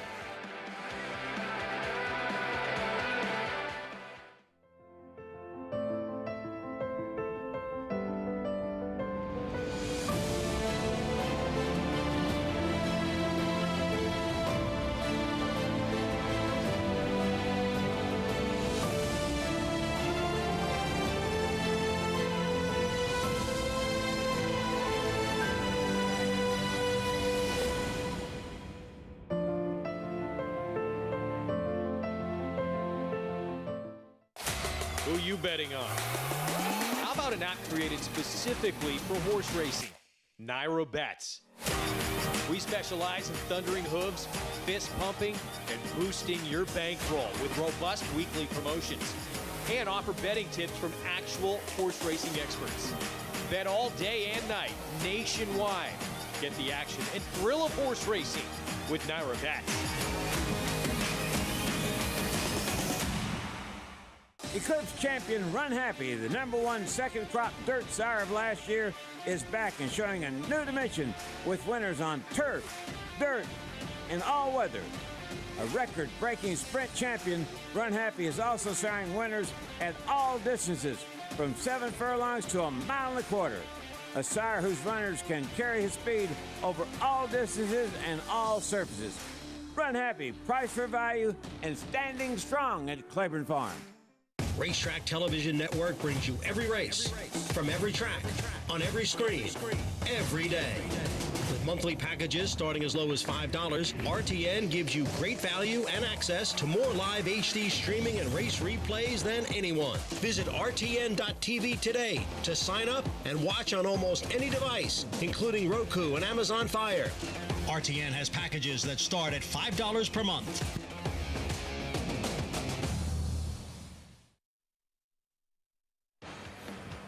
Picture perfect day for thoroughbred racing. Gorgeous in upstate New York. Or if you're playing from elsewhere, you need to fire up that Naira Bets account. If you haven't signed up, you need to do that. And when you do so, use the promo code TOGA200. Earn up to a $200 deposit match after your first deposit. Any track, anywhere, anytime. Join now, NairaBets.com. What a day. What a crowd. And 2-year-olds at Saratoga. Recap that Saratoga Special. Gary tried to tell y'all. Tried to tell you about Damon's Mount. We'll recap. Take a look at the field of these 2-year-olds. Started the late pick 5. Scoot, scoot. Dylan Davis, the Malibu Moon debuting colt. Yeah, they're going to take this one out in the post break. They paid $110,000 for this son of Malibu Moon out of the first defense mare. Yeah, so guys, something's going to happen here because this tape delay, this post parade's a few moments delayed. The 8, Dylan Davis is not on Scoot Scoot right now. He is on your screen. This is there he is. Not quite sure what happened. There was maybe 30 seconds difference, but Dylan Davis is off, and Scoot Scoot ran behind us. Can you see, Gary? Have they corralled him? Well, no, he came by us going about 21-2, and he's going a good 2-minute lick right now. He's rounding into the backstretch. I think you can safely take him off of the bet list. They catch him? No. Still no. He's pulling up. Well, he's having a look for the gap right now, but there's nobody. Outriders are a long ways away from him right now, but he is running safely, but free. Most important, we'll keep you posted. Again, this was moments ago, and this tape delayed post parade. You saw read on here, surprise payoff at 22-1. Yeah, this is a horse that was actually got hooked into work with the 5 Skellig, who's favored here. I think that's why people like the 5 Skellig so much. Marty's Magic, Barry Schwartz owned debuting colt. This horse taking a little money, not this time. The sire is very, very good with his first-time starters. Skellig, you heard Maggie training up a storm in the morning. Yeah, like Maggie mentioned, the workout reports really seem to like this horse, taking a ton of money for a guy that doesn't win a ton first out in John Terranova. Update, Scoot Scoot, safe and sound. They have corralled him. There's what a blast from Ricardo Santana. Yeah, Ricardo Santana and Mike Maker will team up on this Uncle Mo colt. General Jim, Cortland Farm owned first-time starter. Another one working extremely well. Get out of the gate clean. I think this one will be finishing best of all. Scoot Scoot, Black Rain, both out. Here's Ohana Honor. And for the West Point Thoroughbreds, is a syndicate, 999 wins. When a West Point horse goes off at 11-1, it's a little bit of a suggestion that they might not run that great. Shug McGahee with a pair. Mr. McGregor debuting homebred for the Y Gods, and he looks like he's behaving himself.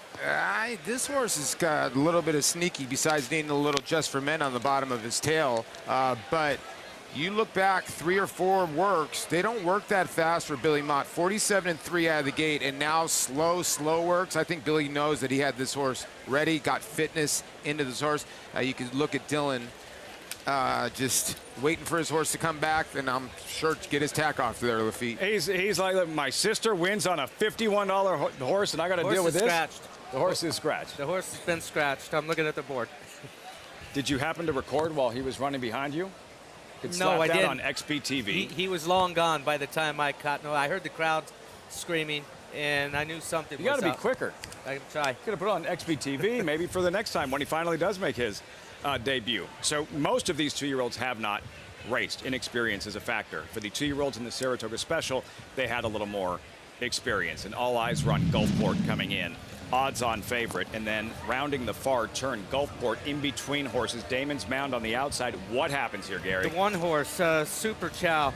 His first race, he bolted in the race, and he went on and he won, and that's what happens here. He was drifting out. Luis Saez, he's only putting pressure on his left rein. He was trying to drift out severely. But listen, this is a good colt, Damon's Mound. He broke a half a step slow today and got a heads-up ride from Gabe Saez. He saw what was going on around the turn, that the one horse was trying to drift out. He came out on the outside of Gulfport, and Joel Rosario, and held his ground where he was, and it put Rosario and Gulfport in a precarious position, and he had to steady hard so he wouldn't fall. And listen, he was never in any danger. I'm talking about the winner of getting beat. This is a special kind of horse right here. I touched on it all week with Super Chow and that win at Gulfstream, but he completely blew the turn. Turned out to be a major factor in this one. Get back to Gulfport in a moment. For Damon's Mound, Gabe Saez checking the rearview mirror. Nobody coming. Trying to get a gauge of how good you think he is in 2 starts. Is this like, Breeders' Cup juvenile quality in terms of what you see with him to Yes. As your answer. And I think you can, if they're doing early wagers for the Triple Crown today, now this horse will go on, and whether he runs in 3.5 weeks at the end of the meet, I wouldn't think he's going to. I think they'll look at the races at Keeneland or Churchill Downs with the eye on the Breeders' Cup Juvenile with him. You could hear the confidence from Michelle Lovell pre-race, like brimming with confidence. Her first starter ever at Saratoga. She wins the Saratoga Special. JK and Paulie, and wanted to get your reaction to the special. And yeah, what she was asked about the hopeful, and she's going to look at the Iroquois at Churchill and the Breeders' Futurity at Keeneland, but nothing definitive just yet. Wherever that horse shows up, he's going to be extremely live. I was very impressed today. Yeah, so was I. I mean, I think a lot of people didn't think Valentin Day, the 3, would push up, and I think it surprised Gulfport and Rosario. But I don't think it really mattered the way Damon's Mound just cruised up and just went by. And Michelle's got a special horse here, and being by Stroll on the bottom side, I don't think it's going to be a problem going around 2 turns. There's a lot that this horse can do. But the most important 2-year-old right now is whoever's going to win this race. Maggie, help us out. Yeah, we see Skellig staying strong as your favorite. I have absolutely nothing against this horse. He's the likeliest winner, in my opinion. Let's talk about some others, though. I know taking some interest on the boards, number 4, that's Marty's Magic, for Horacio de Paz. Now, Horacio has been on this horse, had been on this horse's head the entire time in the paddock, and he was just so badly behaved. He's okay out on the racetrack, but he's still a ball of nervous energy. Now, he was on the inside of an unraced workmate with those blinkers on, short cup cheater blinkers today. Had to be niggled at, but kept pace at best, I'd say. I'm taking the wait-and-see approach with him, although he does have the appearance of looking fit for this debut. Let's talk about Shug's other horse, Ohana Honor. I like this guy. Lovely warm-up, looks really fit. I liked his breeze to back out of the gate. He was still running on late. Maybe he wants to go a little bit further, being by honor code, but the dam, she won all surfaces. She's a graded stakes winner going long. She produced Victim of Love, who's a multiple graded stakes winning dirt sprinter. And he's got the proverbial badger tail, which if you talk to anybody who's English, including my husband, they will tell you that it's good luck, Lafitte. And I went with the other badger-tailed horse in Mr. McGregor. That badger tail. All right. Ohana Honor. West Point Thoroughbreds would be a 1,000th win as a syndicate. Going into the starting gate, Bourbon Bash, Flavian Pratt. Pratt has won with his first 2 mounts here, Gary. He's in a groove. Later, Happy Bob, contender in the 9th. Mason in the Fourstardave, a threat, and Bourbon Bash here for Dwayne Lucas. Pratt riding for Lucas. When Lucas won his first Saratoga Special, Pratt would not be born for another 7 years. We're all set for the late Big Five at the spa. Here's John Embrial.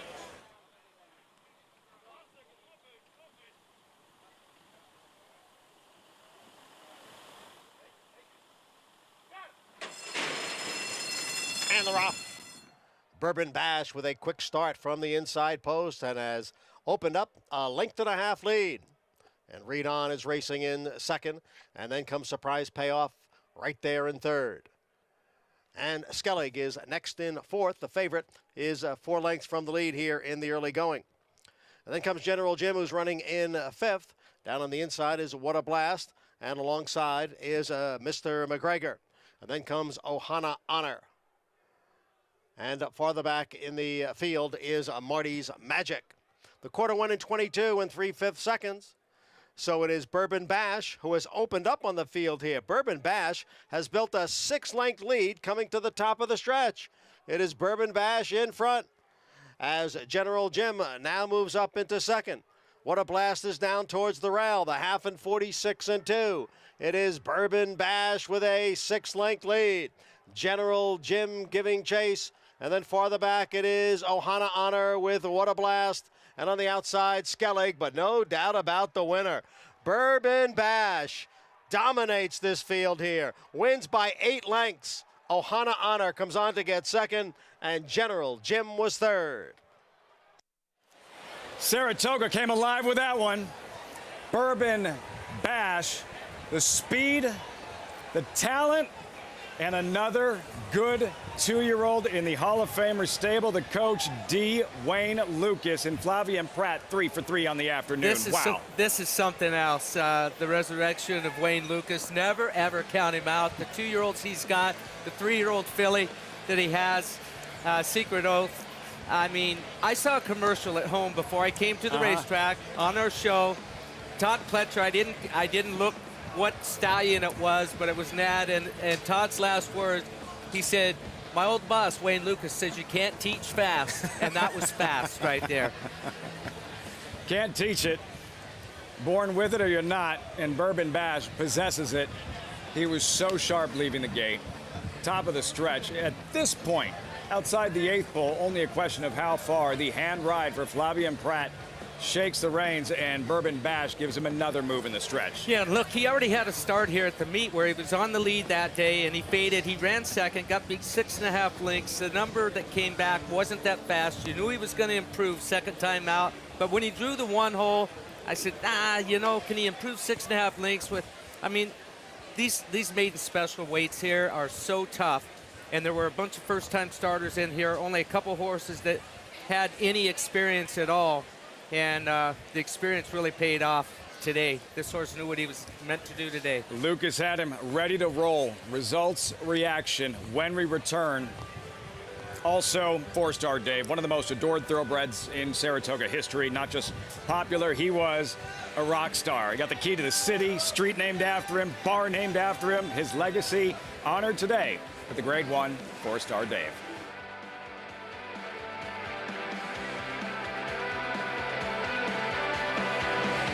Eclipse champion Blaine ranks among the nation's top sires at a fraction of the price. His recent top runners include these standout performers.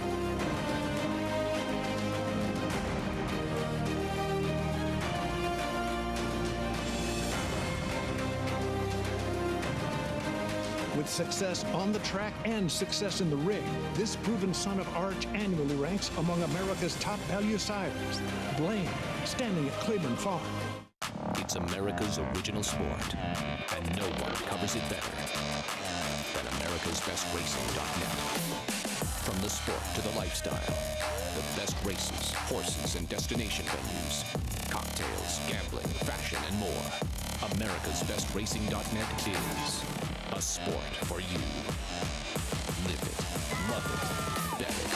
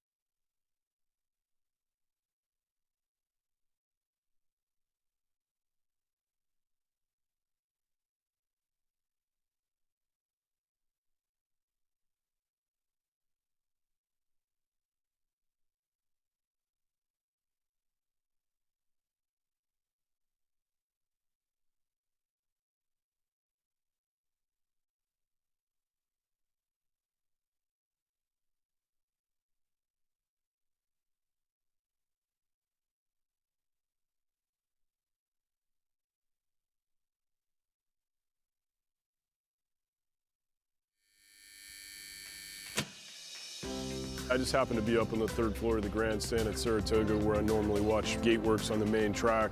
So I saw a horse load up in the gate and just, decided to clock it. Went like 11 and 22 and 33, 44 and change. It was one of the fastest gate works I've ever seen. When we did run him in the afternoon, he did not disappoint. Nashville, first time out, much the best. Spicedown was a super fast horse, phenomenal stallion, and certainly no surprise when he has an offspring like Nashville. Strolling on by those Nashville, much the best here this afternoon. Like my old boss Wayne Lucas always said, you can't coach speed. All alone as he turns for home. Nashville under no stress whatsoever, never asked for a thing, track record. His Perryville was fast enough to win the Breeders' Cup. It's Nashville for the best sprint time of the Fairgrounds meet. You can train some stamina into some horses, but there's nothing like that natural gift of speed. That the commercial you were talking about? That was it. Perfect timing. Can't teach speed. A gorgeous day here at Saratoga. Exciting, exciting prospect. Bourbon Bash for D. Wayne Lucas. You'll hear from the coach in a moment. Flavia and Pratt in a zone. 3 mounts, 3 wins. Bourbon Bash, $10. Maggie with a living legend, D. Wayne Lucas. As well as co-owner John Bellinger here. And Wayne, we've been talking about something you have said, a classic line from you, and that you can't teach speed, and Bourbon Bash has just that. You know, for a horse as light as he is and everything, he's got that quickness from the gate. He's been that way from day one. I love the way the gate was good, but I love the way he finished. He got into cruise control, and he's gliding over that ground. That'll let him run 2 turns, and that's where we want to go. John, is that a dream of yours? I mean, you always have to be dreaming with these young, talented 2-year-olds up here at the spa. Well, there's no doubt about it, but my dream is working with this guy right here. I think that would be a lot of people's dreams. I mean, mine as well. But Wayne, too, a horse that you're hinting at, you stick on the Derby trail. Is that what you're hinting at? We start thinking that as soon as we find one that we think can run that far and acts like it. And we dream the dream and keep it in front of us and keep us focused all the time. If God's going to bless us with one that can run like this, we'll do our best to make it work. Immediate dream? Do you think hopeful? Oh, yeah, we have to look at the hopeful. I wish I'd have run him in the other race, the Saratoga Special, after watching that. I almost did. I told John, I said, they're going to have a 4 or 5 horse field. Maybe we ought to just drop in there, because he was training so well, But, of course, we ran at the right race. But, boy, when they ran it, I thought, maybe. I'm sure Michelle Lovell is glad that you didn't do that. That's a wonderful horse, and my congratulations to her, too. She's done a great job. And Wayne, congratulations to you, too, John. Appreciate it very much. All right, Bourbon Bash improves and really steps forward in his second start, Lafitte. Talk about confidence from D. Wayne Lucas. Bourbon Bash, and this here, Gary, what are our viewers seeing here? Every race that Wayne wins for the last several years, he relishes it, he cherishes it, but he always grabs a kid, brings him, has their parents come down to the winner's circle with him, but he takes the kids into the winner's circle, whether it's Churchill Downs, Oaklawn Park, Saratoga, wherever he wins a race. He's always got a kid in there, letting them have the experience of seeing these thoroughbreds, fast thoroughbreds, up close and personal. It's how new fans for a kid that experience, or even for kids that have been around the racetrack but have never been in a winner's circle, or never been with somebody like a D. Wayne Lucas. That was actually Kendrick Carmouche's son and Javier Castellano's son. They've been there before naturally, but to be there with the coach, what a moment for them, one they'll never forget. JK and Paulie, it's electric here at Saratoga. After that, 2-year-old just did what he did, Bourbon Bash, and the racing continues at Churchill Downs, where we have just about reached post time for the 8th. Yeah, we got maidens again at Churchill. They're not 2-year-olds, so there'll be no Derby dreams, but there's still a lot of owners, I'm sure, dreaming as they load into the starting gate at Churchill Downs. Well, the 9 in here has got a tremendous pedigree. Ender's sister on the bottom side, she was a tremendous race mare, and she's getting bet, the 9 in here, or he's getting bet, with a lot of bullet workouts for Eddie Keneally and Rafael Bejarano. But it seems like so far at Churchill, you have to have some races over the racetrack because it's been playing a little bit deep today. Yeah, it's funny. You look down at the past performances, you look at the 7 order of merit, and you see Johnny Velasquez and Todd Pletcher. with first-time starters, and they're 7-1. I think this horse is interesting. I think it appears to be working well enough. And a lot of these, there's no standouts in here. There's no horse that really makes me think, oh, this one's going to get to the front. Ooh, this one's been working like a monster. You give me the 2 Hall of Famers that are on a little light vacation from us here, the 7 Order of Merit for me. You know who I like in this race, and you thinking I'm crazy? Lafitte. I like the 4, Norgay. This is a horse, best race as a 2-year-old was at Churchill Downs, 33-1. If this horse can break it all, I bet you this horse comes rolling late with Chris Landeros. Watch him out of the gate. Something to watch right from the start, Paulie. Gary, you had an observation about the surface here at Saratoga and how the surface is played at Churchill and some synergy there. Yeah, I just wanted to play off of what they were saying. The times there today, not that fast, very similar to Saratoga. But the horses that have been training and shipped in from Churchill Downs are having a very, very successful meet up here at the spa. Making their presence felt, and here in this 8th race, we are all set. Maidens, 7/8 of a mile extended sprint, big purse, $120,000. Here's Travis Stone. They're in the gate.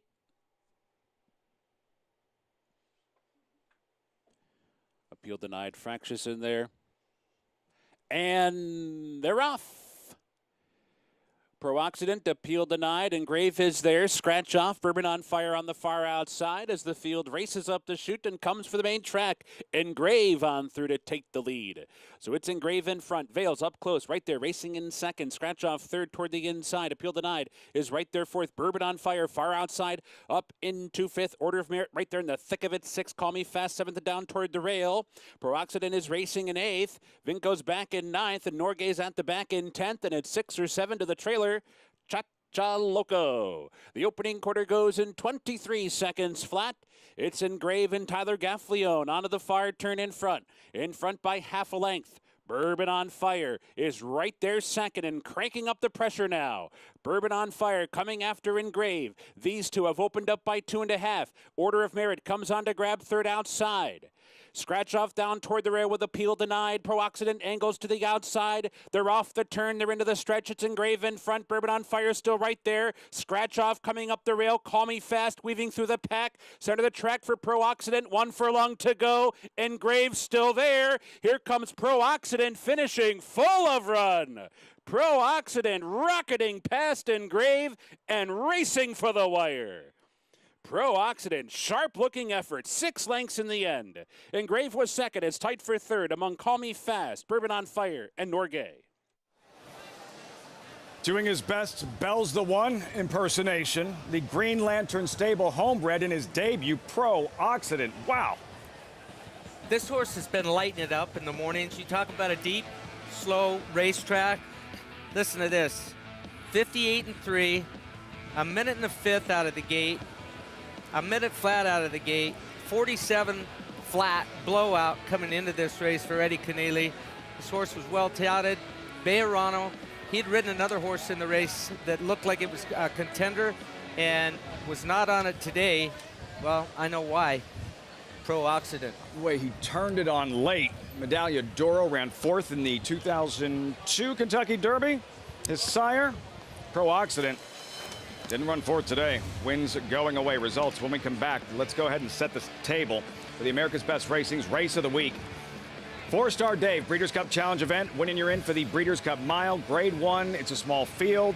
Big names. Number 3, Regal Glory. 6-5 morning line favorite. Let's meet the contenders with Greg Wolf.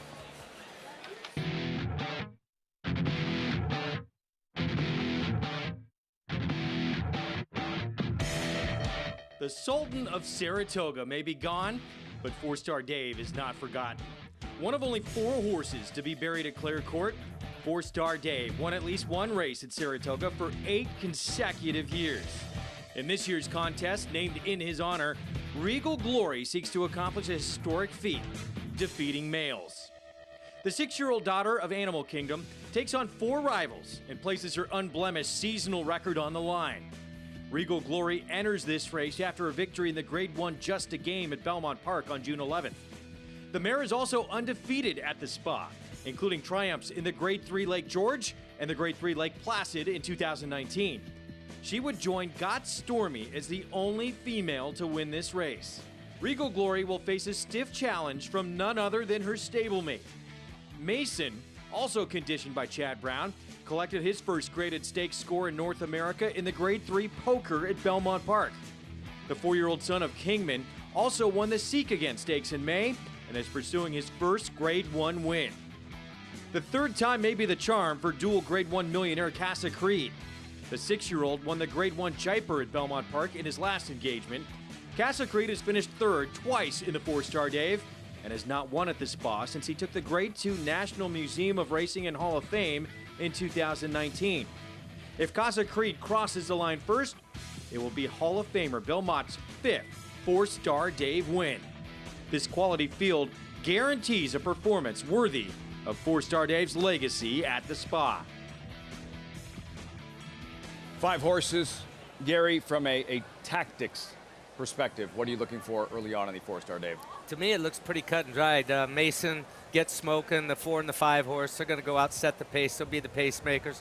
And then Regal Glory and Casa Creed, they're the two come from behinders. They got very similar styles, and they're going to be, it's going to be pace dependent of how far back they are. If they're going faster, which I don't expect them to go that fast, then they're going to be further back. The slower they go, the closer they'll be to the pack. Look for them to kick into gear coming off that turn. All business. Chad Brown, is this the day he finally captures that first Fourstardave? We'll find out in about an hour and a half. The headline event, Week 5 at Saratoga. Regal Glory 6-5 in front of a packed house at Saratoga. It's difficult to get a sire that can upgrade your mares like this Stallion can. This horse does produce runners, very talented runners, 3-year-old runners, Derby contending runners. This horse is priced where anybody can afford to breed to him, and if you're trying to improve your mare, he's a horse that's shown he can do it. There is no younger AP Indy that moves his mares up like he does.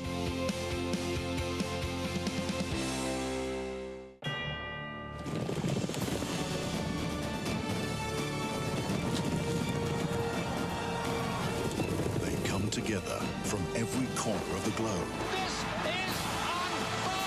In pursuit of the one reward that sets the special few apart. The title of World Champion. Don't miss racing's ultimate coronation. The Breeders' Cup World Championships at Keeneland. Tickets on sale now.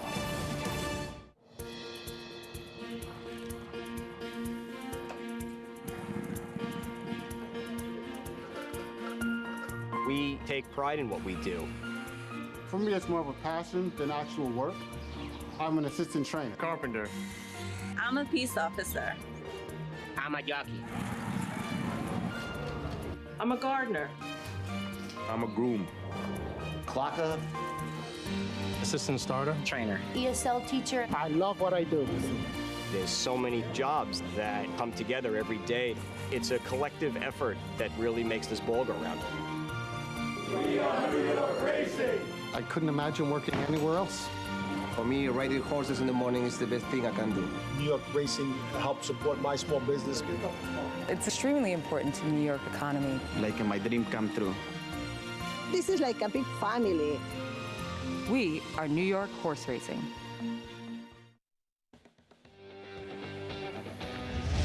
Welcome back to Saratoga Live. As always, coverage brought to you in part by Hillendale Adelapa. Gearing up for the 8th at the Spa. Start of the late pick 4. Deep competitive $80,000 allowance optional claiming event. None for sale. 3-year-olds Mile on Grass. Portfolio Company. Wow. 7-5 Acacia. Welcome back to the show. This is one challenging Paddock report assignment. Big field. It is, Luffy, and especially because on the board, they're betting Portfolio Company and pretty much nobody else. I don't have any problem with your favorite, and he does have the class, but taking a look at some others, starting with last out maiden winner, Al's Rocket. That was actually the race right after the Belmont Stakes, and Arad Ortiz was pumped up, and sometimes we do see riders, after a big win like the Belmont Stakes, come right back and be successful in the races following. And Al's Rocket got a great trip that day. One thing that I do respect about him coming in here is that he's protected after dropping in and breaking his maiden for $75,000. I ride Ortiz sticks for Todd Pletcher, who does send out 2 in here. And he was always a horse that kind of lacked a little bit of strength, particularly in his hindquarters and behind the saddle. He looks like off the back of that win and given a little bit of time since June, he's flourished and he looks stronger today.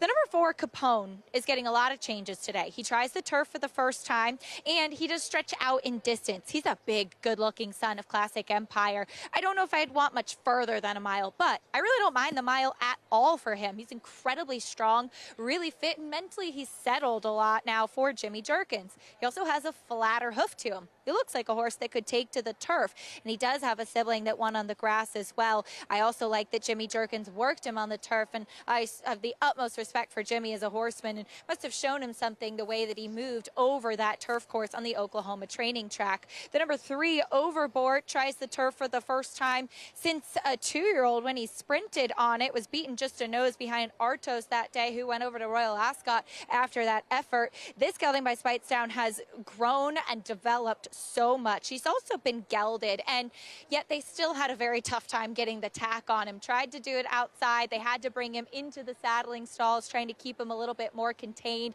He's ultra sharp in here, and I would expect stretching out, he will appreciate getting a little bit more ground and being able to go to the front. He has moved beautifully on the turf in the mornings in his workouts, and JK and Paul, another intriguing layer to this tricky race.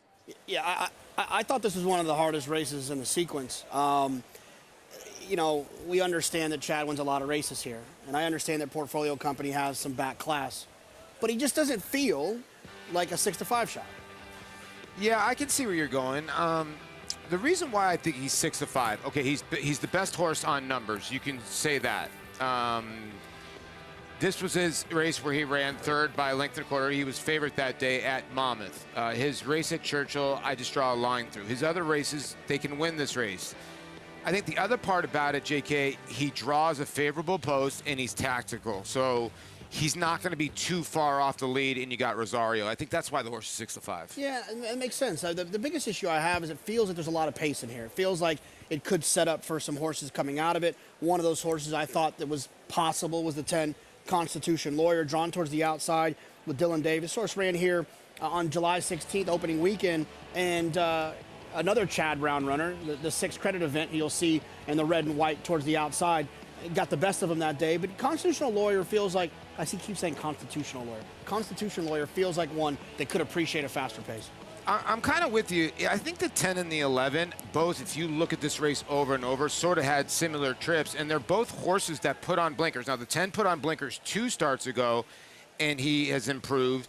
Daunt put on blinkers last time, and I thought he improved a little bit, even though he got stopped. That's the 11. So they got to get a trip from out there because they get a bad draw, but I thought both the 10 and 11 were live here, yeah. Lafitte, this feels like one of those races where I can tell you about how 7 other horses can win, and Chad is going to win at 6-5. But still, that's a big discrepancy between Portfolio Company and everyone else at 6-5. It also feels like one of those big Saturdays at Saratoga, and don't look now, but there's another one in 3 weeks. Run Happy Travers, and time to build that bankroll. To qualify, you're going to bet $50 to win on one horse in the Fourstardave coming up and score a $20 bonus, like win or lose. Play the Naira Bets Bankroll Builder each Saturday and Sunday through August 21st to earn up to $160. Visit NairaBets.com to opt in and secure your Travers bankroll now. Right on cue, Post Parade, the heavy favorite. Portfolio Company is 4-1 in last fall's Breeders' Cup Juvenile Turf. You stole my line. Yes, what Lafitte said. My dog ate my homework. Midnight Worker at 14-1. Overbore, just his second start on grass. Yeah, has some tactical speed. You get Wesley Ward. You know they're going to pop away from there. This one could be a problem for the heavy favorite in the one Portfolio Company. As Acacia mentioned, shaking things up with Capone. Yeah, and you never know. This is a horse that has possessed speed on the dirt and going to get on the turf for the first time, so could be part of the early pace. You never know. Piqua maiden winner at Laurel. Yeah, this is going to be my pick in here. This horse is tactical, doesn't need to make the front. The pace wasn't fast last time. I think this horse will relax and hopefully kick home. Martini's Moonshine. Yeah, this one for Tom Amos. He's going to be watching this one from Churchill Downs. Gets Lasix. This horse wired a field last year as a 2-year-old here at Saratoga. Red Ortiz, leading rider, Al's Rocket. This horse ran for $75,000 for attack for 75, facing a horse that was 4-1 in the Breeders' Cup Juvenile Turf. 02305, an outsider. You know, they stuck blinkers on 03, 2, 2, whatever, 5, 7, 8, 9, and the blinkers have helped a little bit. 8, 6, 7, 5. Carpe's Dream acting up in the post parade. You know, this horse is a little bit sneaky as well. I just worry the pace is going to be a problem for him.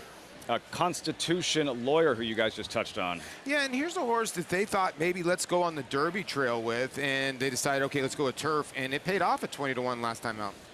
Daunt and Daunting Post from the outside for Jose Ortiz. If you're going to bet Daunt, which I wouldn't talk you off of, you'll be screaming, go faster the entire time the race is being run. Get over, make one run. Mark Keller, Bobby Robato seeking a second win on the afternoon with Daunt. Lots going on in this one. Start of the late pick 4, post time in 4 minutes. And Gary, you know all about jockeys and finding that groove. Flavien Prat is in one of them. He's on Overbore right now at 16-1, having struck with his first 3 mounts. Yeah, and it's for Wesley Ward. I just have a question mark along with a little small X. That means I like him a little bit. Just a question mark because it's trying turf for the second time. Was beaten a nose the one time, tried the turf before, stretching out for the first time. I trust Wesley Ward. If he's making the move, look, it's worth the play. And we got a jock that's on fire right now. If he pops at 16-1, you're just going to feel silly if he's not in your ticket. I'm just saying. Over to Acacia with a very special guest, Vivian Malloy. Absolutely, Lafitte. This race named for Vivian Malloy. You may see her Edition Farm really active, especially with many New York breds. And tomorrow, Vivian's 90th birthday. Vivian, a happy early birthday. How special to be celebrating here at Saratoga. This is my happy place. My family knows it, so they never question where I'm going to be on my birthday. This is it. This is a treat. Sometimes I win a race at Saratoga, which is super. So on the 17th and the 20th, I have some horses running. We can't wait to see them. And you have meant so much to New York, particularly to the New York bred program with your Edition Farm and all that you've contributed to the program. Tell us a little bit about why New York breds are so special to you. Well, I'm a New Yorker, and we not only have wonderful farms, but we save open space because the farms are 200, 100 acres, and there are only horses on it, no buildings. And we keep clean water, and we clean fresh air, and you can come and visit anytime.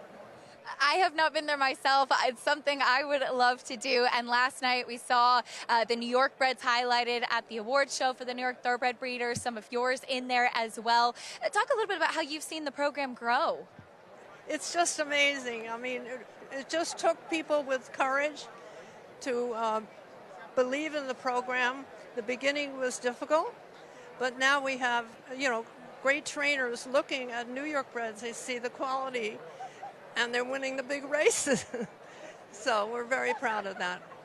It's been so fun to watch. Thank you for all you do for the program, and a very happy birthday. Thank you very much, Acacia. Thank you. A very special person here in the winner's circle. Lafitte, lots of celebrations, and Ms. Malloy has done so much for the New York Bred program.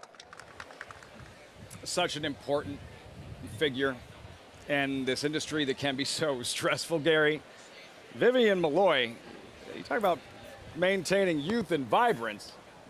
Wow. Fresh air, fresh water, horses, not too many buildings on the property. It's the spring water up here. I've got the healing properties. I've got to spend more time at her farm. We all do. I've got no chance of making 90, and if by any chance I do, I'm not going to look anything like that. She has no bags in her eyes, no wrinkles. Wow. Amazing. Amazing. We're just trying to make it to the end of this show. J.K. Pauly as we get closer to post time for this 8th race and start of the late Big Four. Look, I spread in here. I'm going to try to beat the big favorite in Portfolio Company just because he shows up in this spot. He's down on the inside. You got to work out a good trip. I just think there's a lot of horses that are close in the 5. Piqua is one of them. Usually when a horse sets kind of a slow pace and runs well and wires the field, I kind of downgrade them. But this is a lightly raced horse where I think there could be some improve. I don't know how good this horse can be. You make a good case for the horse. I'm not going to argue. And it seems like Graham Motion's horses have been firing of late. You get Junior Alvarado aboard. You're getting 13-1. You're getting your price. When you look at the flow of this race, the 2, 3, and 4, they do look like the speeds in here, and everybody's going to have to flow. So I think Rosario be laying with the 1. You're right. He's going to get a great trip, but he's going to have to play with danger late and try to get out with Portfolio Company. And I think Portfolio Company will be farther back, do you think, than usual? Well, we'll see. I mean, Joel's not usually one to find himself in a speed duel, but I will say this, though, Lafitte, when it comes to the pace of this race, you got Luis Saez in the 2-hole, likes to get to the front. You got a Wesley Ward trainee who pops from the gate that wants to get to the front, and the 4 Capone who gets the apprentice, and Jose Gomez who's found himself on the front end so often as well.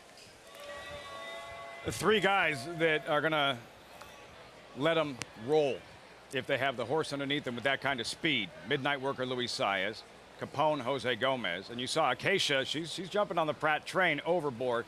Number 3 at 15-1. And full disclosure, I picked the 1. That's what showed up there on the board, but I also have a 110 exacta box going on. What was it you liked about Constitution Lawyer? Horse got up on the turf for the first time last time out, ran a good race under Dylan Davis, got beat a length and a quarter. That was going 1 mile and 1/8. If he can work out a trip with all the speed that's in here, get over and save some ground. I hate the post position, being outside on this inner turf course with the short run to the first turn. But if somehow he can get over and save some ground, I think the Constitution Lawyer's in with a chance. The old My Sister won on a $51 horse play. Dylan Davis. Yes. Jackie Davis earlier for her father, Robbie. What a great moment that was. Constitution Lawyer with Dylan Davis, 14-1, 4-5 Portfolio Company. Odds on as they have reached the starting gate. Gary, you've discussed this in our turf course. The run to the first turn, it's like a cavalry charge. It can be wild. It's always exciting. Who do you think emerges with the lead when they hit that first turn? I think that the 2 horse will be on the lead with Luis Saez, but I think that they both made a great call. Capone with Jose Gomez. Horses leave the latch with him, and he's using that 5-pound apprentice allowance to his advantage. He won a race earlier on the card today. Horse, there was a big price. I believe it was 14-1, something thereabouts, and put the horse on the lead, and that's what you're supposed to do when you're getting that allowance at 5 pounds. Sometimes it gets you carried a little bit further than normal. How sharper is this 2-turn mile compared to most 2-turn mile races around the country at other tracks? It's as sharp as Del Mar is very sharp since they widened that turf course, but this is sharper. Portfolio Company, the heavy favorite, all set for the late pick 4. John Embrial standing by with the call. Race 8 on Fourstardave Saturday.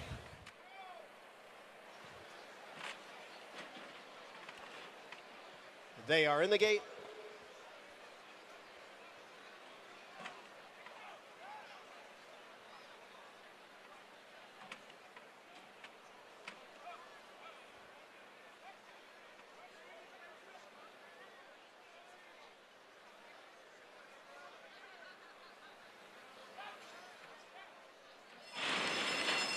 And they're off. Good start there for Portfolio Company, but passed now by Overbore.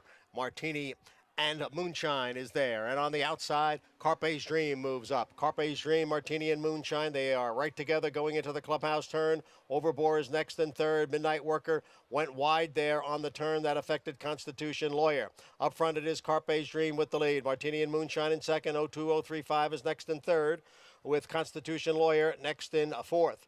Then on the inside, it is the favorite, Portfolio Company, who is steadying there just a bit in fifth. As they race up the backstretch, on his outside is a Midnight Worker. And then we come back to Piqua, who's followed by Al's Rocket. And then comes Daunt.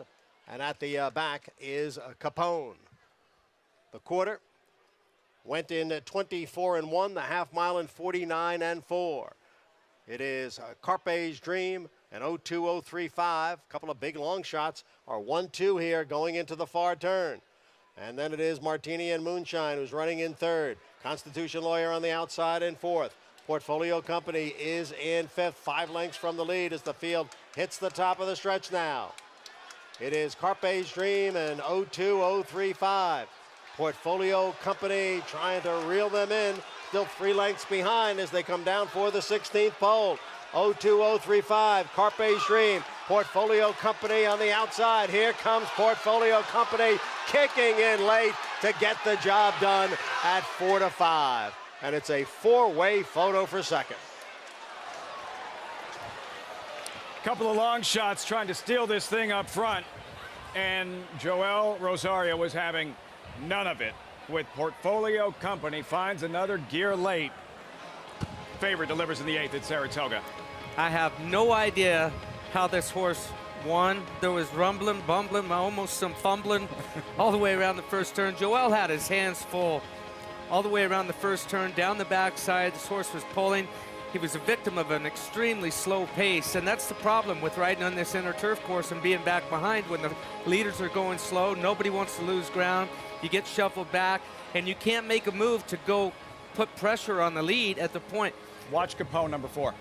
4 gets left. He was the one that was delaying the start in the first place, and he just got set, and then they kicked it. But all the outside flow is coming over. Now they start backing the pace up, and everybody's reaching for more rain to pull them in. And you see Joel steady sharply there. Of course, is not happy.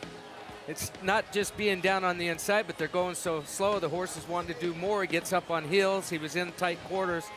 I didn't give him any chance going into the far turn. He was still pulling, had nowhere to go. He had to steady briefly coming off of the turn. He was much the best. Joel didn't panic. Even mid-stretch, it didn't look like he could get there, and he just found another gear inside the 16th pole. Horse you liked as well, Constitution Lawyer, fanned wide on the first turn. He went to the Wilson chute. See that in the trouble notes. Visited Wilson chute. That guy's going to visit the winner circle. Portfolio Company, another win for Chad Brown. Seth Klarman, 1857 Saratoga. Live look at Churchill on the undercard of this Arlington Million at Churchill Downs. Coverage continues on Saratoga Live. Stay tuned.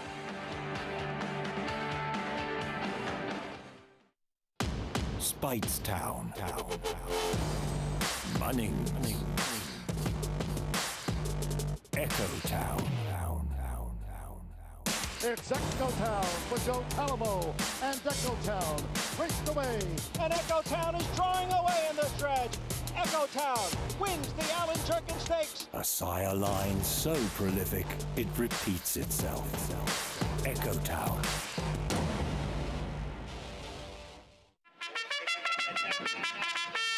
Monmouth Park's 50-cent win early pick 5 is one of the country's earliest pick 5s, making it the perfect way to get your wagering day started. With a 12:15 post on weekends and 2 p.m. start on Fridays, the win early pick 5 is home to 6-figure pools and a low 15% takeout. Start your day winning early. Play Monmouth Park's win early pick 5. Win early, win often.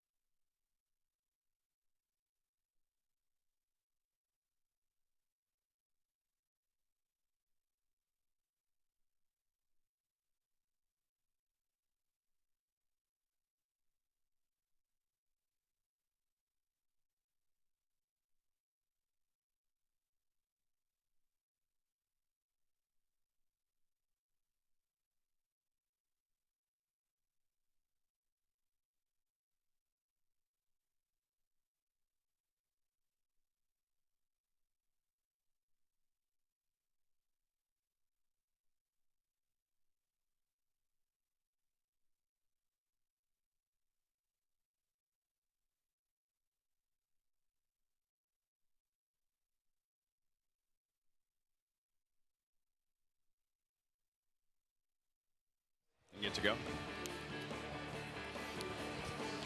Great to have you with us on this terrific Saturday of Thoroughbred Racing. Saratoga Live is always brought to you in part by America's Best Racing. For the love of the race, visit americasbestracing.net today. Portfolio Company, odds on driving finish with Joel Rosario.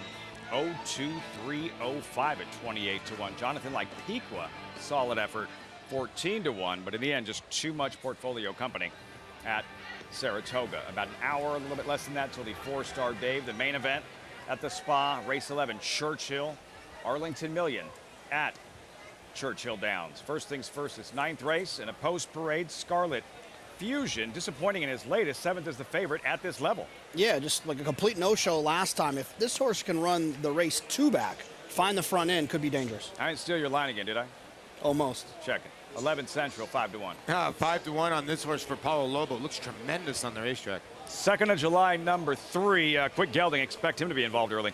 Yeah, we'll see if 2nd July goes to the front because Scarlet Fusion does have that early speed. Good betting race. Jennings, the favorite, at a tepid 3-1. Yeah, another horse that seems to be kind of improving, ran well enough last time, will need to take another step forward from a speed figure standpoint. Gigging Sharp, he's won 2 of 3. Hey, he really is sharp. Arnaldo Boca Chica has been on him before. He's a stalwart over at Charlestown, but Bejarano will take the irons today. Number 7, Digital. Corey Lannery, he'll ride Cellist in the Arlington Million. Yeah, never won at Churchill Downs, never won at this distance. Outside Business Model, Godolphin homebred, who just won at Ellis Park. Kind of an interesting horse, Lafitte, because by far the best number this horse ever ran was off a layoff at Churchill at 9-1. You're getting 7 to do today. Not a stakes race. Stakes purse, $134,000 purse. Race 9 at Churchill Downs. Tom Amoss is on site before we get to this 9th race. Tom, you had a chance to speak with Neil Pessin after that victory. Bell's the one in the Lady Tack. What do you have to say? I did. Lafitte, I spoke to trainer Neil Pessin, who won the Lady Tack with Bell's the one, and he said that the Breeders' Cup Filly and Mare Sprint, which is another 1/8 of a mile further than the Lady Tack was today, is definitely the goal with Bell's the one, and that they're going to make her a broodmare next year. She's earned it. She's had year after year. They've kept her in racing and really given the fans a lot to watch. She's 6 now, so she'll become a broodmare in year 7. We'll enjoy her while we have her, and she's had a tremendous career, and that electrifying today in the Lady Tack. Tom, what about this race as we get closer to post time? Well, you know, this is an allowance race. It's a 2nd level allowance race, and there are a lot of horses that are coming out of winning the 1st level allowance race, joining this crew for the first time. A rule that I had in handicapping is always don't bet a horse to do something that they haven't done that the other ones have done, meaning all these horses that are coming out of these wins, like 11 Central, the 2 horse, they're now facing a group of horses that have already done what they've done. They've won that allowance race that 11 Central won last time. But the field is so weak, in my opinion, here, it makes 11 Central a play, the 2 horse. One of the few speed horses in this race. I think this horse is going to show the way from 2. Paul LaDuca talked on it. This horse looks really, really good on the track right now. Big, big boy, 11 Central is. If there's any other horse to concern yourself with in this race, it's got to be the 5, Jennings. Jennings is also a horse that has tactical speed. The big question on Jennings is the distance too far for this horse to run? The pedigree doesn't tell you a lot there. It's almost going to be a wait-and-see game with the 5 Jennings. But look for the 2 and the 3 in here to show the way early. I think the 2 is going to be on the lead early, and I look for, at least as far as my bet's concerned, the 2 to go wire to wire. 6-1. Tom Amoss, top selection. Number 2, 11 Central, a threat to steal for trainer Paulo Lobo. Looking at the favorite in Jennings. 2-1 for Ian Wilkes. Family affair with Chris Linderos riding. What'd you come up with here, Gary? I came up with the 5, Jennings. Lightly raced, 2 wins. Won his last out impressively under Chris Landeros. He's back aboard today for his father-in-law, Ian Wilkes, and 2 seconds of those 4 starts. That colt ran too bad last time to believe. Scarlet Fusion, who just went in. It's Tyler Gaffalione. He was favored at this level. A complete no-show. Yeah, and I don't know what to think of that other than a throwout race because he ran so big. And he went off 5-2, 3-1. That next out, he was.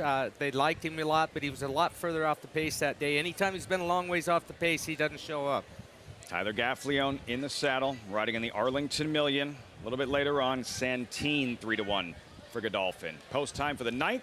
Travis Stone standing by at Churchill. And they're off.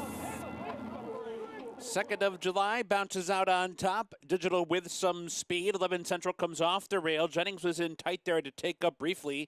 Lost a couple of lengths. Scarlet Fusion comes through toward the rail. Into the clubhouse turn. 2nd of July steps out to lead. Opens up to lead a length and a half. 11 Central's on the chase from 2nd. Scarlet Fusion tucked away 3rd and toward the rail. Digital's racing up into 4th by 2. Business Model takes over 5th. Jennings is back into 6th. The trailer is gigging, heading to the backstretch run. The opening quarter's on the board in 24 and 1. 2nd of July saunters down the backstretch run, leads by a length with 5 furlongs to go. 11 Central prompting from 2nd. Scarlet Fusion continues on 3rd and toward the rail. Digital is 4th and only 2.5 lengths off the lead. They're heading for the far turn now. 2.5 back from there to Business Model in 5th. Jennings 6th and gigging in 7th. Out of the far turn, 2nd of July continues to lead them furlong after furlong. 11 Central's cranking up the pressure, ratcheting it up now, coming on from 2nd.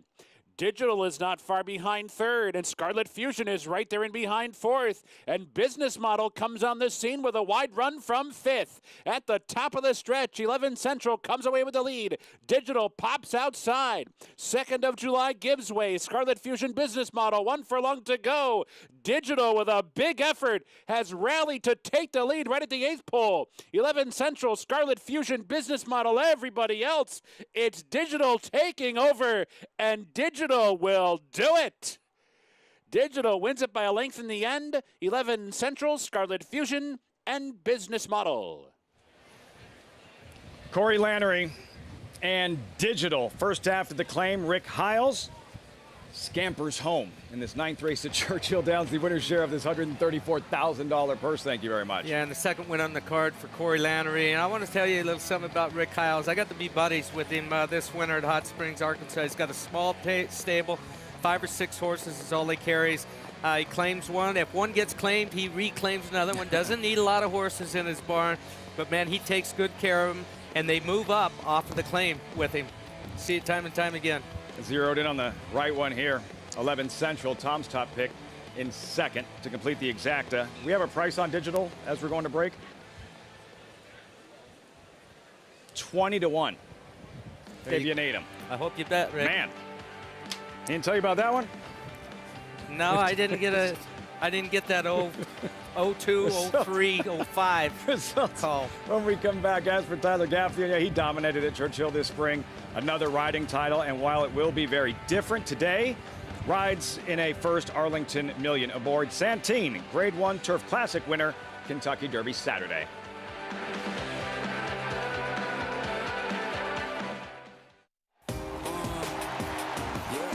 Charlatan is back, and he turns it on with 1/8 of a mile to go. Express Train moves into 2nd. Nashville dropping out of it, and then Collusion Illusion. What a spectacular return for Charlatan, who will romp in the run-happy Malibu Stakes by 4.5 emphatic lengths. Charlatan, ultra impressive. It's a new day for a new king. RaceLens is the most in-depth product in horse racing, with unique features found nowhere else. True odds, predictive analysis, and pace projection. RaceLens. It will change the way you follow horse racing and take your game to the next level.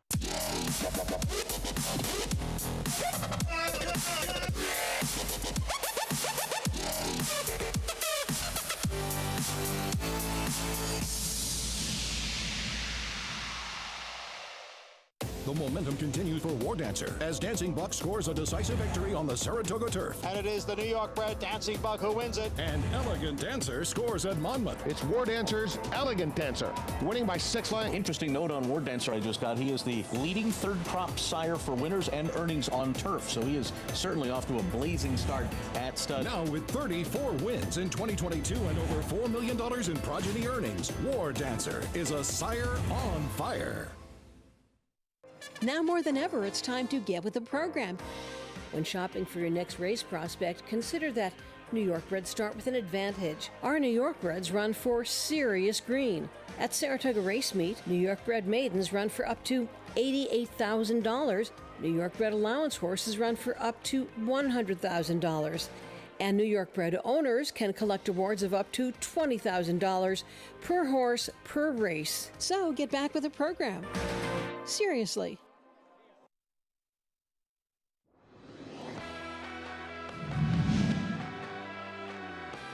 It is Robin Sparkles who leads through a half and 44-1. Super Sensationals coming on the outside. And Miss J. McKay is gaining along with Lady Edith, all chasing Robin Sparkles as they come for the finish. It is Robin Sparkles holding on. Feel-good story in the Caress, Gary. New York bred Robin Sparkles reaching back one more time and finding her best fastball. Yeah, it was a huge race for her in the Caress. Great performance from her. Wow. $30,000 purchase at the 2018 Fasig-Tipton New York bred yearling sale. Diamond in the rough? Not if you know where to look. Tomorrow and Monday, 2022 Fasig-Tipton New York bred yearling sale. Looking for another Robin Sparkle. Maybe a Tis the Law $110,000 purchase. Belmont Stakes winner. Travers winner. It's coming up August 14th and 15th. Meantime, at Churchill Downs and Digital, your friend Rick Hiles, first after the claim, 20-1 with Corey Lannery. Good looking horse right there. Corey having a great day. Rick not in the not at the winner's circle. Wouldn't celebrate. 43.60. I got to get used to Cashing that. his tickets. That's why it went in the winner's circle. Now the stakes racing continues. Up next at Churchill Downs, the Fort Larned Stakes.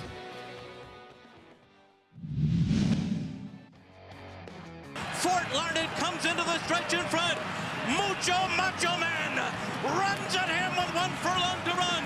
They've left flat out behind. Fort Larned digs in. Mucho Macho Man runs at him. Fort Larned, Mucho Macho Man. Fort Larned with the heart of a champion. Fort Larned in the 2012 Breeders' Cup Classic on Brian Hernandez's 27th birthday, Gary. Of course, Mucho Macho Man would have his day in the Breeders' Cup Sun. Yeah, he would. But Brian Hernandez aboard here.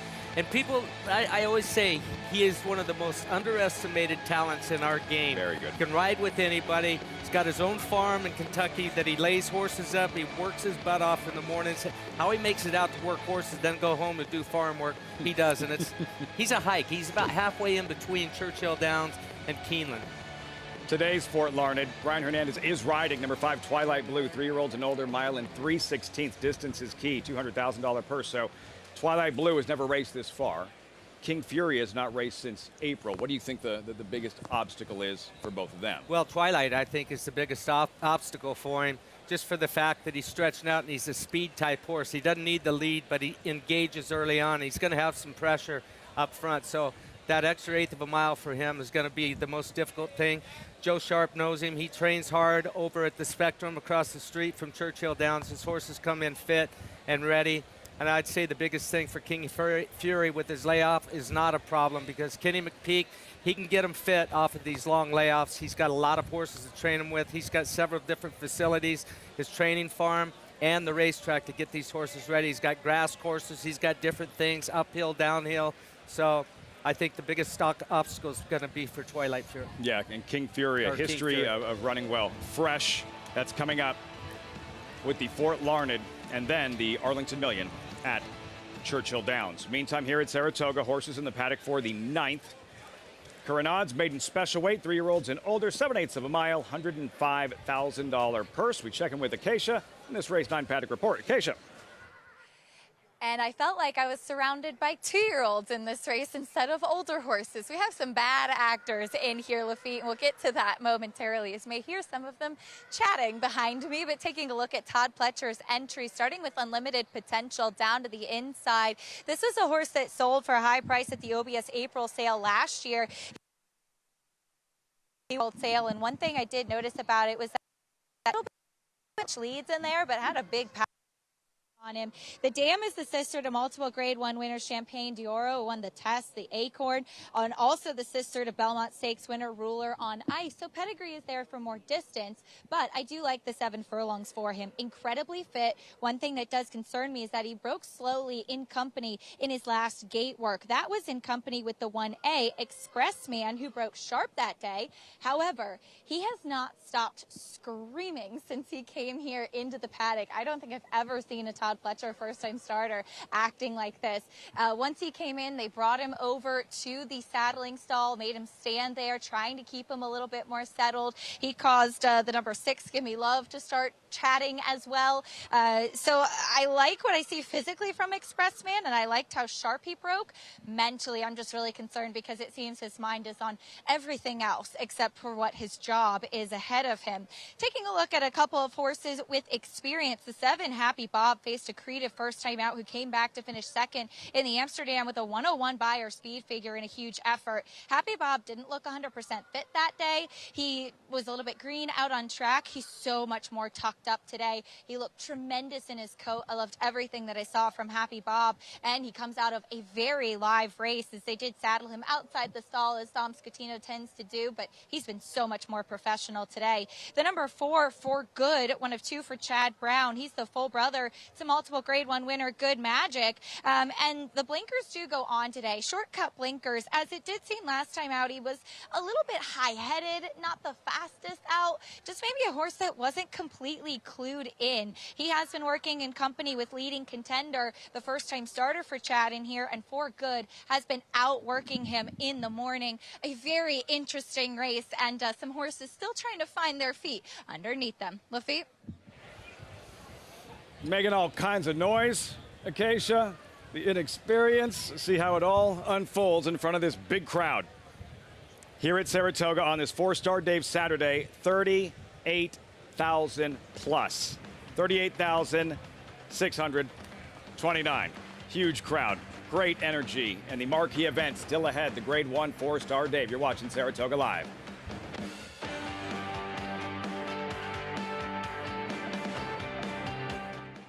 Accelerate, a 5-time Grade 1 winner with over $6 million in earnings. In 2018 alone, he won the Santa Anita Handicap, the Gold Cup, the Pacific Classic by a record-setting 12.5 lengths, the Awesome Again, and bested a world-class field in the Breeders' Cup Classic.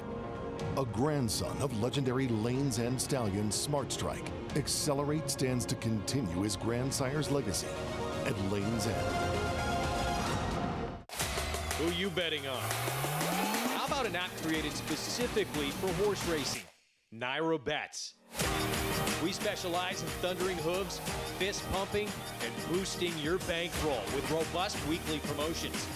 And offer betting tips from actual horse racing experts. Bet all day and night, nationwide. Get the action and thrill of horse racing with Naira Bets.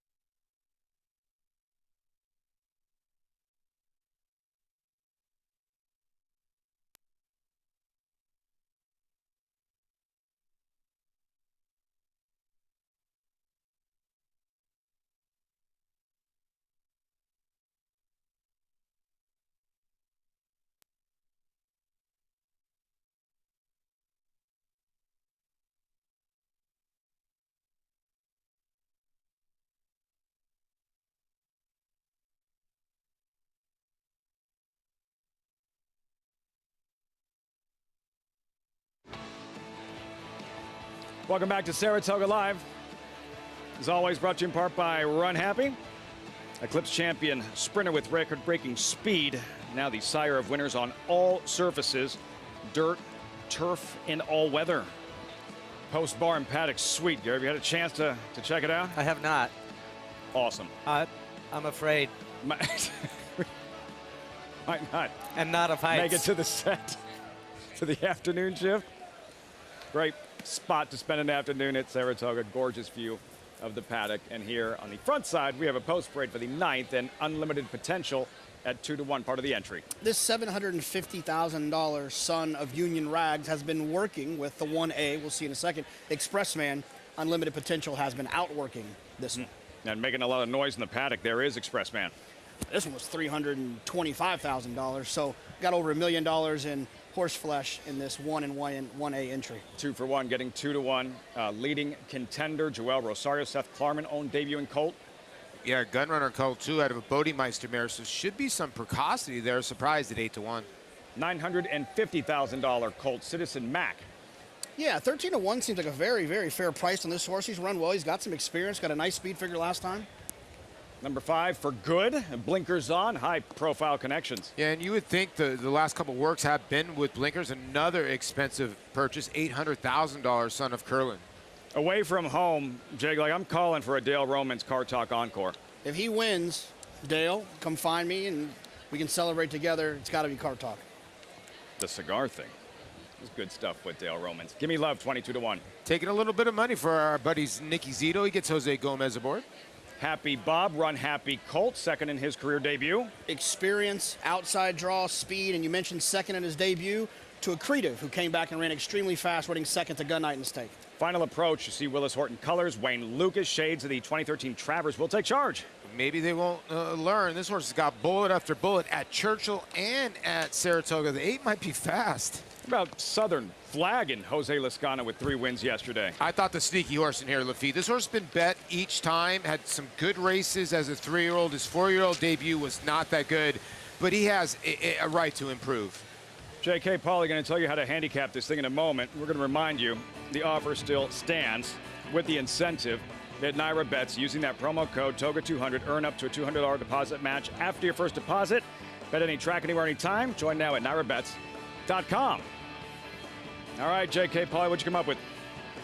Well, Pauly, I mean, I think this race is to me, it's about 3 to 4 horses. I think the 7, Happy Bob, is worth a conversation. Like I said, this horse that has some early speed, is drawn outside. Who more do you want today than Flavian Pratt? He's been riding lights out and broke a little bit slow, and it's a strength of schedule with this situation with this horse who we faced last time. No, I mean, listen, this horse lost to Accretive. Accretive lost to Accretive, however you want to pronounce it, lost to Gun Night in a stakes race. Gun Night was just game, and I thought Accretive ran unbelievable. So Happy Bob was very, very good this day to chase home a very, very nice horse. You get Flavian Pratt, like you said, you get the hot jockey. Lasix will get first-time Lasix and a son of Run Happy. So you would think this horse would improve, and I can understand. Well, I thought that this horse would be the favorite, but whenever you see 2 Pletchers show up with a lot of money, they're usually going to get the money at the tote board. Yeah, we've all picked the 7, so. Oh, my goodness. We know how that goes. Yeah. The 1, Unlimited Potential, you know, both of these horses make sense from a price point standpoint, how much they were purchased for, $750,000 and $325,000 respectfully. But I just feel like the 1, Unlimited Potential, based on the workout reports, has been outworking the 1A Expressman. So if I'm going to pick one of this group, it would be the 1, Unlimited Potential for me. I'm kind of with you. The weird part about this horse is this horse was at Churchill till his last work, and then he was at Saratoga, and you could see 3-year-old first-time starters on dirt and Naira the last 5 years, impressive. I mean, 29% with an ROI, that's pretty good because he usually gets bet. But like I said, this horse was stabled at Churchill Downs, comes here, and then works the fastest out of 104 runners out of the gate, the 1, and the money has showed up on this entry because I thought the 7 would be the lowest in the will pays. The 1 and the 1A are by far the lowest will pays. Yeah, just needs to break away from there. And the last one I'll mention is just the 4 Good. You know, it's fun to see this type of situation. It's why I love being here at Saratoga. You get to see horses like this with these unbelievable pedigrees. This horse is a full to good magic. Yeah, I know, and that's why they paid $800,000. You know, they started him. He was favored first time out, I thought, in a very good race. He didn't run that bad of a figure. They've laid him up since then. Now the blinkers go on. I mean, Chad's good at everything. Chad Brown, 23% at that move. So maybe the 4 will show a little bit more speed because he's sort of broke flat-footed last time out. Lafitte, you got a pretty good pedigree, too. No, yeah, I can't complain. I can't complain. The offspring isn't always as good as the original, but that's, that's life. For Jose Ortiz, he rode good magic. And the distinction of winning a Breeders' Cup event as a male, had never won a race before. And it's a memorable moment. You could hear how excited Jose Ortiz was after the wire and petting Good Magic on the shoulder, saying, good boy, and what they had just accomplished at Del Mar back in 2017. A maiden winning a Breeders' Cup Juvenile. Yeah, I mean, to win it on a maiden takes something very, very special.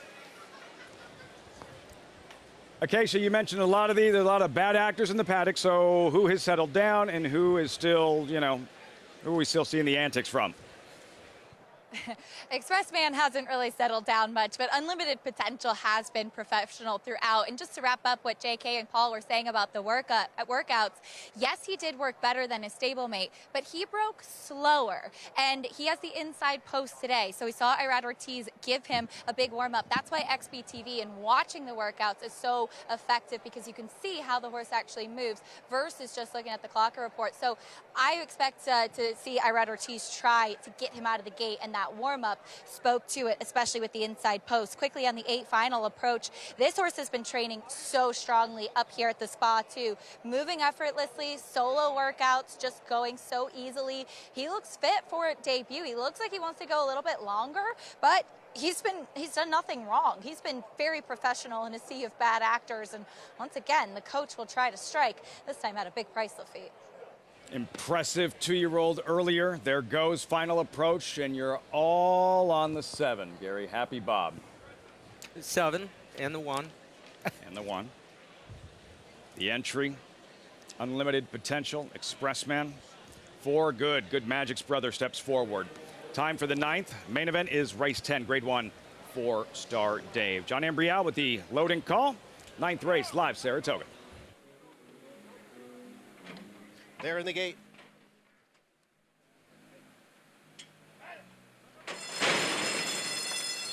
And they're off. A very slow start there for number 6, Gimme Love, who was at the back of the pack.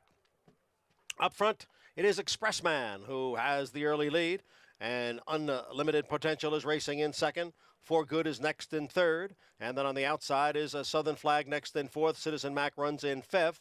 With a final approach in 6th. It's 4 lengths back to Happy Bob, who is next in 7th. And then we come back to Away From Home in 8th. Then Leading Contender in 9th. And way back is Gimme Love in 10th. The quarter went in 22 and 3/5 seconds as the field goes into the far turn. And it is Expressman who has the lead here with For Good now running in 2nd. Unlimited Potential is down on the inside in 3rd. Southern Flag is widest of all there in 4th. Farther back it is Citizen Mac in 5th as the field comes for the quarter pole. It is still Expressman with the lead, Unlimited Potential. So the entry mates are 1-2 now as they pass the 3/16 pole. It's Expressman in front, Unlimited Potential running in 2nd and running a bit erratically there through the stretch. Farther back it is Southern Flag in 3rd. But it is Expressman who was put on the lead right from the start and will win wire to wire to take his debut. Expressman over Unlimited Potential. Southern Flag was 3rd. Citizen Mac finished 4th. And Happy Bob was 5th to complete the superfecta. The entry dominates in this 9th at Saratoga. Javier Castellano, Expressman, broke like a rocket, aptly named, and little like his sire, Liam's Map, who was absolutely brilliant in the 2015 Woodward here at Saratoga. And Acacia had this pegged. She said before the race these two had been working with each other, and Unlimited Potential had been out working the 1, but the 1 was quicker, or the 1A was quicker away from the gate. Expressman, and he was quick, and very good race from both of them. If you get a chance, go back and watch the trip that Happy Bob. If you're at home, you're taping this. He didn't get away great. Took a lot of kickback. He was ridden very conservatively down on the fence. When he finally got out, he looked like he'd just had a mud bath, so he'll improve off that race again today. Vinny Viola, Mike Rapoli's unlimited potentials expressman in the end. Dominant in this 9th race at Saratoga, graduating in his debut. Riders up at Churchill Downs, the Fort Larned. Coming up later, the Arlington Million for the first time at Churchill Downs on Saratoga Live. Stay tuned. The Fasig-Tipton New York Bred Yearling Sale, offering a catalog of New York bred yearlings selected on pedigree and conformation. This sale offers New York's finest. Recent top grads include Grade 1 victors Tis the Law, Varda, and American Revolution. This year, over $60 million will be distributed in purse money, incentives, and awards for New York breds. Fasig-Tipton New York Bred Yearlings, August 14th and 15th in Saratoga Springs, New York. Where will you be?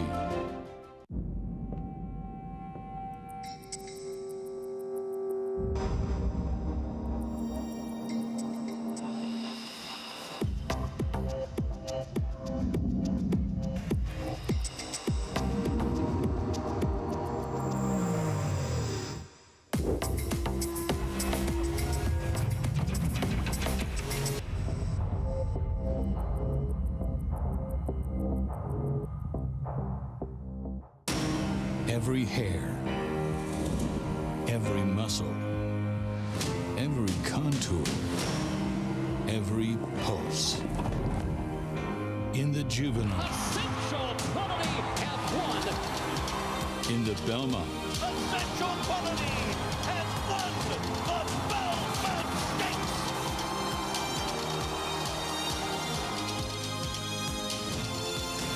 well named. Adelphi Racing Club, offering a truly personal racing experience. Looking to own thoroughbred racehorses and win at the highest level circuits? We're not just a syndicate, and our members aren't just investors. We are partners. Experience the Adelphi difference. Join the club today. Contact us to get a taste of the Adelphi experience and come hang with us this Saratoga meet.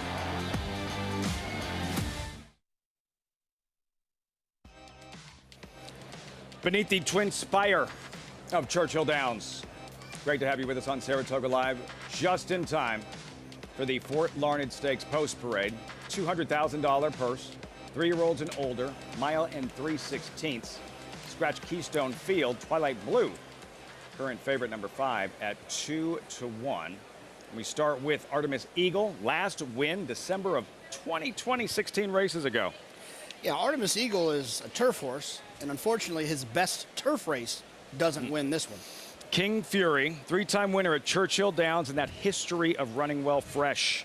Yeah, he's got some back class. His last time he was on the Churchill Downs, he was in the Clark. Before that, he won by 13 50 cents on the dollar, so he does like Churchill.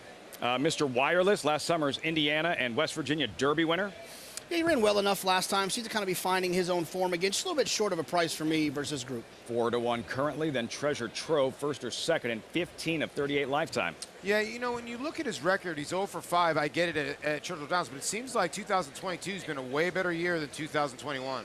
Twilight Blue, Fort Larned's jockey, Brian Hernandez. Seems like he's just starting to kind of find his groove. He's starting to run fast numbers. This is the horse that makes the most sense to me. Absolutely improving 4-year-old colt. Then Intrepid Heart pictured it 5-2, a second in 3 straight in 4 of his last 5. At one time he was in the Peter Pan, then he showed up for $25,000 at Churchill after a 7-link win, and it seems like he got back in form. He was in a big-time stretch goal with Mass Parade, who got the better of him. And that was, at the time, Albert Stahl's first win at the meet. Intrepid Heart, third choice. Number 2, King Fury, named after 2-time world heavyweight champ. Pictured there. Tyson Fury, that guy's huge. 6'9", 6'9". He just turned 34 yesterday, known as the Gypsy King. The record, Gary, 33 bouts, 32 wins, 1 draw. That'll get it done. That'll get it done. Tyson Fury, King Fury, here at Churchill Downs, where he's done some of his best work, a 3-time winner, and off the bench where he typically comes ready to roll. I didn't know if the Paddock boys were talking about this trouncing that he gave the field. but that was a trouncing. That was a trouncing. King Fury, currently 2-1, about 3 minutes out here by two-time Horse of the Year. Curlin, JK and Paul, this it's a competitive one here, and the distance again key, 1 mile and 3/16 in this Fort Larned. Or when you're looking at this race, I think you don't want to ignore the fact that a lot of these horses have done a lot of their damage at a mile and a 16th, mile and an eighth. It's a little bit further today. Yeah, it is. And when you look at the 5 Twilight Blue, I understand why the public's going there. Your worry is, can the horse get the distance, because he hasn't gone this far. Although 4 starts at Churchill, he does have 2 wins in 2 seconds. He has tactical speed to stay close. Gary talking about Brian Hernandez, couldn't agree more. To me, one of the most underrated riders in all the land, and he will be aboard, and he's been aboard this horse for a couple of his wins for Joe Sharp. And I do like that this horse gets a work over the racetrack. You see some other horses, like the one right there, a little washed out. Tom, I'm surprised that you wore a suit. If I was you, I would have wore a T-shirt that said Mr. 4000 when I got back to Churchill. Well, I appreciate that, Jonathan. Let's concentrate on this race, the Fort Larned. You guys are talking about King Fury. This was a really good 3-year-old last year. He came off the bench this year and made his 4-year-old debut. It wasn't very good, but I look at him on the track now. He looks great. He's warming up well, and a horse that will certainly enjoy the distance of 1 mile and 3/16. The one thing about the small field of 6 is that there's no real speed in the race until you get to our co-favorite, the 5, Twilight Blue. Speed, tactical speed, which Twilight Blue certainly has, is always a great, great ingredient for a racehorse. Twilight Blue, I think, has the opportunity to go to the front here, slow down the pace, and make them play catch you if you can. Twilight Blue, to me, has the best opportunity in this race to take advantage of the pace situation, which is the lack of pace, and go wire to wire. Twilight Blue, Tom, and that was a question we talked about, setting this race up, the distance and how far he can carry the speed, never having raced at this 1 mile and 3/16 distance. Yeah, I mean, if he gets left alone on the lead, Brian's going to be able to slow him down, let him fill his lungs up with air, make a winning colors move at the last window of the kitchen, which is about the 3/8 pole, 3.5 pole to be specific, according to Wayne Lucas. And you mentioned, and Julian Leperoux on King Fury having a very productive afternoon at Churchill. He is. Won on his first 2 mounts, looking for his 3rd win on the day, and then trying to come back and get the Arlington Million as well. Mike Venezia Award yesterday, a couple of wins, maybe ready to do more damage at Churchill. Julian Leperoux here at Saratoga, and for Expressman in his debut, the son of Liam's Map. Most impressive, flashing that speed. Javier Castellano, the Hall of Famer, for another Hall of Famer, and Todd Pletcher. Acacia, the entry, simply dominant. You had a chance to speak with Todd after the race. What do you have to say about Expressman's performance?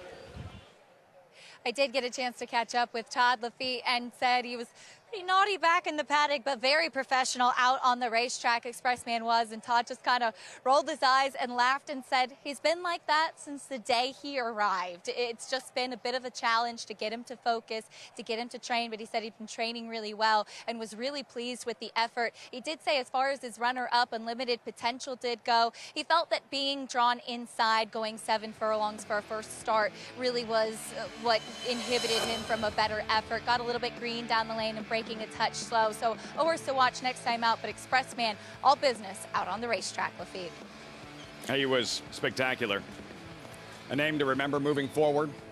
And we move forward with the Fourstardave America's Best Racing's Race of the Week. Final thoughts as they've reached the gate for the Fort Larned, Gary. Well, I'm liking King Fury in here. Twilight Blue, if he gets that lone lead, he'll be tough to catch, but I'm going to go with King Fury. Leperoux looking for a 3rd win on the afternoon. Travis Stone with the call. It's post time at Churchill, all set for the Fort Larned Stakes.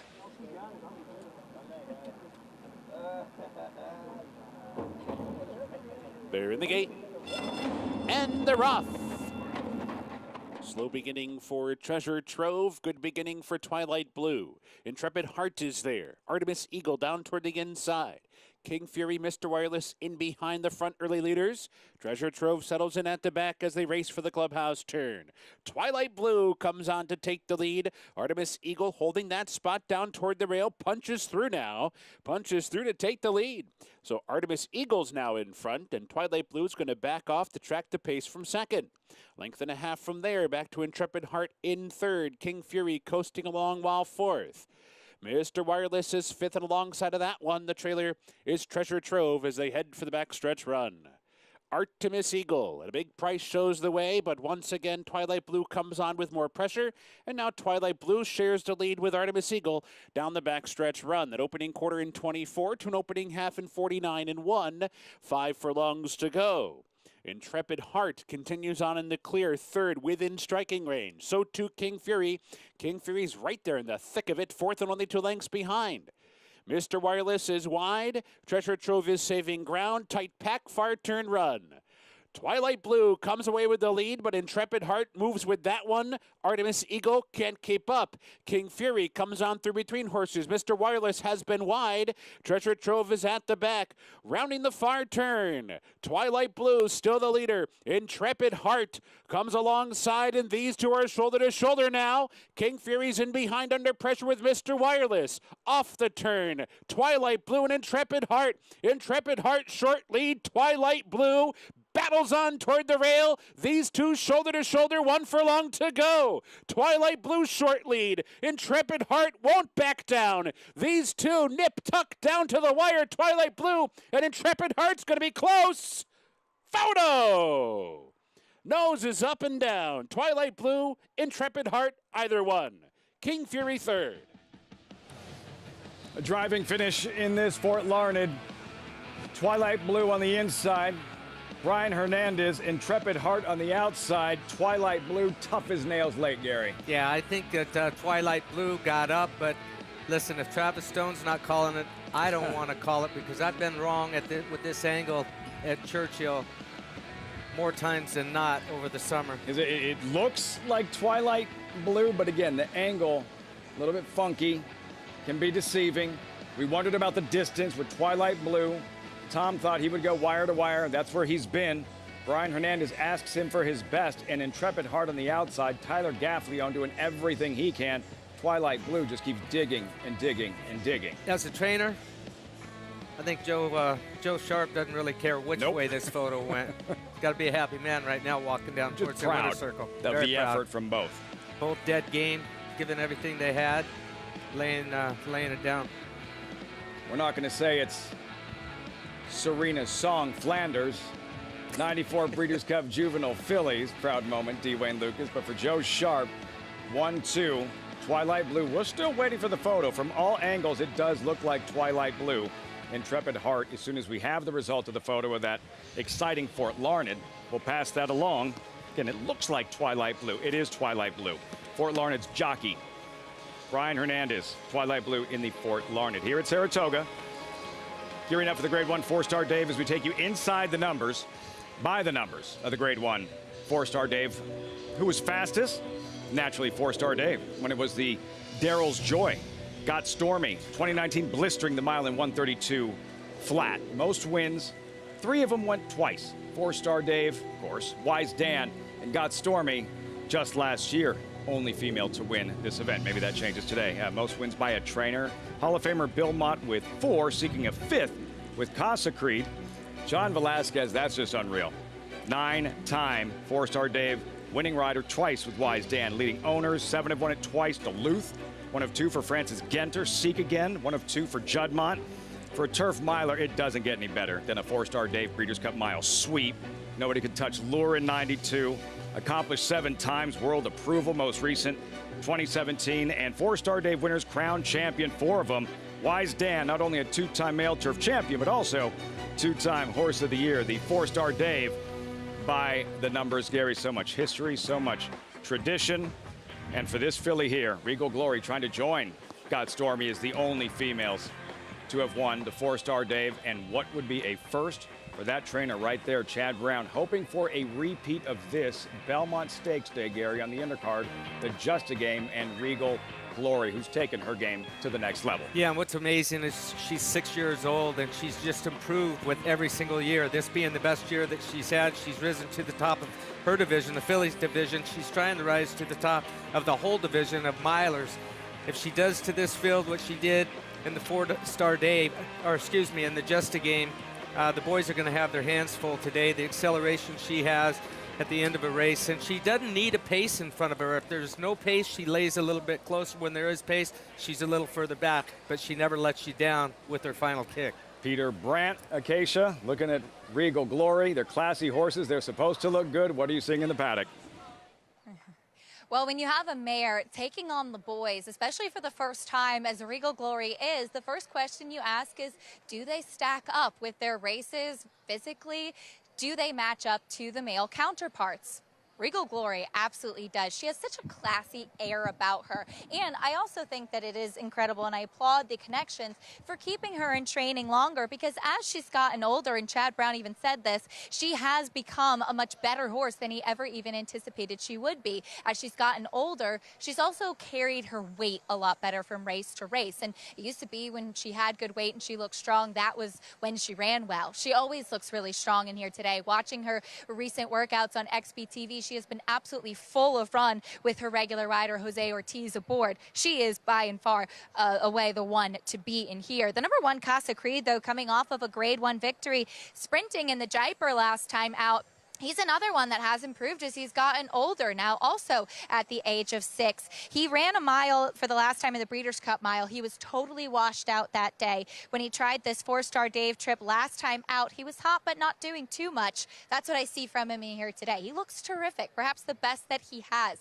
Dappled out head to toe. Physically, I don't mind the mile for him. And Lafitte, maybe it could just be a case that Casa Creed is a better horse this year as a 6-year-old than we've seen before.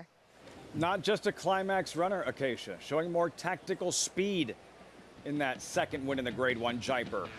Meantime, back at Churchill, and for Brian Hernandez, he rode Fort Larned. This one has to be special to see Rosina Pravnik, Joe Sharp running 1, 2, and how proud he has to be of those two. Twilight Blue, Intrepid Heart putting on a show in the Fort Larned. They did put on a show and didn't just disappoint us more than we could have hoped for.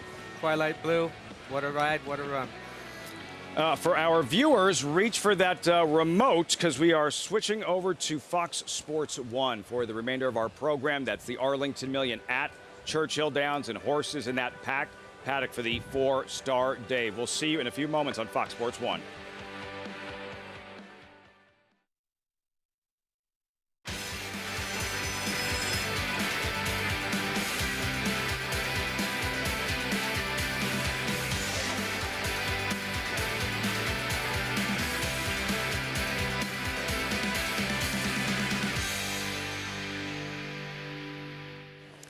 Welcome to our viewers on Fox Sports 1.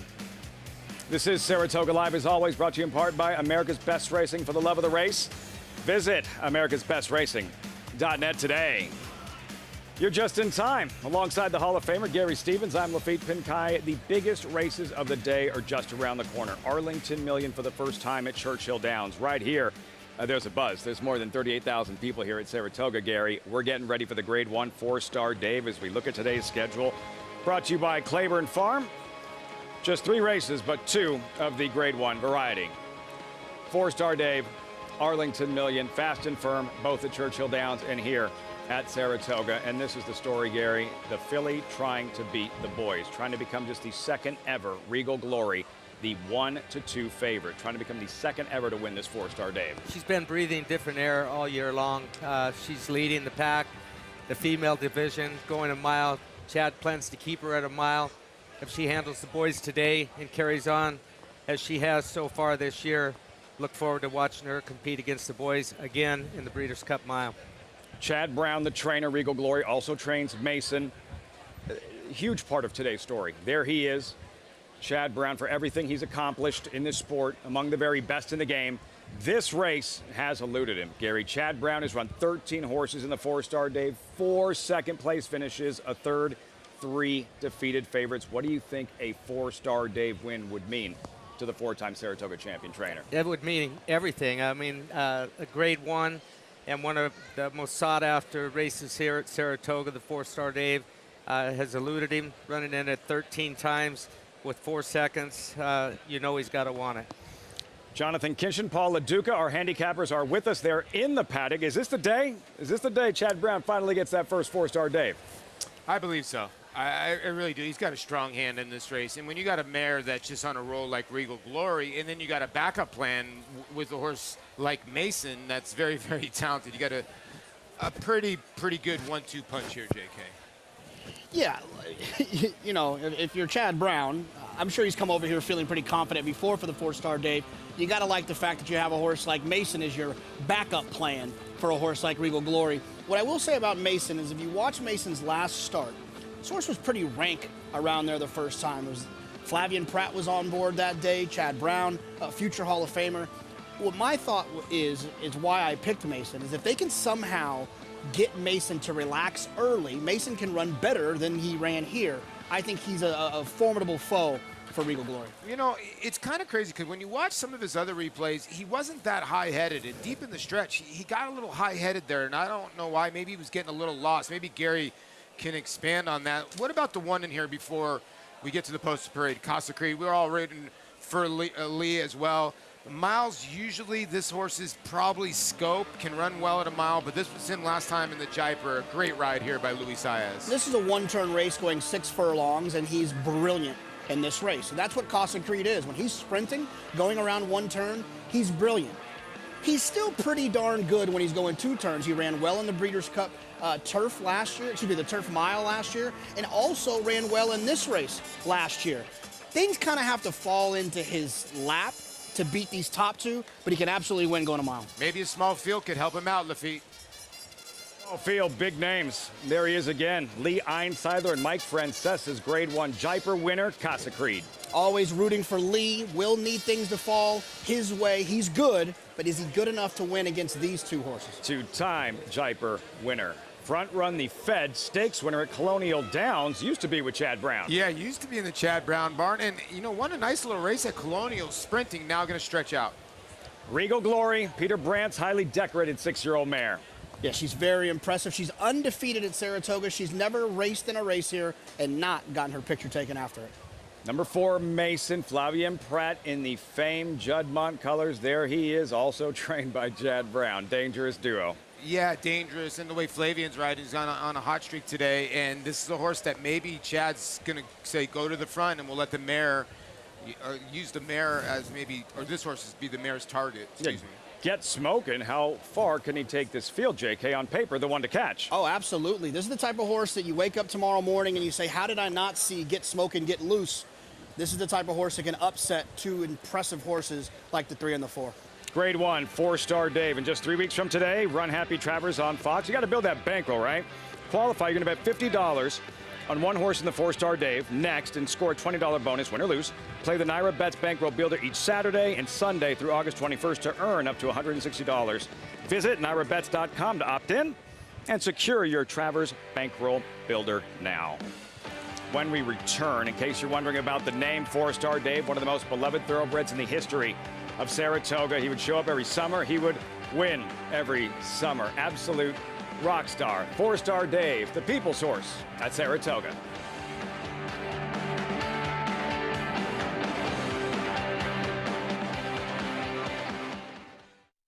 DeMarchelier offers breeders a rare opportunity as the only son of Dubawi standing in Kentucky.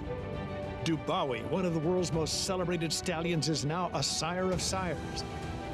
His top sons at stud are making a name for themselves across the globe. With a picture-perfect pedigree, this son of Dubawi brings one of the world's most potent bloodlines to America. DeMarchelier, standing at Claiborne Farm. Spun to Run. In the Breeders' Cup Dirt Mile, he defeated a loaded field that included multiple Grade 1 winners Omaha Beach and Improbable. His brilliant speed figures were among the fastest of any 3-year-old at a mile or more. And he hails from the legendary Danzig sire line. Multiple graded stakes winner, millionaire, Breeders' Cup champion, Spun to Run, standing at Gainesway.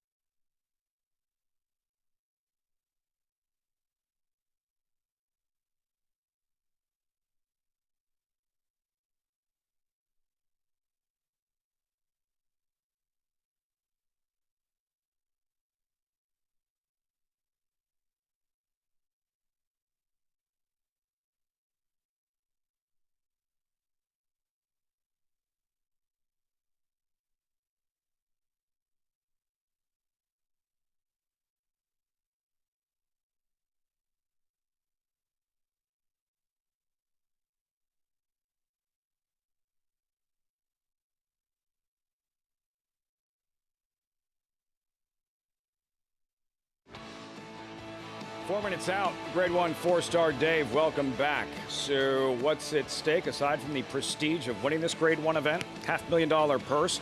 It's a challenge event. Win and you're in for the $2 million Breeders' Cup Mile. Entry fees paid. $10,000 award to the nominator. Travel allowance covered if stabled outside Kentucky. The Breeders' Cup, of course, in November at Keeneland in Lexington. We check in with Acacia. So happy to be joined by Lee Einseidler, co-owner of Casa Creed. Lee, stretching out in distance, and as you and I were talking about on the way up here to the boxes, you've been kind to this horse, and he has rewarded you with sticking around and winning Grade 1s as a 6-year-old. Yeah, he's been great. But, you know, as a 3-year-old, he won here at a mile.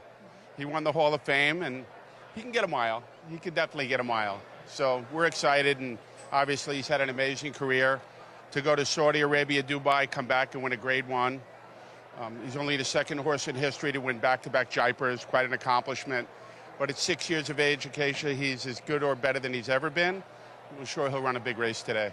How excited were you with that Jiper victory and the way he finished up that day?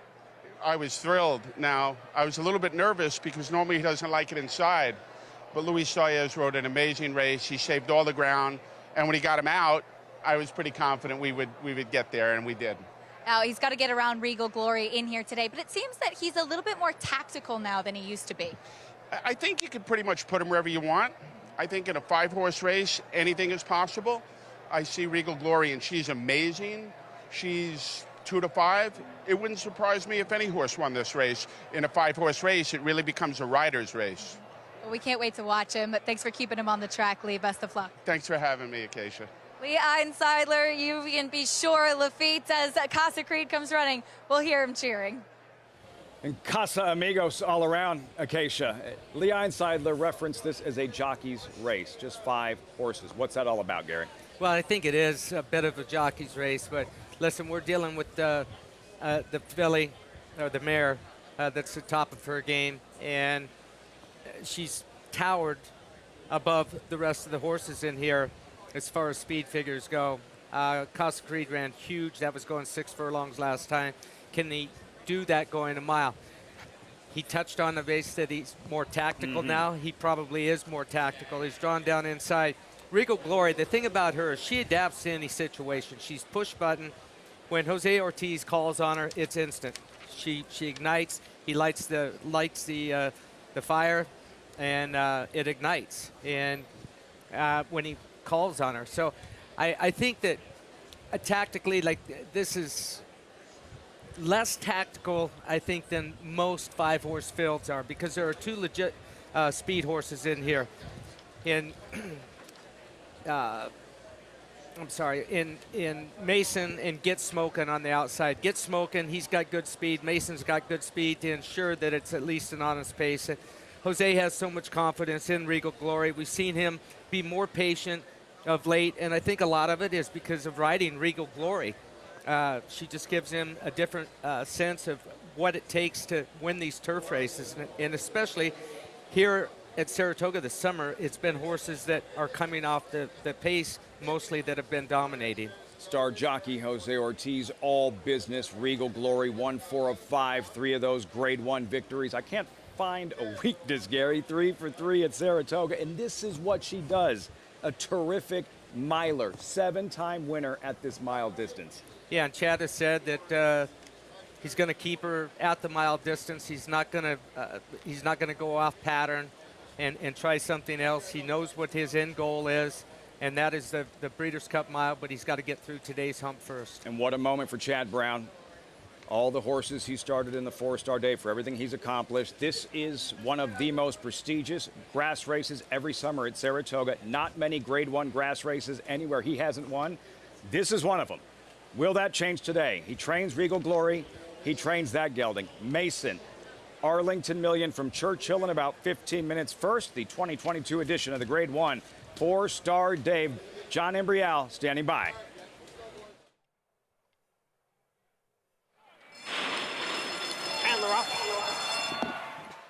It is Mason and Get Smokin' going out for the early lead. Get Smokin' goes on with it and is in front, with Mason sitting behind in second.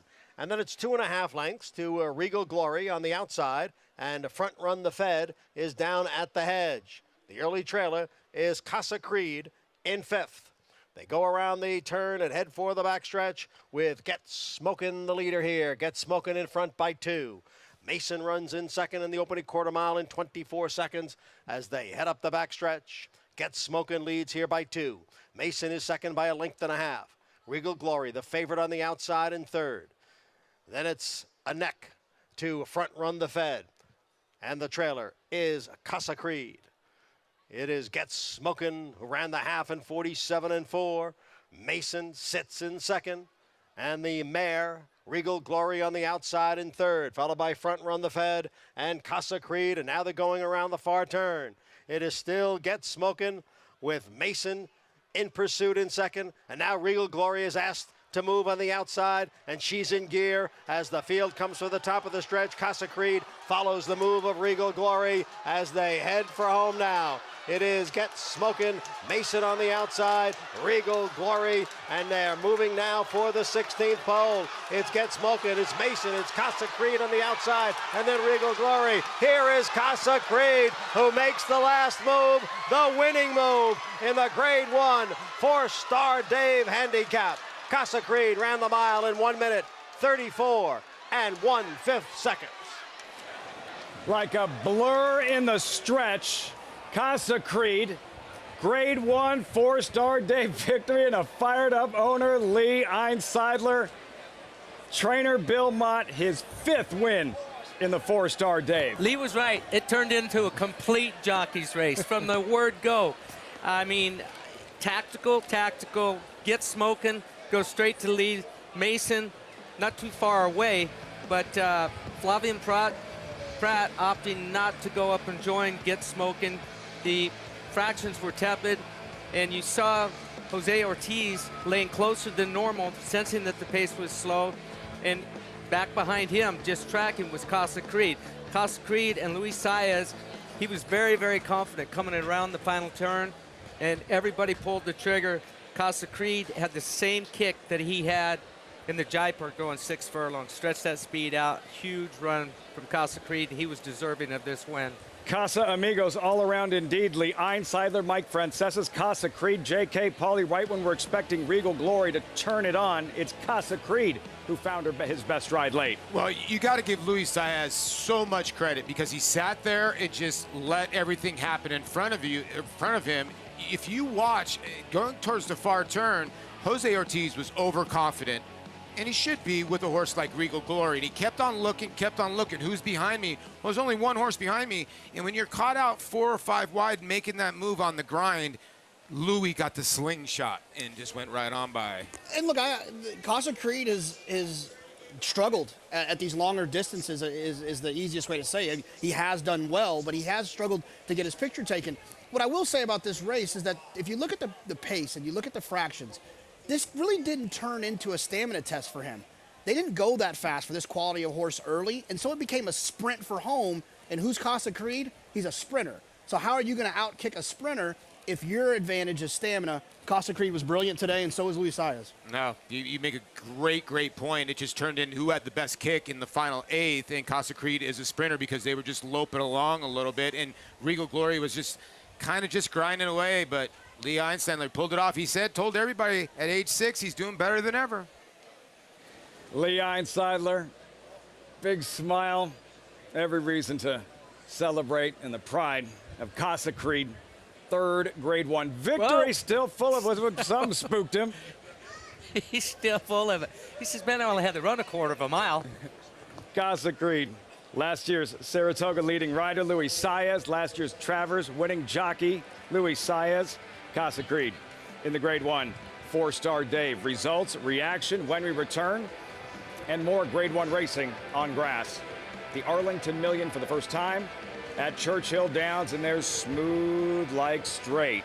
7-time winner, millionaire, riders up with a Hall of Famer in the saddle, John Velasquez. The Arlington Million at Churchill is next. Every breeder hopes to leave a lasting genetic legacy. It's one of the few true paths to immortality. The importance, permanence, and legacy of Alapa is best understood by the influence of Prince Palatine. To put Prince Palatine's significance and that of the farm into a proper perspective, every stallion at Alapa traces their parentage back to Prince Palatine. Hill and Dale at Alapa, where the obscure becomes obvious. My racehorse has had, obviously, tremendous success. Authentic being the first one to take us and winning the Derby in our first try, which doesn't get better than that. Authentic has won the Kentucky Derby. I will tell you that there's nothing like watching a horse that you own turn for home and come down the stretch with a shot to win. The opportunity is here to get a part of this wonderful sport. We're really big fans of my racehorse. History remembers moments of extraordinary strength, skill, and determination. True greatness is forged by those who fulfill their destiny.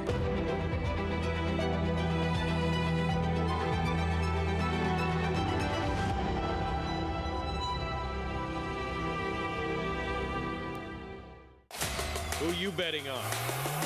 How about an app created specifically for horse racing? Naira Bets. We specialize in thundering hooves, fist pumping, and boosting your bankroll with robust weekly promotions. And offer betting tips from actual horse racing experts. Bet all day and night, nationwide.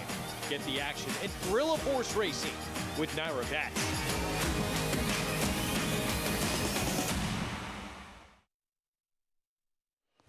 Dust settling after that stirring performance by Casa Creed and the Fourstardave. As always, coverage brought to you in part by Naira Bets. But any track, anywhere, anytime with Naira Bets. Get started at nairabets.com today. That winner's circle lead-in brought to you by Fasig-Tipton, the New York bred yearling sale, showcasing New York's finest yearlings Sunday and Monday. Where will you be?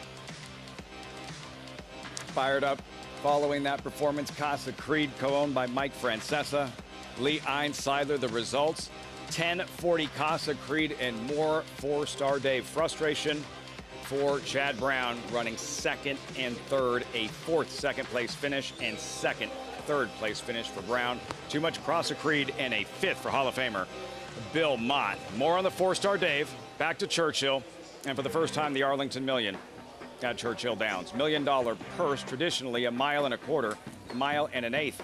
This afternoon, Megacity is out. Key scratch affects the race shape. Helps Smooth Like Straight, who you'll see in the post parade. There's Set Piece. Judmont just had Mason run third in the Fourstardave. Set Piece really likes the Churchill Downs turf course. It is a little bit different. He likes the configuration.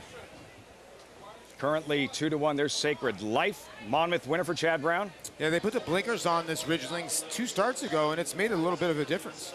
Field Pass, the Texas Turf Classic winner at Lone Star, but by disqualification. Has some tactical speed, has speed figures that fit. And the favorite, Smooth Like Straight, honest, fast, very talented. Going to be very dangerous, too. You're right. With the scratch of the 5, should be on the front end. The issue is going to be, can he get the distance? But the way that the first turf race played, speed was good. Megacity out is huge for him. Santine, the Grade 1 Turf Classic winner, Kentucky Derby Day. Another one for Brendan Walsh that has a ton of talent. Beat Mirror Mission 2 back to win the Turf Classic. Admission Office, Brian Hernandez looking for back-to-back stakes wins. It feels like Admission Office needs it to fall apart or for them to add a couple furlongs onto this race. Cavalry Charge, trainer Dallas Stewart, Grade 1 race, long shot, beware. Yeah, kind of tactical kind of horse, too. I think he can lay maybe in the first flight. I mean, behind probably the 4 in here and lay second or third. And Cellist, Calumet homebred on the outside, Grade 3 Louisville winner at Churchill Downs. Another one that feels like a type that's going to appreciate a little bit more ground than this mile and an eighth, especially chasing around a fast horse like Smooth Like Straight. Trainer Tom Amos is with us on site. Just won his 4,000th career race a few days ago here at Saratoga. Tom, let's start with the turf course itself and the fact that there has not been a grass race run at Churchill Downs since June 10th. What's the story? What's happened since? Well, up until our 5th race today, Lafitte, that's right. So Churchill Downs installed a new turf course during the winter, and they're saying that the roots are young and it's not really filled in well. And so about a third of the way through the meet, or halfway through the meet at Churchill this spring, we canceled all racing on the grass. Today we were supposed to run 4 races on the grass. They made it just 2 because they weren't happy with the turf course, and they actually used a temporary rail for the Beverly D, small field of fillies. I think there were 5 in the race, and they moved the rail out. So they took it down since then. So now you're getting to use a brand new turf course. All those horses that ran the Beverly D were running more on the outside part of the turf course, but with the rail down, you're going to be using the inside part of the turf course today. The one thing that stands out about the turf today, after the Beverly D, is that when I looked out on the turf course and I'm some 50 yards away, I can see the divots the horses kicked up in these straightaways. It's not unusual to see divots on the turn, but on the straightaway it's very unusual. I don't think you can play this as a fast turf course. So look for somebody that maybe plays to a good turf course or some give in the ground here. The couple of horses we're going to talk about here, the favorite for Smooth Like Straight is a horse that seems to want to be on the lead, and he gets a big scratch to the feet. You talked about it, from Mega City, maybe the only other speed in the race. He is our favorite, and rightfully so with the way the race sets up. But with this distance, they're starting at the top of the stretch. Let's also take a look at the 6, Satin. Satin has won here. He's won at this distance, and he's won over this type of turf course. He did it this year. So he's a horse that I think you're going to have to deal with towards the end of the race. But look for our 4-horse Smooth Like Straight to set the pace early, and look for a rush at the end. If this turf course plays like it played back in the spring season, the outside move going around is usually a winning one over here. Something to watch for, how it unfolds. Very different, unconventional, everything that's taken place with the turf course, and the fact that the Million is being contested at Churchill. Here at Saratoga, Acacia standing by with Mike Francesa, co-owner of that 3-time Grade 1 winner, Casa Creed. I've got Mike and Leah here as well. It's a party in this winner's circle. Lafitte, Mike, we'll start with you. Winning a Grade 1 here at Saratoga with Casa Creed. How does it feel? It's great, because we've been trying to get him a Grade 1 at a mile for a while, and I give Bill and Saez all the credit, Louis all the credit, because they did the right thing. They took him back, and I thought that was the way to be patient and make the one big run, because he has an incredible 3/8 kick, and you saw it today. I mean, that's Casa Creed at his best. Are we on to the sprint or the turf? All right, we've got to go to Churchill for the Arlington Million real quick. Lafitte, it's a lot of excitement over here. Wall-to-wall Grade 1 grass racing. They are filing into the gate. The Arlington Million for a first time at Churchill Downs. Mile and an eighth, $1 million purse. Travis Stone standing by with the call. They're in the gate, and they're off in the Million. Smooth Like Straight breaks alertly and is looking for the lead right off the mark. Suntine is there toward the outside, and field passes down toward the rail. Cavalry Charge tucks in behind them as they run by the stands for the first time. Smooth Like Straight striding out to lead by half a length. Suntine is prompting from second, and field passes toward the inside third. Cavalry Charge tucked away fourth in behind. 4 lengths back to Sacred Life, who comes away fifth. 3 more back to Admission Office in sixth. Cellist in seventh. The early trailer is set piece already, about 12 lengths off the lead as they move around the opening turn. And the opening quarter goes in 23 and 4. Turning to the backstretch run, Smooth Like Straight shows the way to the backstretch, leading by just under a length. Suntine is prompting from second. Field pass continues on, tucked away toward the rail, while third. Cavalry Charge is not far behind in fourth, only 2 lengths off the lead with 4 furlongs to go. And now it's 10. Back to Sacred Life, Admission Office. Set pieces started to muster up a rally from the back of the pack, going past Cellist. Onto the far turn. Smooth Like Straight, still the leader. 3 furlongs to go. Set down for more. Suntine right alongside in second. These two head and head, heading for the quarter pole. They've gone 4 clear of Field Pass and Cavalry Charge. Set piece comes wide with Sacred Life. Off the turn, into the stretch. Suntine takes the lead right at the top of the stretch and is set down for the drive. Smooth Like Straight is battling on second toward the rail. 1 furlong to go. Suntine digs in, opens up by 2. Smooth Like Straight can't go with them. The rest with too much to do to catch Suntine, the Million winner. 2 lengths in the end. Smooth Like Straight ran well, settles for second. Farther back, Sacred Life or Set Piece. For everything that's happened and taken place with that turf course, one thing is clear. Suntine absolutely loves it.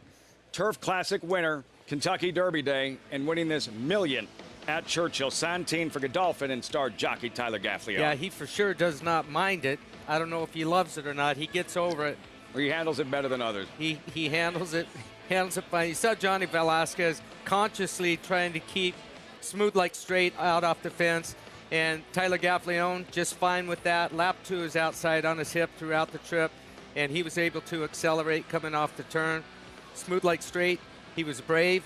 He didn't seem like he was overly confident, had his head up kind of high, carriage high, like a horse that wasn't traveling real comfortable with the footing below him. But Santine, no faults there. Good ride from Tyler Gaffalione, and congratulations for his first Arlington Million. As Tom mentioned, could really see those divots getting kicked up. Paulie JK, but Santine, as he handled it, Kentucky Derby Day, he wins this $1 million, and Tyler Gaffalione, Brendan Walsh, Santine for Godolphin, big performance. Yeah, I don't know what, what horses do or don't like that turf course. I know this one absolutely loves this turf course. He doesn't want anything to change. He wants to keep it like this for the next couple of years. I know, right? And, you know, it ran right to the Beverly D. Delika came back on the rail on Princess Grace. They were 1-2 around the racetrack, and Smooth Like Straight and Santine. Just draw a line through set piece. You could not make up any ground on that turf course today. But congratulations to Santine. Brendan Walsh for Godolphin and Tyler Gaffalione. Seems like when he goes to Kentucky, he just lights up. The riding title at Churchill Downs by, he just dominated, did Tyler Gaffalione. And Gary, it's a very different Arlington Million. The Arlington Million, the first ever $1 million race in North America. Contested at Arlington Park since 1981, closed last year. What does that win mean for Tyler Gaffalione? Again, it's a very different million, but still a win in that race. Well, it was $1 million for one thing. Shorter distance, it's normally a 1.25 mile race, but it's another feather in his cap. He's owned Churchill Downs the last several seasons for the summer meet and the fall meet. He loves Churchill Downs, and he performs well there. It's become a second home for him. And trainer Brendan Walsh, not a household name necessarily, but a very good horseman and trainer, and a big win for him. He has Santine really going well. Yeah, he's been with Godolphin for a long time. First as a Gallop boy. I remember the first time that I went to Dubai to ride at the old Nat Al-Sheba race course, and he was actually working in the jockey's room as a valet. He was my valet over there, and he's progressed right up to the training ranks after coming here to America. He had worked with several trainers and finally got his own horses, and he's doing quite well with all of them. Smooth Like Straight, who broke sharp up where he likes to be. Typically, what'd you make of his effort? Well, he stumbled even there slightly, and on that head-on that they showed at the start of the race, I saw several horses, their hind ends, when they pushed off, they were digging out trenches, if you will. It's just very loose, very sandy. Difficult for horses to get a hold of it and accelerate coming off of the turn.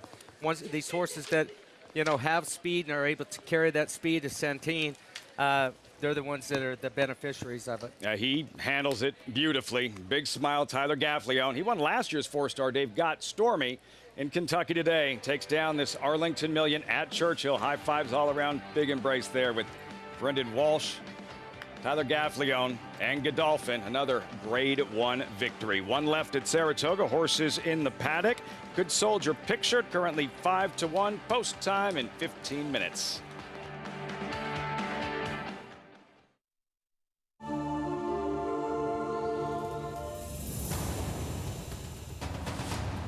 Maintaining a comfortable lead. Power Attack is second, but it is Sharp as Attack with another tremendous performance. He's much better than his debut today. Look at him roll in the Tyro by almost 10 lengths. It's Sharp as Tekka, and he was sharp as can be today.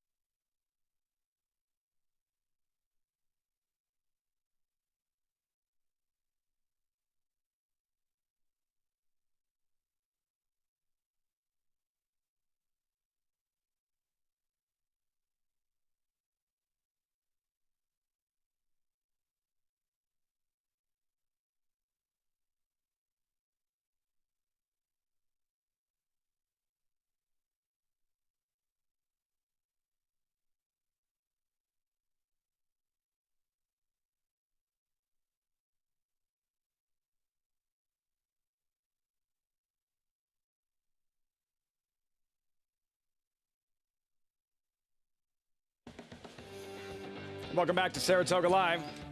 Beneath the Twin Spire at Churchill Downs. As always, our coverage brought to you in part by Claiborne Farm. 100 years doing the usual, unusually well. Famed Twin Spires, Churchill Downs. And Tyler Gaffleone in the Godolphin Blue for Santine, establishing himself as one of the best long-distance turf horses in North America. Gary, the Grade 1 Turf Classic win, and now a Grade 1 Arlington Million win.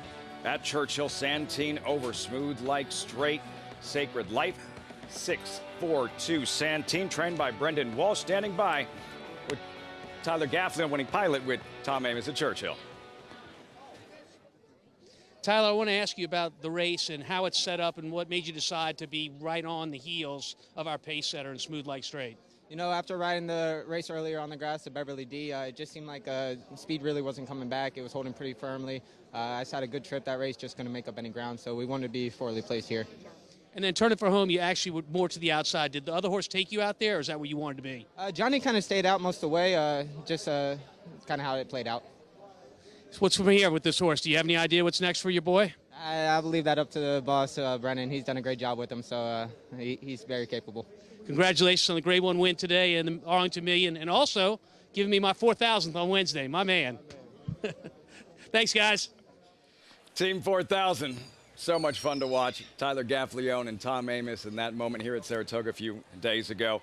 In the tail of the cat for Tyler, one of the best young riders in North America. A Grade 1 win. Like we said, he won the Fourstardave last summer. He comes to Saratoga in the summer, and even though he's not based in New York year-round, he does well here. And not easily done to come from out of town riding against these guys in this colony. No, Julian LePeroux, he's had a decent summer up here as well. Said that he didn't have high expectations coming up here. But listen, there were only a couple of guys that were based in the Midwest, basically considered Kentucky riders. The great Pat Day, he could come up to Saratoga and have good business. Craig Perrette would come up here. He would have business when he rarely did come, but he would have business. But it's a tough deal. The jockey colony is so strong up here. But Tyler's a world-class rider. He's young. He's enthusiastic. He works hard.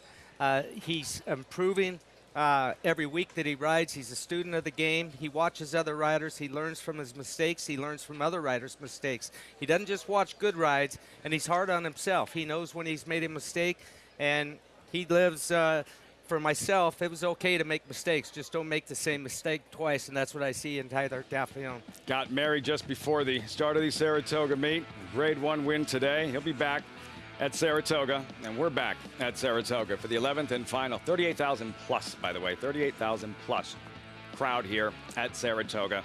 Thrilling Saturday of thoroughbred racing. $40,000 maiden claimers, all for sale. They've never won. Mile and a 16th on grass. And at 5-2, number 7, the current favorite, Greg's Honor for Mike Maker. JK and Polly, one left. Who graduates? Who gets that first career victory in this 11th and final? Well, JK, I know you like both of the Maker runners. Which one you like better, the 7 or the 10? I would go with the 7. The 10, I'm kind of trying to play based on what this horse did as a 2-year-old back in 2021. Okay. And hoping that they can kind of find that form again. So that's kind of a hopeful play. The 7, we kind of know who Greg's Honor is, and I think that this is a horse that could run well here and is getting bet on the board as well. Yeah, when you look at the 10, right, on the outside, you do have the 2 Smart Joker in here that did show speed.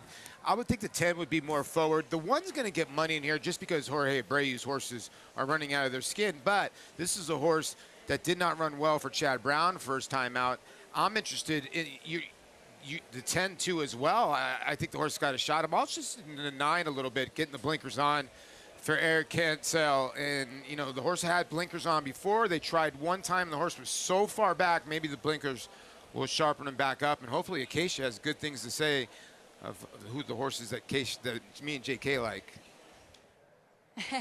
Well, I'll get to that in a moment, Paul, but just a quick update here is we do have a delay in the paddock. They got the call for riders up, and all the riders did climb aboard, at which point paddock judge Patrick Davis called for all the riders to dismount and bring their horses back over to the saddling area as they have to resaddle the number 3 Good Soldier. Because of that, you can't have riders up on a horse's back while another horse is being retacked here in the paddock. So now they have the horses getting back on the walking ring. Now that Good Soldier has his tack on, so that they think they keep things fair with the riders having jumped off. And we will reset, get the call for riders up once again. Lafitte?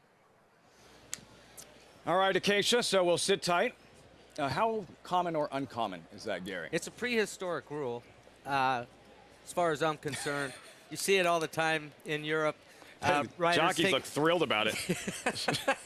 It's been a long day. It's the last dance here right now, and these guys that have ridden every race are close to it. They're ready to get this race out of the way, take a hot shower, and worry about tomorrow's races. But the reason I say I think it's a prehistoric rule, you see riders in Europe that actually get off their horses and walk them down to the start if they're unruly, if they're getting hot. Here in America, if you come off of your horse in the post parade and the horse is caught right away, you have to stand in the place that you came off your horse. Let them bring the horse back to you, immediately get back on your horse. There's sometimes at Churchill Downs, if a horse wouldn't load, I jumped off a horse one day. He was trying to flip over, and the starter hollered at me, screamed at me. He says, "You get back on that horse. Everybody else got their weight." I said, "You come and get on this horse and put him in the gate. He can carry all the weight he wants." But look, they do it because they say that all the horses have to carry equal weight for the same amount of times. Listen, 115-pound jockey on a 1,000-pound animal's back is like having, what, maybe a fly on their back? I mean, but the rule's a rule. Paulie, JK, you can only imagine how polite and pleasant Gary must have been in that very moment. Yeah, you know what he sounds like? He sounds like the umpire when it's 11-1 game and the strike zone just expands 5 inches, and you look back at him and he's like, "Bro, it's 12-1. I'm trying to get out of here." Comparison. That's perfect. A pretty good call there.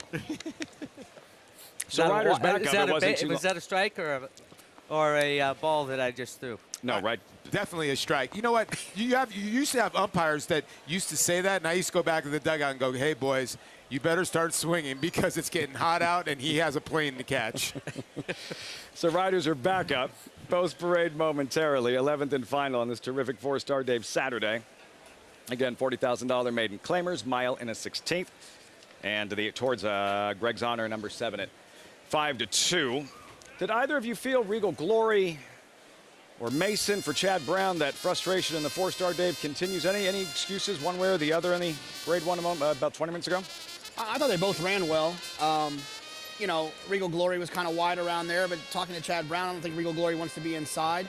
Mason, you know, just kind of got that galloping trip. I think they both ran well. I think Casa Creed ran better, and I think that had something to do with the way the race was set up. I'm kind of with you. I think Regal Glory just was one pace, and she kind of ran in spots today. Just not his day, again, for Brown in the Fourstardave. Post-parade, there's Growth Mindset and Flavien Pratt looking for a 4th. Growth Mindset, formerly with Chad Brown. Great relationship with Clarvich Stables. They send some horses to Jorge Abreu as well. Smart Joker representing speed. Yeah, could have some speed in here, like you said. Try to take the field gate to wire last time and just got a little tired late. Everything good, equipment, good soldier, everything looks all right. Yeah, maiden special weight dropper. This horse has got a couple of good races. This is the horse that makes the most sense to me. Aptly named. There goes my miracle. I always wanted to be a professional golfer. There went my miracle. Left on Boylston and Kendrick Carmouche. Yeah, this horse just doesn't seem fast enough. The speed figures just don't quite match up. And faced maiden 40s last time. Union of thoughts off the board in 4 starts. Not the worst 19-1 shot. You know, this horse was wide most of the way. I thought it was a better-than-look effort. Greg's Honor, who is the favorite with Arad Ortiz leading jockey. Yeah, this horse ran well last time, got a nice speed figure, then switches barns to Mike Maker, a higher percentage trainer than the previous connection. Strike Price, it's been a struggle in the first 3. Yeah, Bill Murray's horses haven't been running that well, and you're getting 19-1. Callaway Peak, Eric Cancel at 6-1. Came running last time, but the pace was fast in front of him. I think that race is a little bit dressed up. And Empire Ridge with 4-star Dave winning jockey Luis Saez. Yeah, dangerous horse. I think JK brings up some very good points. When a horse runs really good numbers as a 2-year-old and maybe can figure it out back on the turf as a 3-year-old, and he's a little bit more grown up. And you're getting Luis Saez, who could be aggressive. The 10 could be forwardly placed. So I wouldn't argue at 7-1. See what Saez does from the start, Gary. We're looking at Greg's Honor. We were looking at Greg's Honor. There's Growth Mindset. I had a question about Greg's Honor. Mike Dove, the owner, wins a lot of races. Mike Maker, trainer, wins a lot of races at Saratoga. Arad Ortiz, leading rider. So the human element intact. What's it going to take for Greg Zarner to break through today? Well, and Mike Maker's so good off the claim. Horses generally improve. Look, he's got to get the right trip. This rail is at 27 feet. We've talked about that all week long. It makes it more difficult for horses to come from off the pace, losing that ground. And this is a horse that's a deep closer. At least he was in his last race. He can lay a little bit closer. He got a really hot pace in his last race and came up a length and a half short that day. But he just needs a clean trip.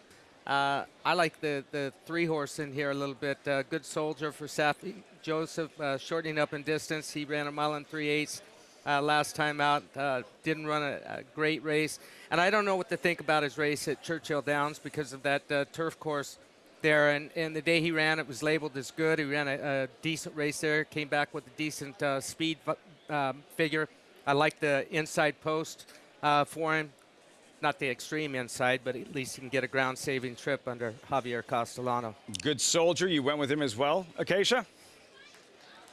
I did, and Good Soldier taking a lot of weight with several of us on him, but luckily he's a very big horse. I noticed an equipment change on him despite not including the saddle adjustment that he needed back in the paddock, but everything all squared away now. My trip notes from him last time out were that he had his head cocked throughout the entire race. I noticed that at Churchill as well. They've added a Houghton bit, which is a stronger bit, a bar underneath the chin, and it allows the rider a lot more control, particularly for horses that have the tendency to bear out. He's a big, good-looking horse, and this is a much better distance for him. The number 7, Greg Zarner, first off the claim for Mike Maker. He took a while to warm up. I didn't love his warm-up relative to some of the others in here. He is a handier type of individual. He certainly makes sense in this spot, and Mike Maker, so proficient off the claim. Just at that price, I preferred others and preferred the warm-ups that I saw from some of the other horses. The one Growth Mindset taking attention at 5-1 is he had a big solo warm-up from Flavian Pratt. He was disappointing on debut, and he has been being outworked in the morning by a horse named Highway Harmony, who's a 2-year-old who ran a good second sprinting on debut yesterday. But this guy looks like he's in the right spot here, and that gelding might have added some more focus. Let's head over to JK and Paul. Paulie, I know that you had some interest in the 9, Callaway Peak, putting the blinkers on. You know, I thought last time there was a little bit of a fast pace. Yeah, it was. But what happens if there's another fast pace? Maybe this horse will get the same setup. Yeah, I get where you're going. I love Carlos Martin. I think he's a very underrated trainer. The horse has had blinkers on before, and he's always had issues at the gate. I think you're going to get some pace to run into. You get Eric Cancel aboard. Eric gave a great ride on the horse. Hopefully he can save some ground. I don't love that the rails are out because I'm going to be coming from way downtown. So hopefully this horse can get home at 6-1. But Greg's on it right now, solid at 2-1. Where do you want him to lay in this race? I mean, you know, he came from way out of it last time. In fact, he was kind of playing towards that same situation we talked about. He kind of got a setup last time. You know, I would like for Irad to try to keep him a little bit closer just because I think he's probably better than these. So let's put yourself a little bit closer into the race to not leave yourself so much to do. And the rails out, trying to preserve the turf, as many lanes as possible. Gary, a lot of turf racing at summer at Saratoga. How does that impact you, the jockey, in terms of tactics, strategy? Save ground, save ground, save ground. They've got a short run into that turn. You can see from that shot right there, it's not a long Way run. out. And with it that far out, it's a big wave that comes over from the outside. So you've got your inside horses trying to hold their position, scrambling for position. You've got the guys on the outside trying to get over and save ground. So if you've drawn outside, you've got 2 choices. You can gun, hope you can pass part of the horses, get into that turn clean. It's difficult to do. Or you anchor them leaving there and just make a beeline towards the inside fence and save as much as you can. These races can be won or lost on the first turn. See how it all unfolds with Greg's Honor, number 7, the favorite. Johnny I standing by, 11th and final from Saratoga on Fourstardave Saturday.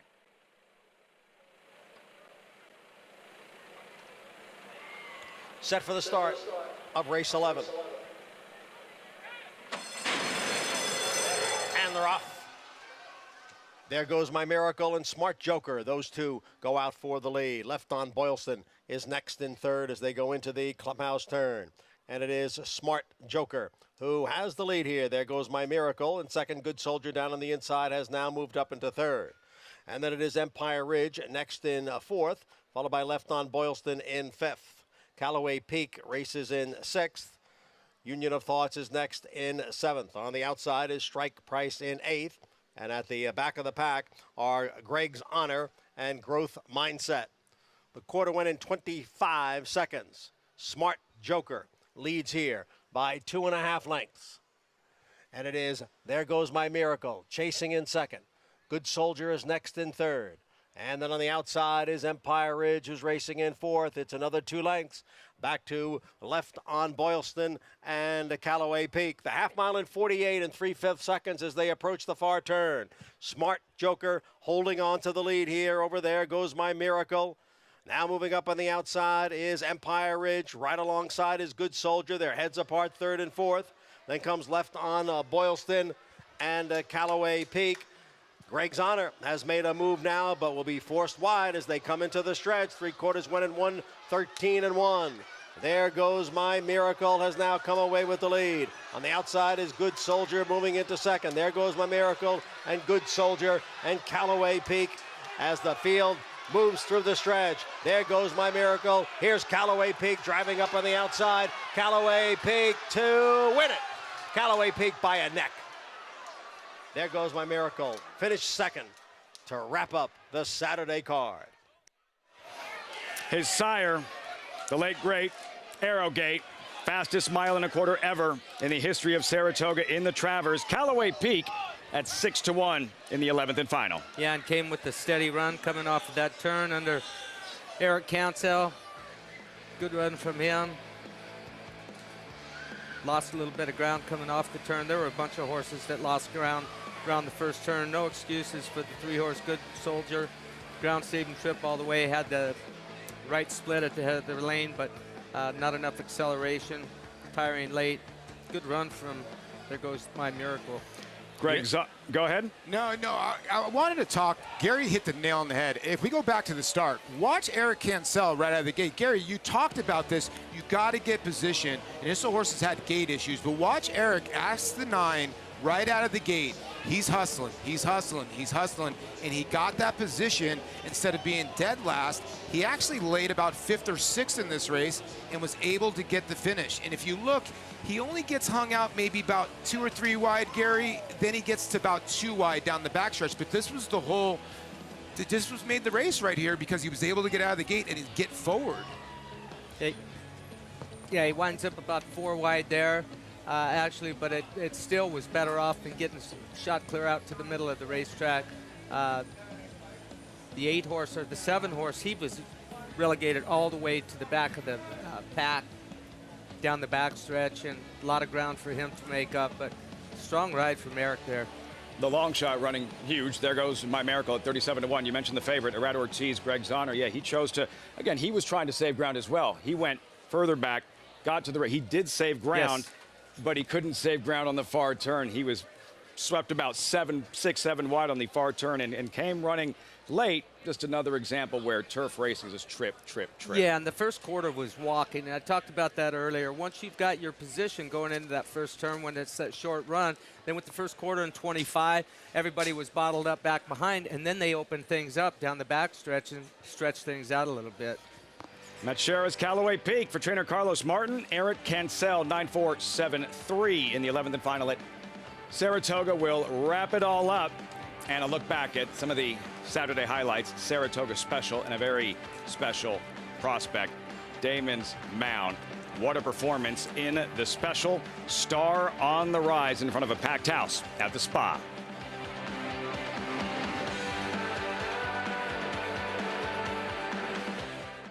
The momentum continues for War Dancer as Dancing Buck scores a decisive victory on the Saratoga turf. And it is the New York-bred Dancing Buck who wins it. And Elegant Dancer scores at Monmouth. It's War Dancer's Elegant Dancer, winning by 6 lengths. Interesting note on War Dancer I just got. He is the leading third crop sire for winners and earnings on turf. So he is certainly off to a blazing start at stud. Now with 34 wins in 2022 and over $4 million in progeny earnings, War Dancer is a sire on fire. There are lots of ways to support our brave first responders. Drinking a rich and smooth proper Irish whiskey is one of them. For every bottle of proper number 12 we sell, a donation is made to first responders. Here's to the proper heroes. Shlonda.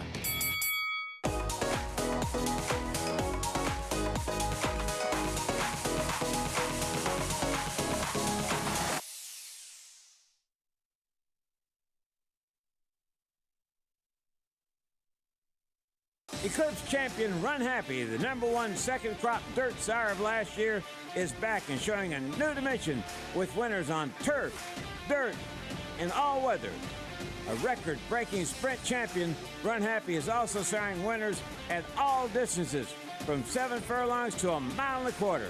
A sire whose runners can carry his speed over all distances and all surfaces. Run Happy, price for value, and standing strong at Claiborne Farm. Racetrack Television Network brings you every race, from every track, on every screen, every day.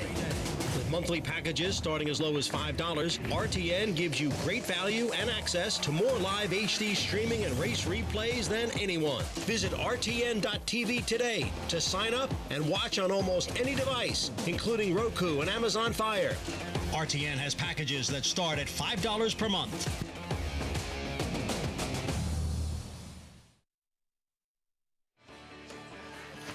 Winding things down on Saratoga Live.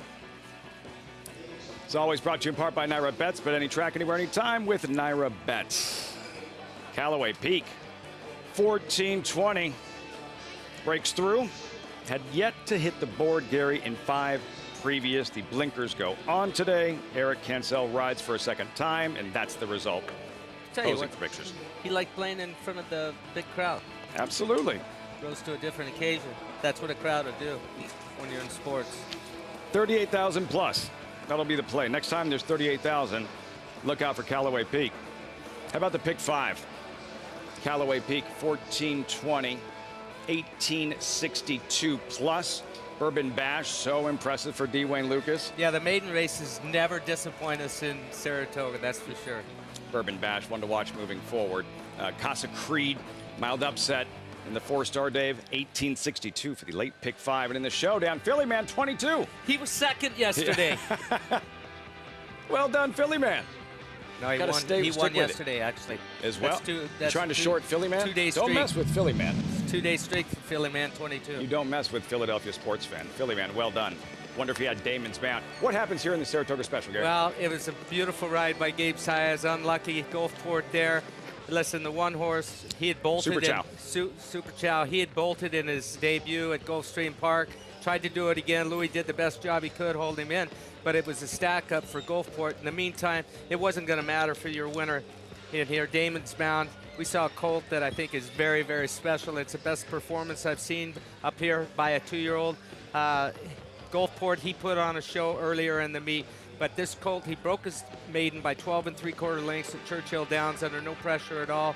And he extended out to another half a furlong today, going 6.5 furlongs.